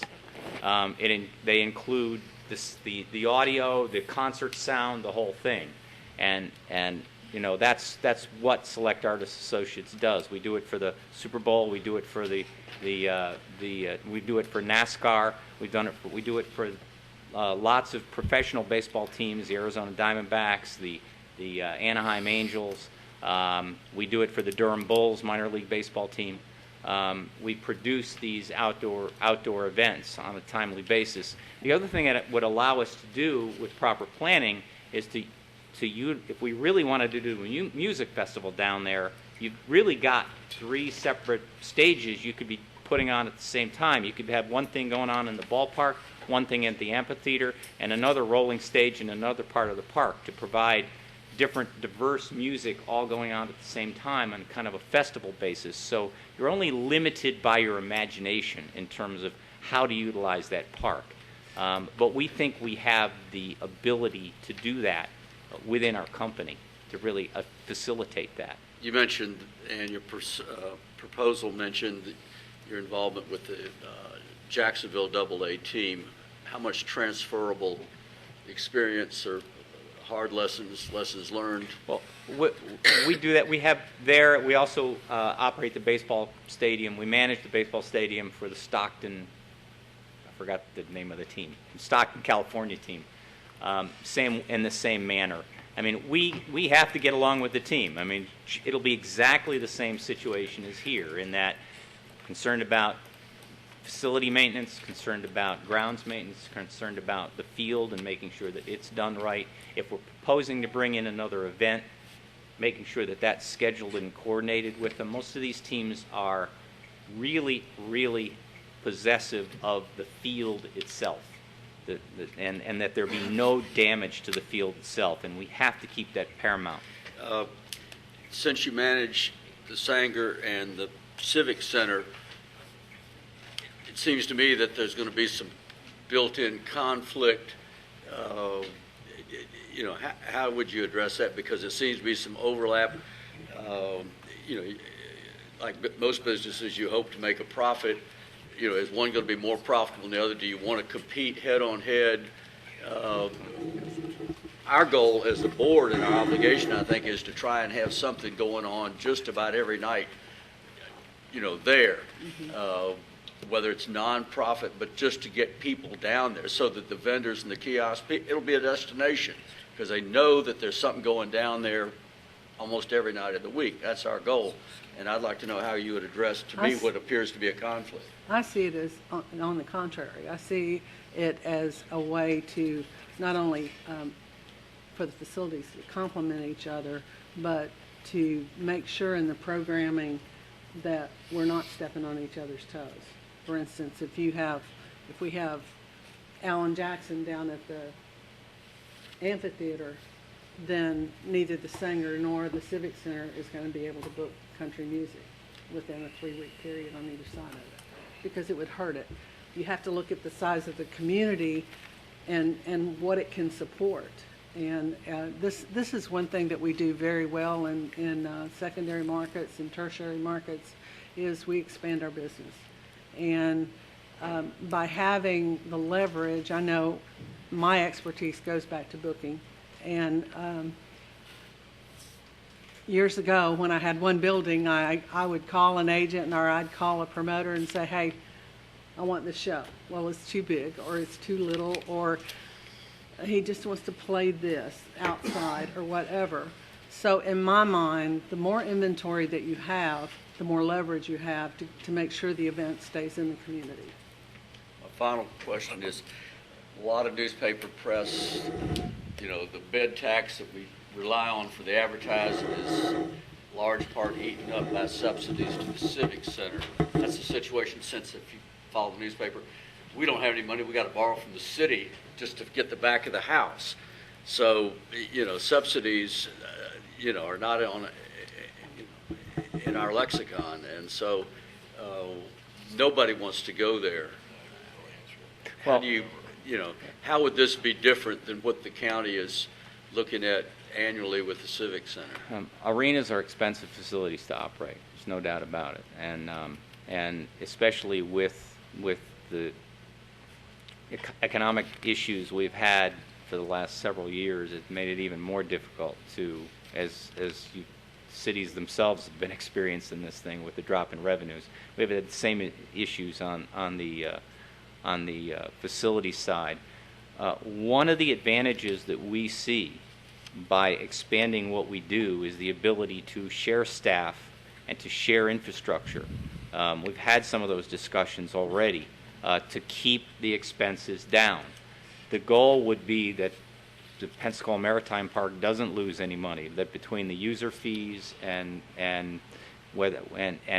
parking and concessions from food and beverage and kiosks and things like that, the part of that income that goes to the park itself, we can at a minimum operate those facilities at a break even. So there isn't any subsidy. I mean, that certainly is the goal. And that's, you know, maybe that's where our benchmark is for any incentive fee that we would earn for a goal like that.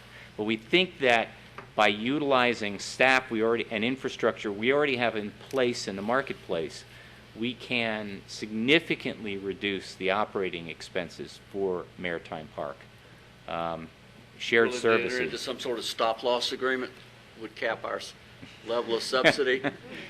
That's for my CEO to answer, but I'll ask the question. All right. Mr. Baker. Through this RFP process, we've tried to cover all aspects of the park outside of the baseball operations. As we understand your proposal, it is leaving out maintenance of the park and I guess leaving out some of the parking. Why did you not want to include that in your proposal? First of all, let me address the parking first. We do a little bit of parking at the Civic Center right now. While we do it in other places across the country, we don't have an infrastructure in place in Pensacola right now to do the parking. However, we saw that as a real opportunity for local business or a minority business or a women-owned business to get involved with Pensacola Maritime Park. We certainly have the expertise to manage that and to sort of help coordinate that process. But, you know, rather than big bad SMG stepping in and taking it all, why not give that to a local business to do? Why not find a minority business to do that?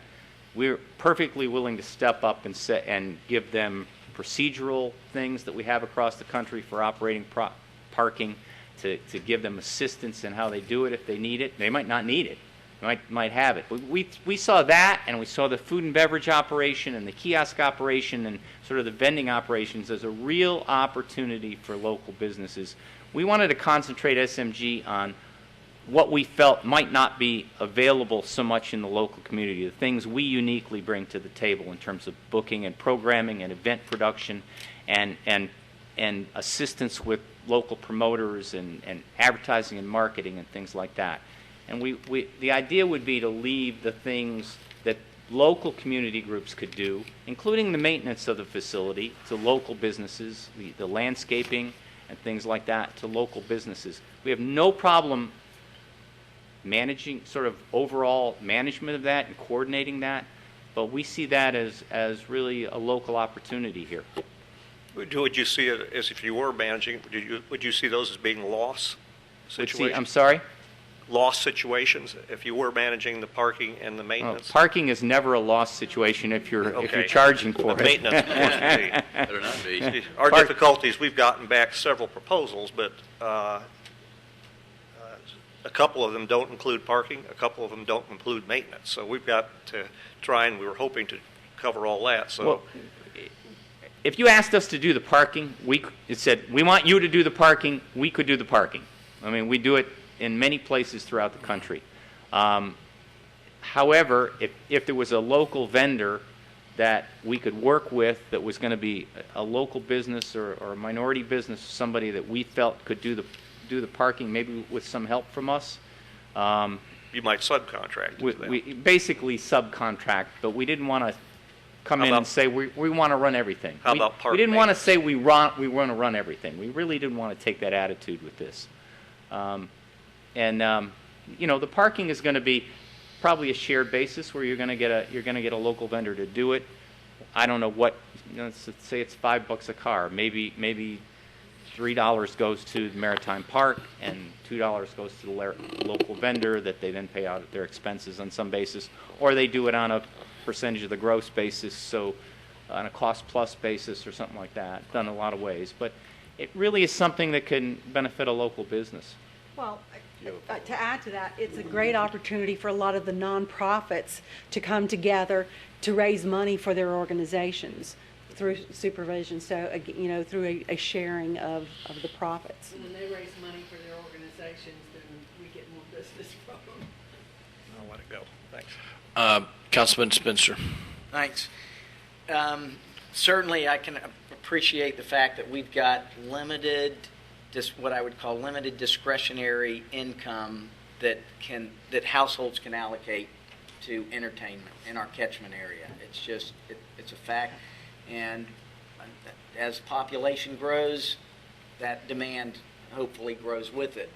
So, you know, I don't fault you all so much for lack of superior attendance or having more events at the Civic Center.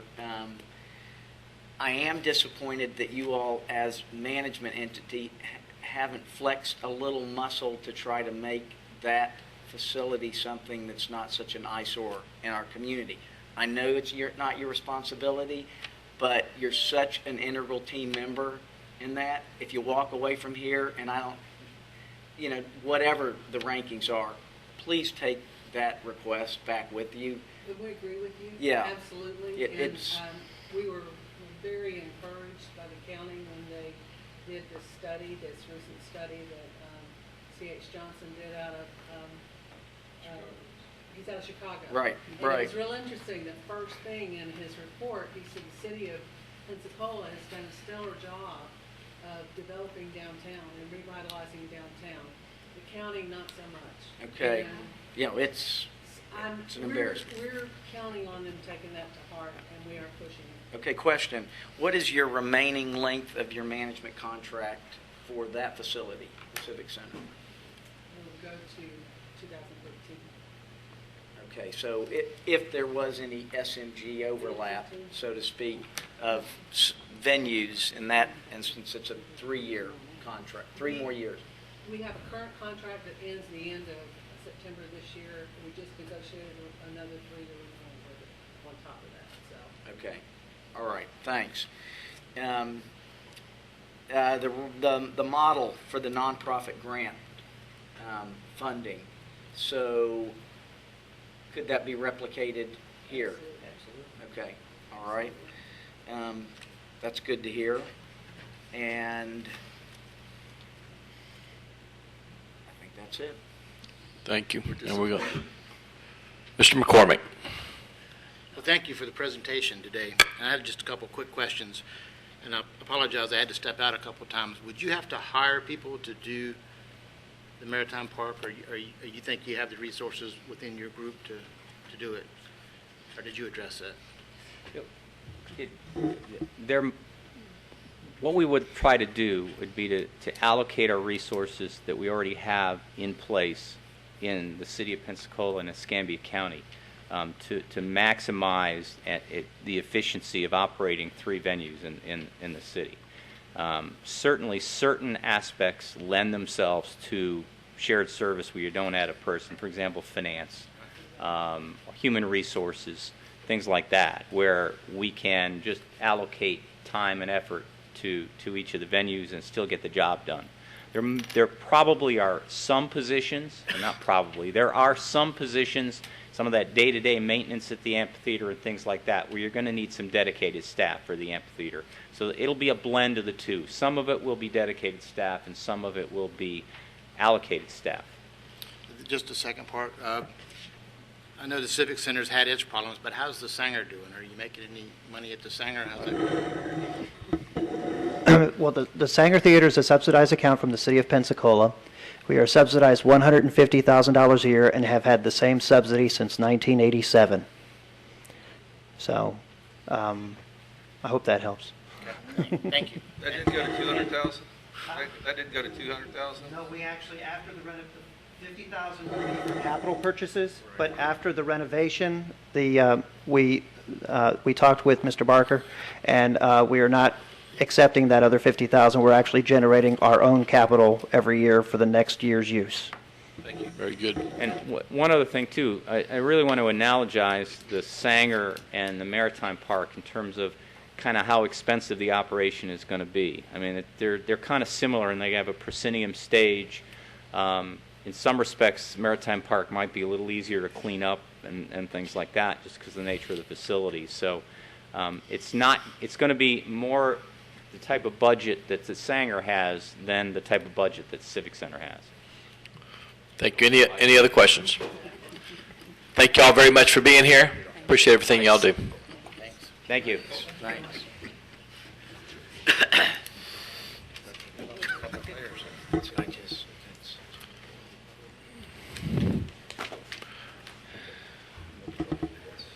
All right, committee, we have one other group, as you know, and at Public Works, I've been told it's going to be, it's one person out, Mr. Garza, and it's going to be a brief presentation. So if everybody can stay with me, we can keep a quorum here.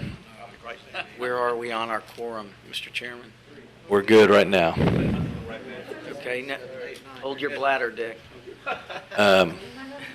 Councilman Johnson, you have to leave at 6. Yeah, I need to leave about 10 He's on overtime. Hopefully we can. I regret that we didn't ask SMG to, if they did get involved, that they would at least change the ushers' uniforms at the Sanger. I haven't noticed. Welcome, sir. Good evening, Chairman Merrill and members of the committee. Al Garza, City of Pensacola, Public Works Director. Yes, sir. Here to present regarding the maintenance aspects of the Community Maritime Park area and amphitheater. We have formatted our proposal to be strictly related to maintenance. We're not interested in promoting the park. Well, we are. The city is interested in promoting the park, but addressing the issues of routine maintenance associated with landscaping, pavement management, sidewalk management, streetlights, irrigation, things like that. Our proposal is based on not necessarily using city forces to accomplish this objective. We've got city forces. Our proposal has been formatted to use city forces to manage the project and to supplement the needs of the park should there be an emergency situation or a situation that has to be addressed immediately due to venue or something like that. We have the people that repair sidewalks, trim bushes, cut grass. If we should have an immediate need, that we have the resources to respond immediately to situations like that. But the routine functions, the cutting the grass, the trimming the bushes, the making sure the sprinklers are working, the cleaning the garbage cans every day, those we can handle on a contractual basis. And that's our approach to the project. The management aspect, basically the city is only trying to recover what it's going to cost us to outsource this project, this maintenance activity. The managerial aspects of it, we're accomplishing with in-house forces. Myself, I've worked for the city for 37 years in different aspects of utilities, engineering, public works facility maintenance. I've got a street superintendent that's been with the city for 16 years. He's worked in heavy construction for 25. Mr. Morgan has worked in mechanical construction, building maintenance for over 35 years. He's worked for the city for 16 years now. So we have a strong administrative management team that we know what we're doing. I've worked with the CMPA design team for the last, year, Ed? Working out the kinks on what we foresee as construction problems. So I'm the guy they go to fix things out in the street in the city of Pensacola. So I think we've got a strong team that can meet the needs of the CMPA park. And it's not going to catch us off guard. We're not looking to create an empire by bringing on additional staff members, because what we find is there's not enough work 24/7 to keep them busy. So, you cut the grass twice a week, the edge is pruned every 3 months. You do have some routine things like making sure the litter's been picked up on a daily basis. But the primary objectives, I think we can pretty well handle with contract maintenance. Now, in our proposal, we raised a couple of issues that were not brought up in your RFQ. You've got a $10 million bulkhead around 3 sides of that park. Right. That is going to require ongoing maintenance and some oversight. Right now, there's a rectifier system or a cathodic protection system that's being incorporated into the design to inhibit corrosion on the steel sheets. But that's like any other system. It's got to be maintained. You've got 7 potential sources of energy dissipating a DC current on that steel bulkhead. And there's probably 120 anodes out in the water that you have to make sure are working right so that you do inhibit this corrosion. And if it's not monitored routinely, if you should have one go out and then you have accelerated corrosion in one area. Well, we plan on using a firm that specializes in that type of work, Allied Corrosion. It's worked with the city for the last 30 years to handle that on a contractual basis. We won't have to have a full-time city employee that, he may be fixing the water cooler at Bayview Community Center instead of doing what he's supposed to be doing down there. We looked at the aspect of park security. On a smaller scale, Plaza de Luna is a microcosm of Community Maritime Park. You have activities going down there 24/7. And the issues that we've experienced down there with regard to security are inappropriate activity, people camping out. So what we've incorporated into our proposal is a security element. You have your routine police enforcement during your day and evening shifts. They'll make the rounds through the streets and the main walkways, but they're not going to go along the bulkhead where people are going to be wanting to fish 24/7 and see what's going on. So what we've incorporated into our proposal is the concept of using some bicycle patrolmen on the off hours to make routine sweeps during the evening and midnight shifts to make sure that no inappropriate activity is going on down there. Something that you also need to be made aware of is that your utility costs are going to be something that's going to have to be worked out between the project management team and the different vendors. Just on power, you've got 5 different power meters that are proposed to be installed on that site, exclusive of the stadium. There's power meters for the street lights, there's power meters for the vendor stands, there's power meters for the irrigation pump, and I think you've got a festival pedestals that are also incorporated into that thing. So how we break, or who assumes the responsibility of those, how the costs are recovered, we're going to have to take a strong look at that.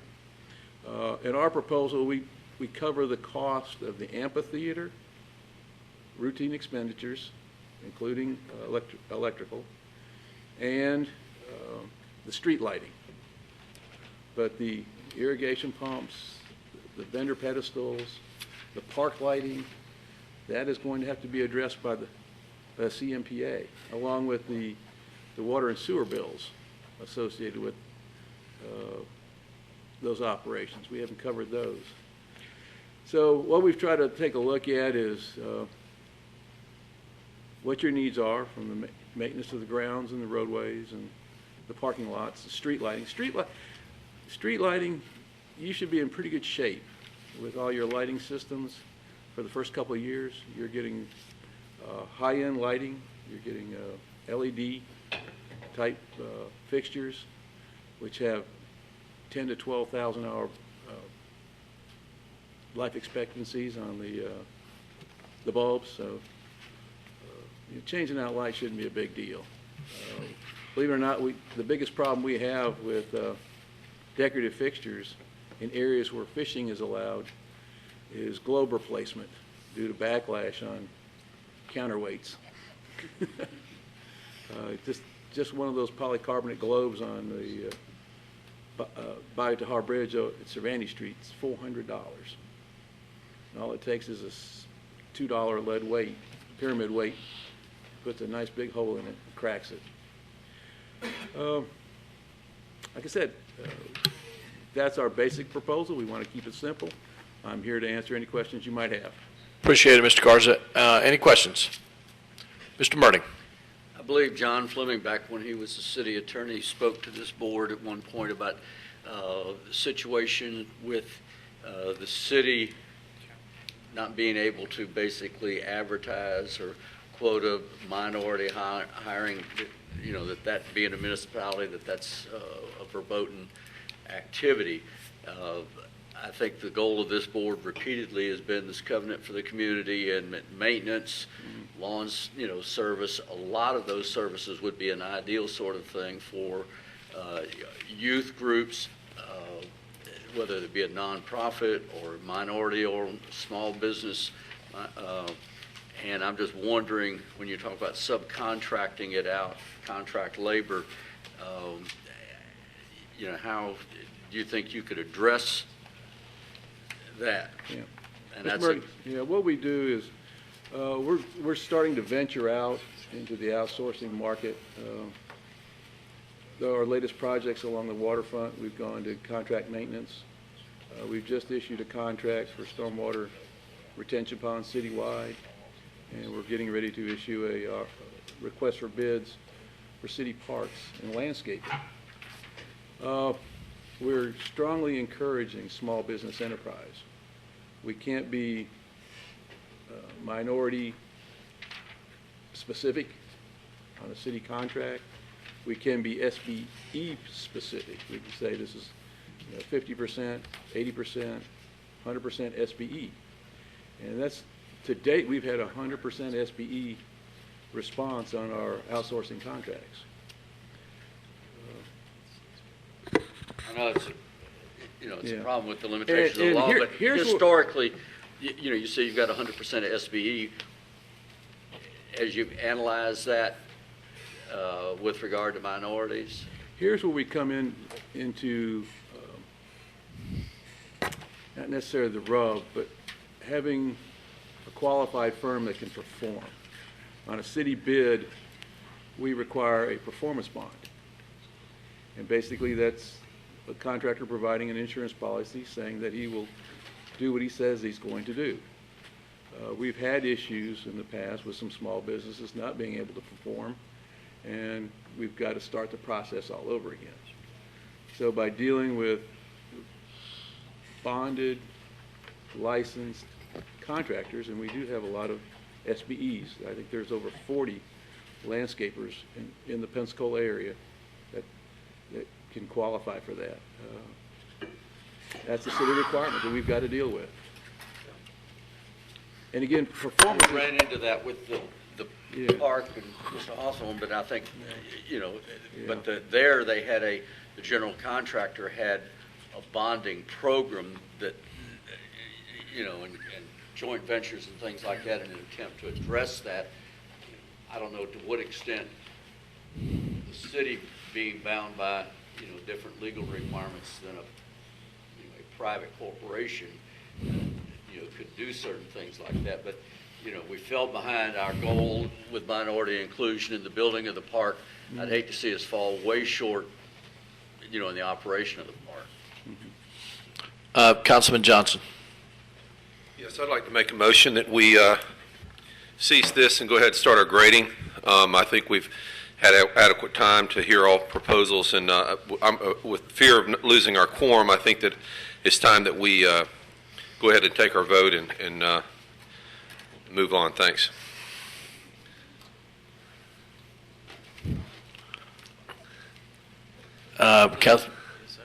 Councilman Johnson made a motion to move forward. Do I hear a second? Second.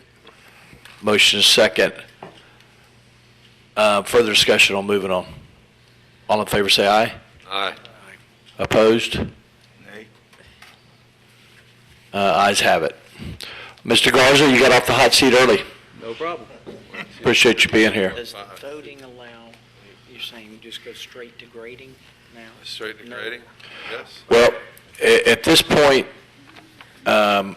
it's open for discussion as far as how y'all want to do this. We don't have to use these sheets. These are something that Ed came up with. They weren't in the RFPs. We can discuss it. We can use the sheets. We can do whatever you want to. Mr. Smith. These were in the RFP. Oh, these sheets were? Yeah, they were. They're in the RFP, they were and they're to in assist you in making your individual decisions. True. I was just saying that Mr. And Merle that's said why we they have were to, not in the. that's why we have to receive them, and they are part of the record. I stand corrected. Thank you, Mr. Smith. They're very similar to what we've used before. The work good when it was apples to apples to apples, but it's pretty tough to even make Yeah. it. Right. My executive director misunderstood my question. Mr. McCormick. Well, my first thought was we did the sheets and we just give them to Ed and let him add them up, but none of the four people did the same thing, so it's going to be, That's what Mr. Baker was saying. It's going to be hard to. It's going to be hard to do Doesn't this. have anybody competing with him, does he? Yeah. Who's going to do The first proposer was. Okay. Their vision had that embedded in there, but I did think this morning about this. I thought this, given the fact that we've got a variety of proposals with different scopes, You could score them on each aspect. well, or what you could do is simple as 1, 2, and 3. What do you mean? Mr. Mc- For each aspect? Mr. McCormick. Just add The lowest number being first place. just add my thought is go ahead. I'm sorry. No. If it was up to me, I would take the best of each one of them. Like, for instance, I like the first lady doing the promotion thing. I think she's got great experience doing that. SMG, I like their solidness. The city, you can't get any more solid than that. There's certain things that they do well. So we did have the opportunity to divide the baby up, right? Yes, sir. But you can't marry Point of clarification. Mr. Murray. Are we, assume we make decisions and we get through the tiebreakers and whatever, so many of these things seem, even if we've asked for, to be as specific as possible, it seems to me there's still a fair amount of room for negotiation, and that's where we're going. This is a recommendation, and these are contracts, they're negotiation, and they still got to be approved by the city council? Contracts, if the city is selected, it would ultimately go to the mayor's office and whatever process. I'm uncertain if the mayor has the authority to execute this type of an agreement with an outside. Well, I'm talking about the non-city responders, if one of them. No, so this is an agreement between the CMPA and whomever is selected. And the Once city you make- council doesn't have any, and the mayor doesn't have any say-so over that. We're the final word? That's correct. From the Even though we don't have any CMPA. money to hire them with. Well, the motion You have will, projected revenues. the motion will be to probably allow somebody to begin negotiation with whomever we set and go forward that way without getting mired down in details. These are costly services. This park's never going to work without us getting the private development in there where that's where the money comes to pay for these Right. things. It's unfortunately that we're getting the cost items ahead of the revenue items, but it's the reality of where we are. And part of it, Mr. Murray, you hit on it earlier, and somebody else had brought it up. And it's like we heard in one of the presentations. Plaza de Luna is an amenity, and we don't make money off Plaza de Luna. I mean, it's a service for the city, same as part of this park is going to be. And we're going to try to offset as much of that as we can. Unfortunately, we got the stadium there and other things, and down the road, more revenue coming in to offset that. So we have this public amenity that's out there. I mean, that costs money to secure it. $60,000 in security seemed a little high to me, but that's something we can knock out.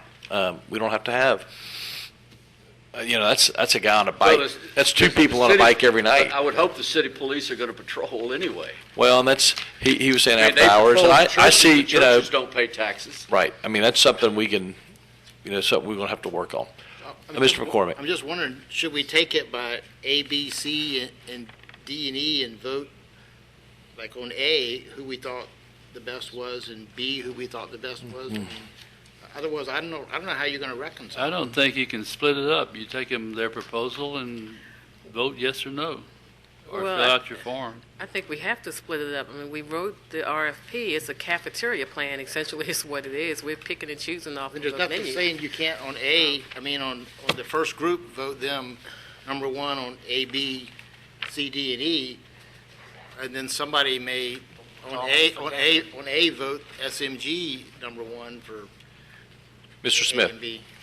I feel like the form's based on the presentation and knowing what the presenter was, what Bidding. service they were bidding on. So I've already completed my form, and I'm ready to turn it in and go forward. I mean, I know which ones, I was just grading it as they were talking and had the RFP open to what service they were talking about. I'm pretty much ready.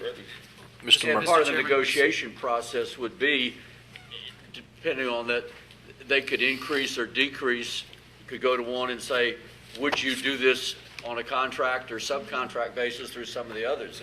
That would be open for the negotiation process, would it not? I'm sorry, say that last part again, Mr. Murray. I was saying that, for instance, the first one bid on, they're the Everything. only ones that bid on everything.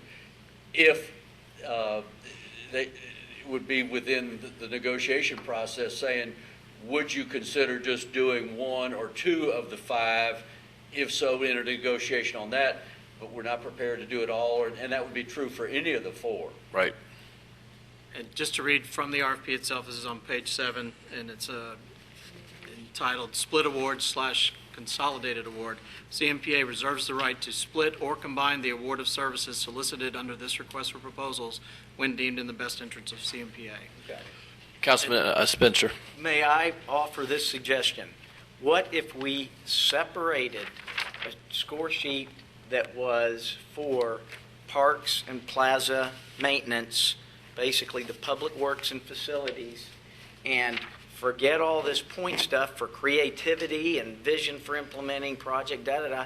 We all put either a Y, yes, or an N, no, on this is kind of the standalone, but get this out of the way. The plaza maintenance and find out, On Al Garza. yeah, and then score. Is that a motion? I'm not sure I understand what you're saying. I'm trying to, we have 3 submittals, and only one of the other ones, VRP, has basically said, remember my question, is it embedded in there? I don't want to penalize her or them, but candidly, this was a real comprehensive budget analysis on what it costs to do landscaping maintenance of something of this size. So VRP missed the mark on it, because you just can't, in my opinion, this is a $250,000, or you take out, I'm saying if you look at their expenses, remember I said, does that happen then in operations expense? And they've got $115,000 for operations expense. And we've had the opportunity or the advantage for the city and all of their historical data on what it costs per linear foot to sweep streets, what it costs to replace lights. They kind of are able to jump into the books and give us, whether we like the number or not, something that's probably more realistic. So I'm just... Is that a motion, Mr. Councilman Spencer? Yes, that is a motion. Second. Here, a motion is second. Does everybody understand the motion? No. No. As I'm recording it, Mr. Chairman, is to approve the City of Pensacola's proposal for Element C, park maintenance. Okay, Correct? that's it. There was Yeah, only to two that approve or responded. not There was approve. only 2 that responded. It was Visionary and the city for number C. So if we accept the city, then we have dealt with number C. Oh, okay. Right. Thank you, Right, Larry. number Yeah. C, correct. I just didn't understand what you were That's saying. all right. Yes, okay. And really, E is okay. a non-issue right now, so we would have dealt with 2, and we'd have A, B, and D left. Mr. Murdy. If we vote for that motion, we're not locked into that department's budget proposals, are we? No, we're going to negotiate, like, you're talking about the $60,000 bicycle rider's probably going to come out. Selecting them for a 45-day This negotiation. is a budget, not a proposal. I don't think the word proposal should be on here. I think it's a budget with pass-through expense. I'd see them getting... Right. Yeah, we can negotiate Well, I don't that. want to commit Okay. to Here you got anything? 60 Yeah, I know grand of exactly. security. I'm with When you. he was mixing all the other stuff. Okay, we've got it. Any other questions from the committee? Dottie. It's a bit frustrating after having sat through all of these things to find that the one person that I believe most of us saw as having something really positive to offer and a proven track record, that the public was not allowed to ask questions because of a time issue. So that now we cannot know, would the Public Works take a subcontract from Ms. Maui's, I believe, or Ms. Johnson, whatever her name is, I believe she indicated that she would be glad to work with the city to have them come on, so that in doing what you're saying you're going to do now, you're saying we're going to hire Public Works to do this, but we're going to take it out of her contract. But we don't know what the situation would have been if she would have guaranteed her dollars, which is what I heard her say, that she would guarantee that bottom line loss. We might really be saving this community a lot of money, and I believe she has the depth to live up to the word of what she said. I don't know that Mr. Garza would appreciate us saying his proposal is only a budget when it has the word proposal on it. A proposal is a proposition for contract. If that wasn't the number that worked, it shouldn't have been put in there as a speculative, we might do it. The same as when I asked the public, as the Parks and Recreation, how many events was this based on, and he said, I don't know. You know, that was never considered by you guys. So when you say you're not comparing apples to apples, I believe that's a very true statement, and I would encourage you not to lock yourselves into an open-ended to be negotiated when you had a guaranteed cap on a loss. I just would encourage you to look at that process that you just set into place by not allowing the questions. Thank you. George. You know, Dottie and Ms. Johnson's still here, the other Ms. Johnson, but I don't know if you would want to lock Ms. Johnson into saying that if her budget numbers are wrong and she loses $1 million instead of 225, that she's going to be paying 700 out of her policy. So did Mr. Davis. But the number may not have been accurate, so I trust the city's budgeting numbers as far as maintenance and all.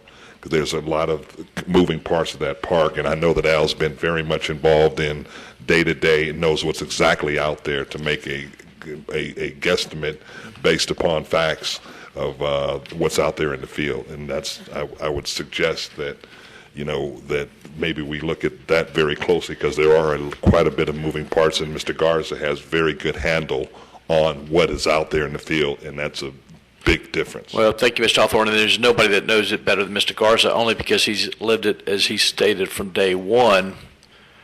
I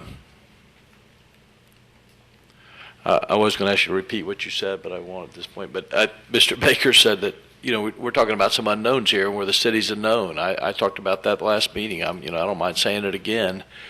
As he said, you know, she made some guarantees. So did Mr. Davidson. You know, Yeah. we don't need to misstep again. I think Ms. Johnson did a great presentation, but I know what the cities, where they are. We're sitting in their building, and we're across the street from them, and it's a known entity. And if they work later with Ms. Johnson, that's fine. But any other questions on this motion? All those in favor say aye. Aye. Those opposed, motion carries. All right, we've got C done. Councilman Johnson. Yes, will that mean that you will go in negotiation for things like security? Will the chair be tasked with making sure, I would assume the chair would handle that. Mr. Merrill, would you be the one that would? If y'all like me to do that, we can do that. Yes. Sure. I think that I would like to make a motion that Mr. Merrill goes into Second. negotiation with the city. Got a motion, second discussion. All those in favor say aye. Aye. Then we'll do that as soon as we can and bring it back to this board for final approval. And Mr. Chairman, just to point out, the RFP requires, it dictates a 45-day negotiation period. Okay. So that's the next step, following selection of the top rank. all right, It can be shorter. It can be short. Okay. We could be back in 2 weeks, Up hopefully. to. All right. Okay. Let's keep it. So you need A, B, D, and E if you choose to do anything on E. Well, there's nothing going on with E right now, so I make a motion that we suspend that until we have a marina. If that's 6 months from now, we can readdress that at that time. Can we suspend that for 6 months before we address that? on the marina, yes. So I'll make that motion. Second? Second. got a motion, second on suspending D, which is the marina management. All in favor say aye. Aye. Opposed? All right. A, B, I'm sorry, that was E. We suspended E. Yeah, that was So we got A, B, and D. We got parking, event scheduling, and the managing of kiosks, food service, et cetera.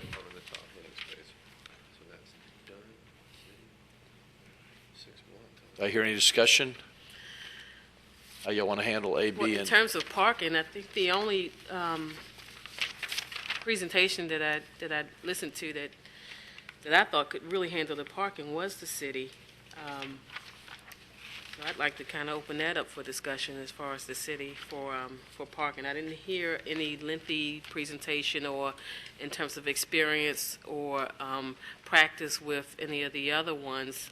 SMG did not provide anything in terms of parking. They didn't even apply for that part. And the Wright Productions did very limited in terms of parking. I believe they mentioned a company out of Detroit Miller Parking, and that was just as a question, in response to a question that I had, but they did not go into any presentation, so I can't even speak to the parking part of that as far as their presentation. I think the and I do parking- like the idea that, I'm sorry, the ahead. city of Pensacola had about the opportunity for local nonprofits to earn money in addition to parking revenues for nonprofit organizations. Dr. Jones. So did SMG in terms of parking. They said they'd take it over to local people.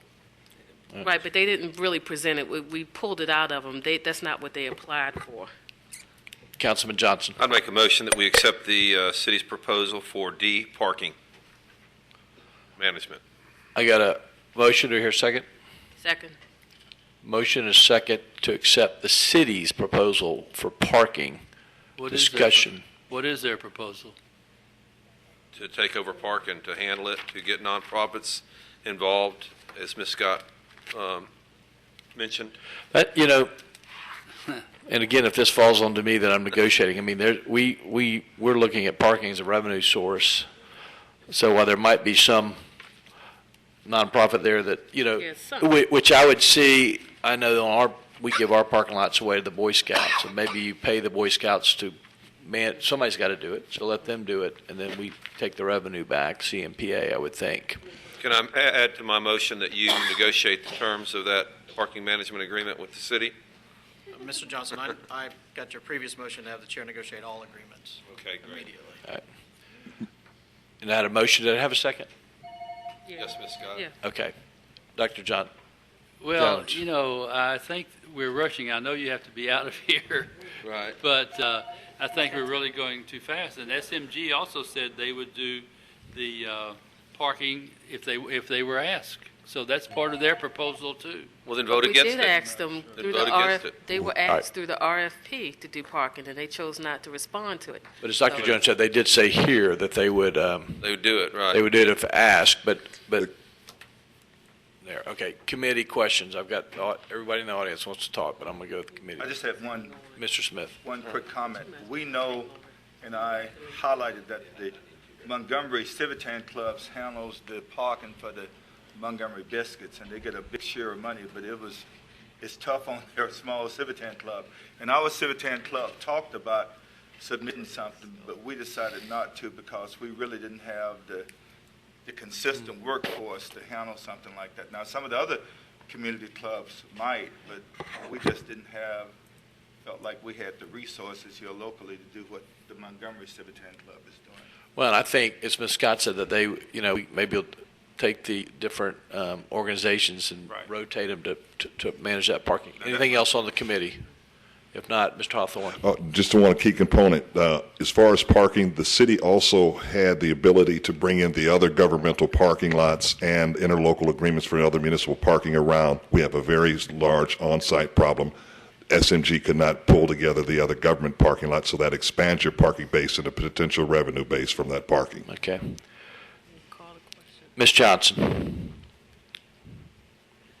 We discussed early on that, as you spoke previously, that can be a stream of money for offsets for the management of the park. So parking, and I've seen it where, yes, different nonprofit communities might rotate monthly or during special occasions, or certain areas allocated to a nonprofit group to generate revenue for that particular event. But parking was, in the research, parking was a key money stream for the amphitheater. Absolutely. That's why. So if it's all allocated out. No, ma'am. It's just they would manage it and hopefully use some nonprofits, their labor that they'll get paid to do it, but the main money coming in would have to come back in here. Yes. And that's, I think, all we're saying. Yes, I'm in Dottie. agreement with that. You are? I am in agreement with what he just said. Dottie. Revenue sharing. Right. Not even revenue share. We might pay them to staff it. Okay. Dottie. The one point that I would like to remind this group of is that the city currently contracts out its parking to the Downtown Improvement Board, a separate legislatively constituted body, and that group contracts out to an out-of-state entity that now services that.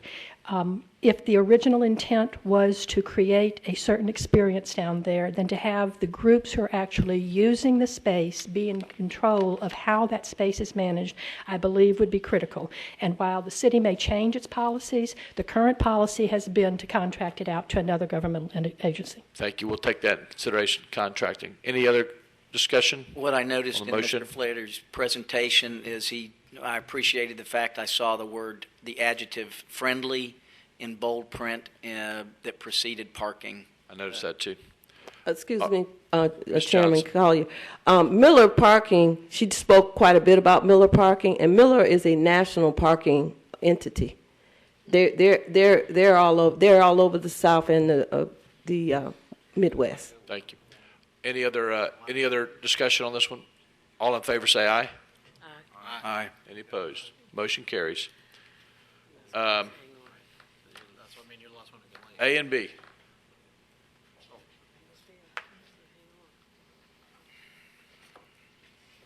We've got We'll have a quorum, Mr. Spears. You have a quorum right now. If Mr. Johnson leaves, he's the last one who can leave to maintain a quorum. If you want to beat him out the door. Are you leaving, Mr. Johnson? Soon. I'm trying to stick it out, Doctor. We only got all right. We've got 2 items left. I told you an hour and 45 minutes to go ahead and leave. He did that. We had we certainly A and B. questions. So we've got A and B. Hear any recommendations from the committee? For both of these categories, we have 3 proposers, right? Is that correct? I understand. Okay. I move we select SMG. For both A and B? I second that. I got a motion and a second for SMG. Discussion. Mr. Murdy. Just a general comment. I think with your ability to negotiate, I think there is some serious room and serious need to do something with on a consultant or contract basis with Ms. Johnson and perhaps even Miller Parking. I think there's a lot of expertise that this board and this community could benefit from. And I just don't want to lose sight of that. And I agree with that. The way this was headed, I thought the city was going to end up with A and B, and I was going to tell them to negotiate with Ms. Johnson on that. But if SMG gets it, I don't think that they're going to say we've already heard. That's a subject of negotiation. Yeah. Just a suggestion, because we're going to leave him to do negotiating. Should we take these 3 firms and end up with a 1, 2, 3 ranking? And if he doesn't have successful results with number 1, he goes to number 2? Well, you start out with number. Let's see where we got with A and B. George Hawthorne.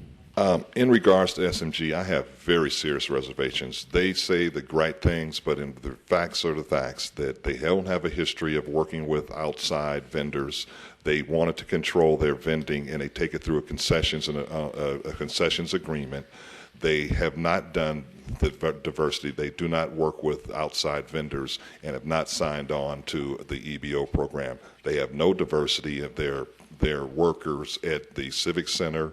As far as staff, they have no diversity of their contracting and vendors, and I think the city provides the greatest opportunity for the community to fulfill its obligations. And still, at the end of the day, SMG is not taking any risk. They're not going to give you any backstop. At the end of the day, the city still has got to cover the cost, and so you should greatly look at the city because they have the ability to do the type of community benefits and agreements that are necessary, and they still it's working with the city provides the opportunity for Ms. Johnson to work, provides for other vendors, and SMG has a history of not doing that. They're a for-profit company, they're about making money, and all of their agreements are based upon incentive fees that they take a bulk of the income. I have a question for George. Where is the money going to come from to provide these upfront costs that are in some of the RFPs? Well, I mean, we have no money. No, no, like, exactly. No, that's exactly what I'm saying. Is the reason that you would probably go to the city is because at the end of the day, the city is going to have, if they're the manager, they have the responsibility, they have the political objectives that are necessary to make this thing happen. And SMG is not going to, they've only committed $50,000. The city's committed $500,000 for the back of the house. You've got, there's going to be additional upfront cost. You could, I think we got a lot better opportunity to talk to the city than we do with the SMG. And I talked to Randy Oliver about what they feel about the SMG contract. Thank you, George. Ms. Scott, then Mr. McCormick. I like the idea that the city has that separate division that they are envisioning for that for that community maritime park position. But I also like the Wright Productions experience, and I like Ms. Johnson's experience in terms of talent and booking, and I would hope that we could some type of way marry those two together. That's what I'd like to see. Well, let's up or down this SMG, and if that were to fail, maybe we visit that. Let me say that, in answer to Mr. Hawthorne, I think you really are looking for somebody who does have a profit motive and would hopefully make money a profit for the Maritime Park. I agree. I mean, I'm gonna vote against the motion. I like having the cities in their, it's going to be in their interest either way, the long term of this thing, of what happens in that park. And nothing against SMG, but it's more of a known entity. Councilman Johnson. Yeah, and I'm going to echo what Ms. Scott said. I'm leaning towards the city. I'm going to vote against Dr. Jones's motion also. I think the city takes this, and I think that the city maybe works with Ms. Johnson. I heard her right here at this table earlier today, or was it yesterday? I don't know. We've been here so long now. But I heard her earlier today say that she would like to participate in some way. So that, to me, she opened the door. That if she doesn't get this RFP, that we can go to her to work with her and bring her on as a consultant. And we're all going to be here. We're all going to be here for a while. So I'm going to vote against this motion, and I agree with Ms. Scott wholeheartedly. Thank you. Mr. Smith. I'll probably vote against it also, but I'd just like to say I have serious concerns about the subsidies and costs related to this. And there are some good advantages that SMG, and that they did negotiate 3 more years with the county, and they can leverage things, and they can, from day one, probably handle something like that. So that's just my comment on that issue. Any other comments? Ms. Johnson. I just want to make a quick comment. I'm not sure if SMG was my employer, but I worked for the Sanger Theater from 96 to 98. And then I left and came back, and I also worked at the Civic Center. So I was kind of an interchangeable employee. And I was the only person of color for the last 15 years. I just want to put that out there. Thank you, ma'am. And it was Aramark. Aramark was the manager of the Sanger at the time. And I think Aramark and SMG merged or something like that. So this, yes. Right. Thank you, okay. ma'am. But that's who paid us. Yeah. All in favor of the motion, say aye. Aye. Those opposed, nay. Aye. Nay. All right, let's show of hands. Those in favor, raise your hands. Those opposed, motion fails.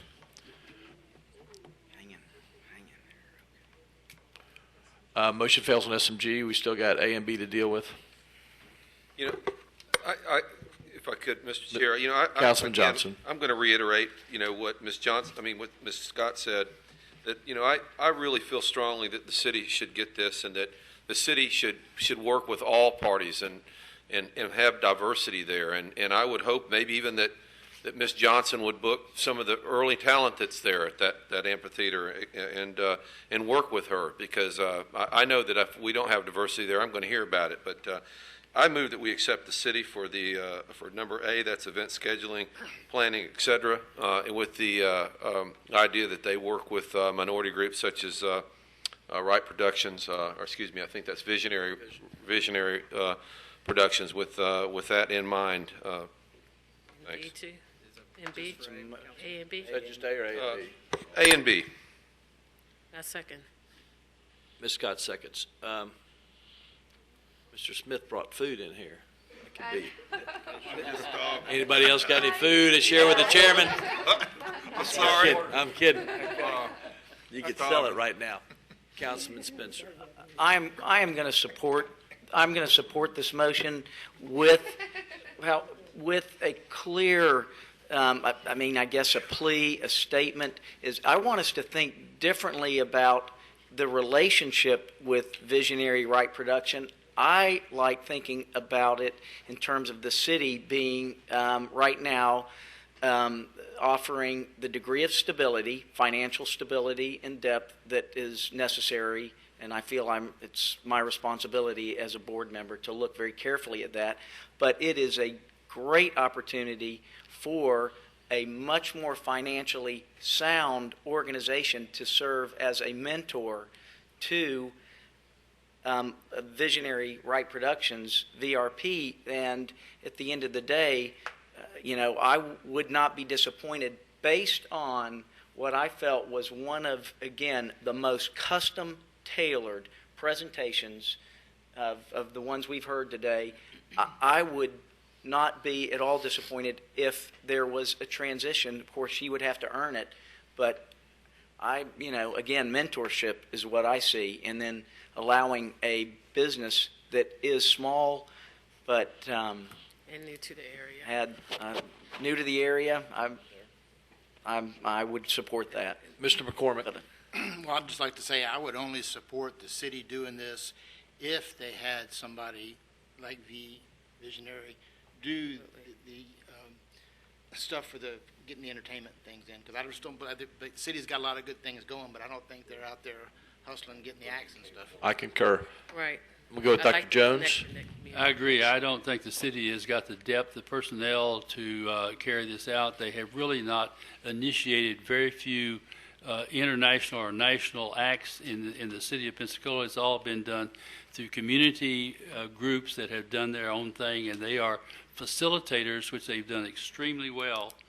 And I wonder what their relationship with AEG is in terms of booking acts. Are they going to subcontract with them or subcontract with them or what? Because I don't think they had the depth or experience to pull this off. That who? The city? The city. Well, I heard him say AEG, and I don't think he was limited. That was just they're going to, I already hear the city saying that's what they're going to do, which gives me a comfort level, and we can put that in the motion as far as I'm concerned, but that they hire or use outside consulting firms for booking acts.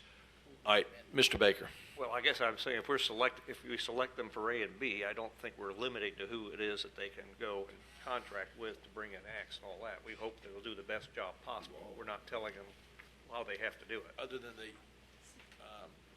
we're telling them they use an outside consultant. That's right.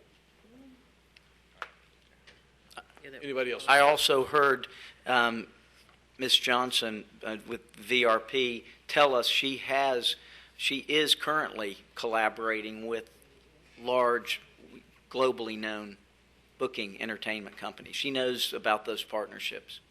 I'm going to get to the audience just a second. Anybody else on the board?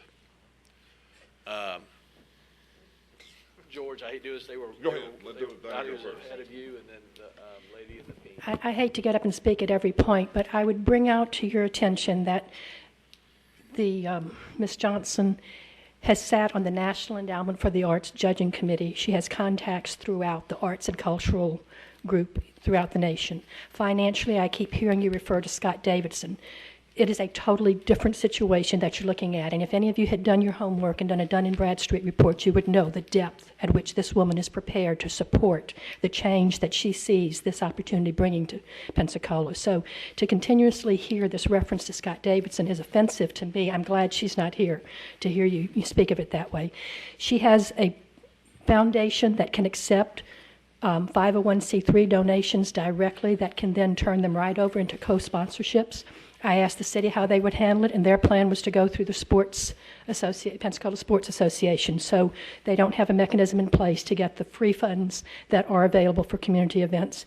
I believe that she did her homework, and as Mr. Spencer said, it was tailored in 5 days. That's how much time she had between when she found out and when the RFP was there. So we are looking at someone who has extreme capabilities at responding immediately to opportunities and who is willing to take her own money and came down and spent not just this week, but the week of the original event, even though she had not been officially notified of it coming to discussion. So I think you're shortchanging this community by putting it in the inexperienced hands of the city, albeit we have wonderful parks. And I want this to go on record. And Ashton, if you're watching, I have nothing against the administration and what it does. I just don't think the expertise and the relationships that are important to bring the quality of first-year events into play are here. We don't have a bunch of TDC monies that's going to be available to take up the slack. She made a commitment. I hear the city, but as far as I know, the city council has still not even seen the proposal that was put out in the name of the city of Pensacola. And I believe, although this is a separate entity, that any time a contract is executed in the name of the city of Pensacola over $100,000, that requires a visit with the city council. So I believe we may get quagmire here, and I'm asking you again to look at the real possibility. The city can be a participating partner with her in charge just as much as you're saying, let's see if she'll mentor. And I don't know how to put you on trust other than to say that I did do the homework and the Dun & Bradstreet reports on this person, and I did contact national people that I know, and she is highly respected nationally and brings much an asset with her very presence to our community. Thank you very much. Yes, ma'am. Chairman Merrill, I was wondering what's the title of B on the list? A is the promotional. B is outside kiosk sales, rentals, food service, and other services as needed. Okay, just wanted to clarify. Thank you. Thank you. Mr. Hawthorne. Again, I just want to clarify, just as the city is a facilitator for those other things, it's the same thing that we do. Any person that would come into that position as management would act as a facilitator for existing events. The way that you generate revenue is to bring in those existing festivals out there into the park and help facilitate them. What the city provides also as an additional hammer is that special events permits have got to be given at other parts in the city. If the city makes a determination as a policy that the special events are going to only be given out at Maritime Park, that's where those special events will be. So I think that the city provides additional leverage in creating the opportunities. And clearly, one thing that is in the city's benefit is the ability for the city to contract with Ms. Wright and to contract with additional vendors. So the city is the best of all worlds, and it provides that hammer that, if the special events permits aren't given except for Maritime Park, that's where they'll go. Dr. Jones. Mr. Hawthorne, I would hope that would not be the case, because there are many people that use Seville Square and they want to continue to use it. And yes, the city may have that hammer, but I certainly hope it would not fall. Yes, ma'am. I will have to disagree. I hear the committee repeatedly saying that they don't believe that the city can control A. So if the city, but they can consult with the visionary Right Productions. So if they can't do A, why are we discussing on giving them A when all the committee have said they don't believe they can do it without consultation with Ms. Johnson's proposal? Also, Ms. Johnson has over 200 vendors at her location right now at Shane Park in Detroit, Michigan, that can be brought down here. And as well as she already reached out to Norman's, as she mentioned earlier, and Five Sisters, local restaurants in the city that do very good business. I'm just confused at why that we keep saying the city can't do A without her help. The city can't do A without her help. So why are we even discussing on giving city A if that's not even an option that we believe can really happen? And we don't have it contractually agreed yet that the city will consult with her if we do give it to her. So right now we're just speaking on something that might happen if negotiations go correctly. Ms. Johnson. I just want you all to keep in mind that her visit early on, she didn't get a chance to show her video. And her video shows the back of the house and the build out for vendors to get their carts in and get them out expeditiously. And she mentioned to you once before that there were some vendors who started as just in a kiosk who now own restaurants in Detroit. And so I just want to keep you abreast to the issues that she brought up to you about. And that is another money stream for the park as well. Because she said she needed the food and beverage and some valet, because what they do is Miller handles some parking, but the amphitheater itself has a VIP parking, and the VIP parking revenue goes to the amphitheater. And then the food and beverage, the vendors pay a percentage to the amphitheater, but then there's also a VIP area where management manages that food and beverage that goes directly into the revenue of the park, of the amphitheater. Councilman Spitzer. Okay. You know, I was intrigued as I was doing my homework, and one statement that jumped out at me I thought was actually perhaps impossible for someone to fulfill their advance notice or description, and that was, as she described herself, as someone with brains and brawn, and brawn meaning muscular strength and power. And I just want to tell you that she impressed me beyond what even that opening, quite self-confident statement was. My point being is that I encourage our chairman, if this motion passes, to take to heart these comments. There's no replacement for getting to see this woman in person. She is light years, I think, ahead of what many people may have expected or anticipated. So I am going to support the motion with just as much emphasis as I can that the chairman, through negotiations, recognizes that this person and this organization is someone that I think our community could benefit from her substantial involvement. Thank you, Councilman Spitzer. Mr. McCormick. Can that, I guess you can, not talking about amending the motion, but I wouldn't support the city doing A and B, but I would support the city doing A and B if they had the lady from Visionary doing the entertainment. I mean, So, I'm sorry, that last part again. I would support the city doing A and B if they hired or negotiated with this Visionary Right Productions to do the entertainment. In other words, I like the fact the city's there and is the big thing and the backbone and is the big muscle. But I just don't think they have the expertise to bring in the groups that we want to have the amphitheater to make it work, where I believe she does. But when I look at, her sales of being 2.5 million and the problem we had with the other group that was a developer that bailed out of us because it didn't have any resources. I like the resources the city brings, but I don't think they have the capabilities that she has. And I wonder if we want, and we can amend a motion any way you want to, if we want to tie the city's hands with a specific consultant or not. If we want to say they have to use Mrs. Johnson, then we can say that. But I don't know if we want to tie them other than saying Ms. Johnson, and I will certainly emphasize that they meet. I'll make sure they meet and go from there. Mr. Birding. I agree with the comments of the gentleman, but I would also emphasize, I think, from the point of view of the point that she made, their involvement with the youths and the interns, and I think that the scope of her involvement needs to be beyond just booking acts.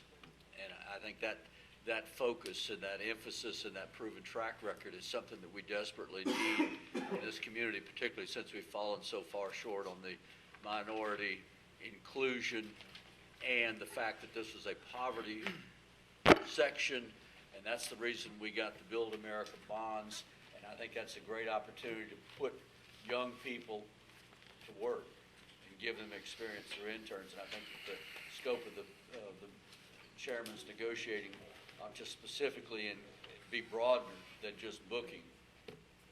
What is the motion? Mr. Chairman, the motion, as I recorded it, is to approve the city for elements A and B and strongly encourage the city working with Visionary Right Productions. Ms. Scott seconded the motion. Mr. Johnson made the motion. Call the question. Do we have a quorum? Yes, sir, you do. Call the question. Got a motion, call the question. All in favor of calling the question, say aye. Aye. Question's called. All in favor of the motion, say aye. Aye. Those opposed? Nay, nay. Let's do a show of hands. All in favor, say, raise your hands. All opposed? I'm trying to stay out of trouble, Dr. Jones. Motion carries. 6-2 passes. 6-2. Any other thing to come before the board, we can go till 7 o'clock if y'all wish. But by then, we've got to leave. Dottie. I'm sorry to make you guys stay 2 minutes longer, but in doing the research for today's meeting, I was quite appalled at the conversations out in this community about deals having already been conjectured with the city. I recognize that rumor mills can generate a lot of misinformation. However, appearances, again, do really count in this community right now, particularly in this moment with this project. And I would highly encourage all of you to make certain that all people who are speaking on behalf of the CMPA are authorized to make any statements regarding how something is going to go or to negotiate with the city or any other entity who is anticipated as a contractor, because it does us no good as a community to have the very energy that we were able to catalyst by getting this project going be shot down by a few people talking about how they can arrange to deliver people the opportunity. And I will be speaking at the EBO and Operation Audit Committees regarding this, because I believe that there is really some very unfortunate conversation being held by people who present themselves as though they are negotiating on behalf of the CMPA. And I'm not speaking about you, Mr. Chairman. Oh, thank Just to you clarify that. Thank you for clarifying, but are you referring to CMPA members? I'm not speaking about any board member. I'm speaking about CMPA associated contractors. And I believe there have been some extremely unfortunate conversations that have been held and shared. Well, I'm sorry to hear that, and I appreciate you saying that. And I do want to clarify one thing that was said as far as Scott David said, and maybe I pushed that too far, because Ms. Johnson's been here several times. It seems like a very well-accomplished lady. I was just referring to an unknown versus a city. I don't know how long the city's going to do this. I certainly just don't want another misstep, but I certainly wasn't referring to her or anything I read about her, because first time I met her, I'm with Councilman Spencer. I think she's pretty sharp and well accomplished, and I think we'll see her some more through this process, because I've heard my marching orders. I hope she keeps looking for a house. Yeah. I'd like to ditto that, Chairman. I think she'll be involved in this. Yeah, I'd just like to ditto your comments. And for those of us that lived through the Scott Davidson era, you can feel our pain in this. And it's not against any particular person individually. It's just that I think to be good stewards of the city's property and money, we have to ask those questions, and we have to be mindful of those things. To fall back into the same scenario would not be looked upon favorably, and I'm certainly not suggesting that we would have that situation here, but we would be remiss if we did not, knowing the lawsuits that were brought up against us, we would absolutely be remiss if we did not put forth those questions and reflect on those times to make certain that we move in the right direction. Right, in the city, the city's a safe bet, as we've all discussed here. Hopefully they'll bring in anything that are not a shining star in, that they'll bring that in. Anything else coming before the board? Mr. Spears, were you about to say something? Yeah, my fund meter's on the empty peg. Maybe Mr. Smith will give you some food. I have a half a banana left. I don't eat banana. I was just going to advise that Mr. Fleming will be here in 2 weeks at your regular meeting to give you an update on the lawsuit. Speaking of lawsuits. All right, we're going to be adjourned. Ms. Johnson, I'll let you have final say. Can you just clarify that last motion, please? And when will you notify everybody? The motion that was approved by a vote of 6-2 was for the city for elements A and B, and strongly encourage the city working with Visionary Right Productions. And that's strongly encouraged. That's it. It will be strongly encouraged. I will tell you this, if Ms. Johnson's willing, and I hope she is, I will say it's mandatory that they meet with her, and not, I don't want them to come back and say, well, that's not what we had in mind, because I agree with Mr. Councilman Spencer that she has a lot of good ideas. If they meet, we can go from there, but they will at least have a meeting with her and go forward. I need your score sheets, please, unless you All right. want to be the official custodian. We're adjourned. You want the score sheet?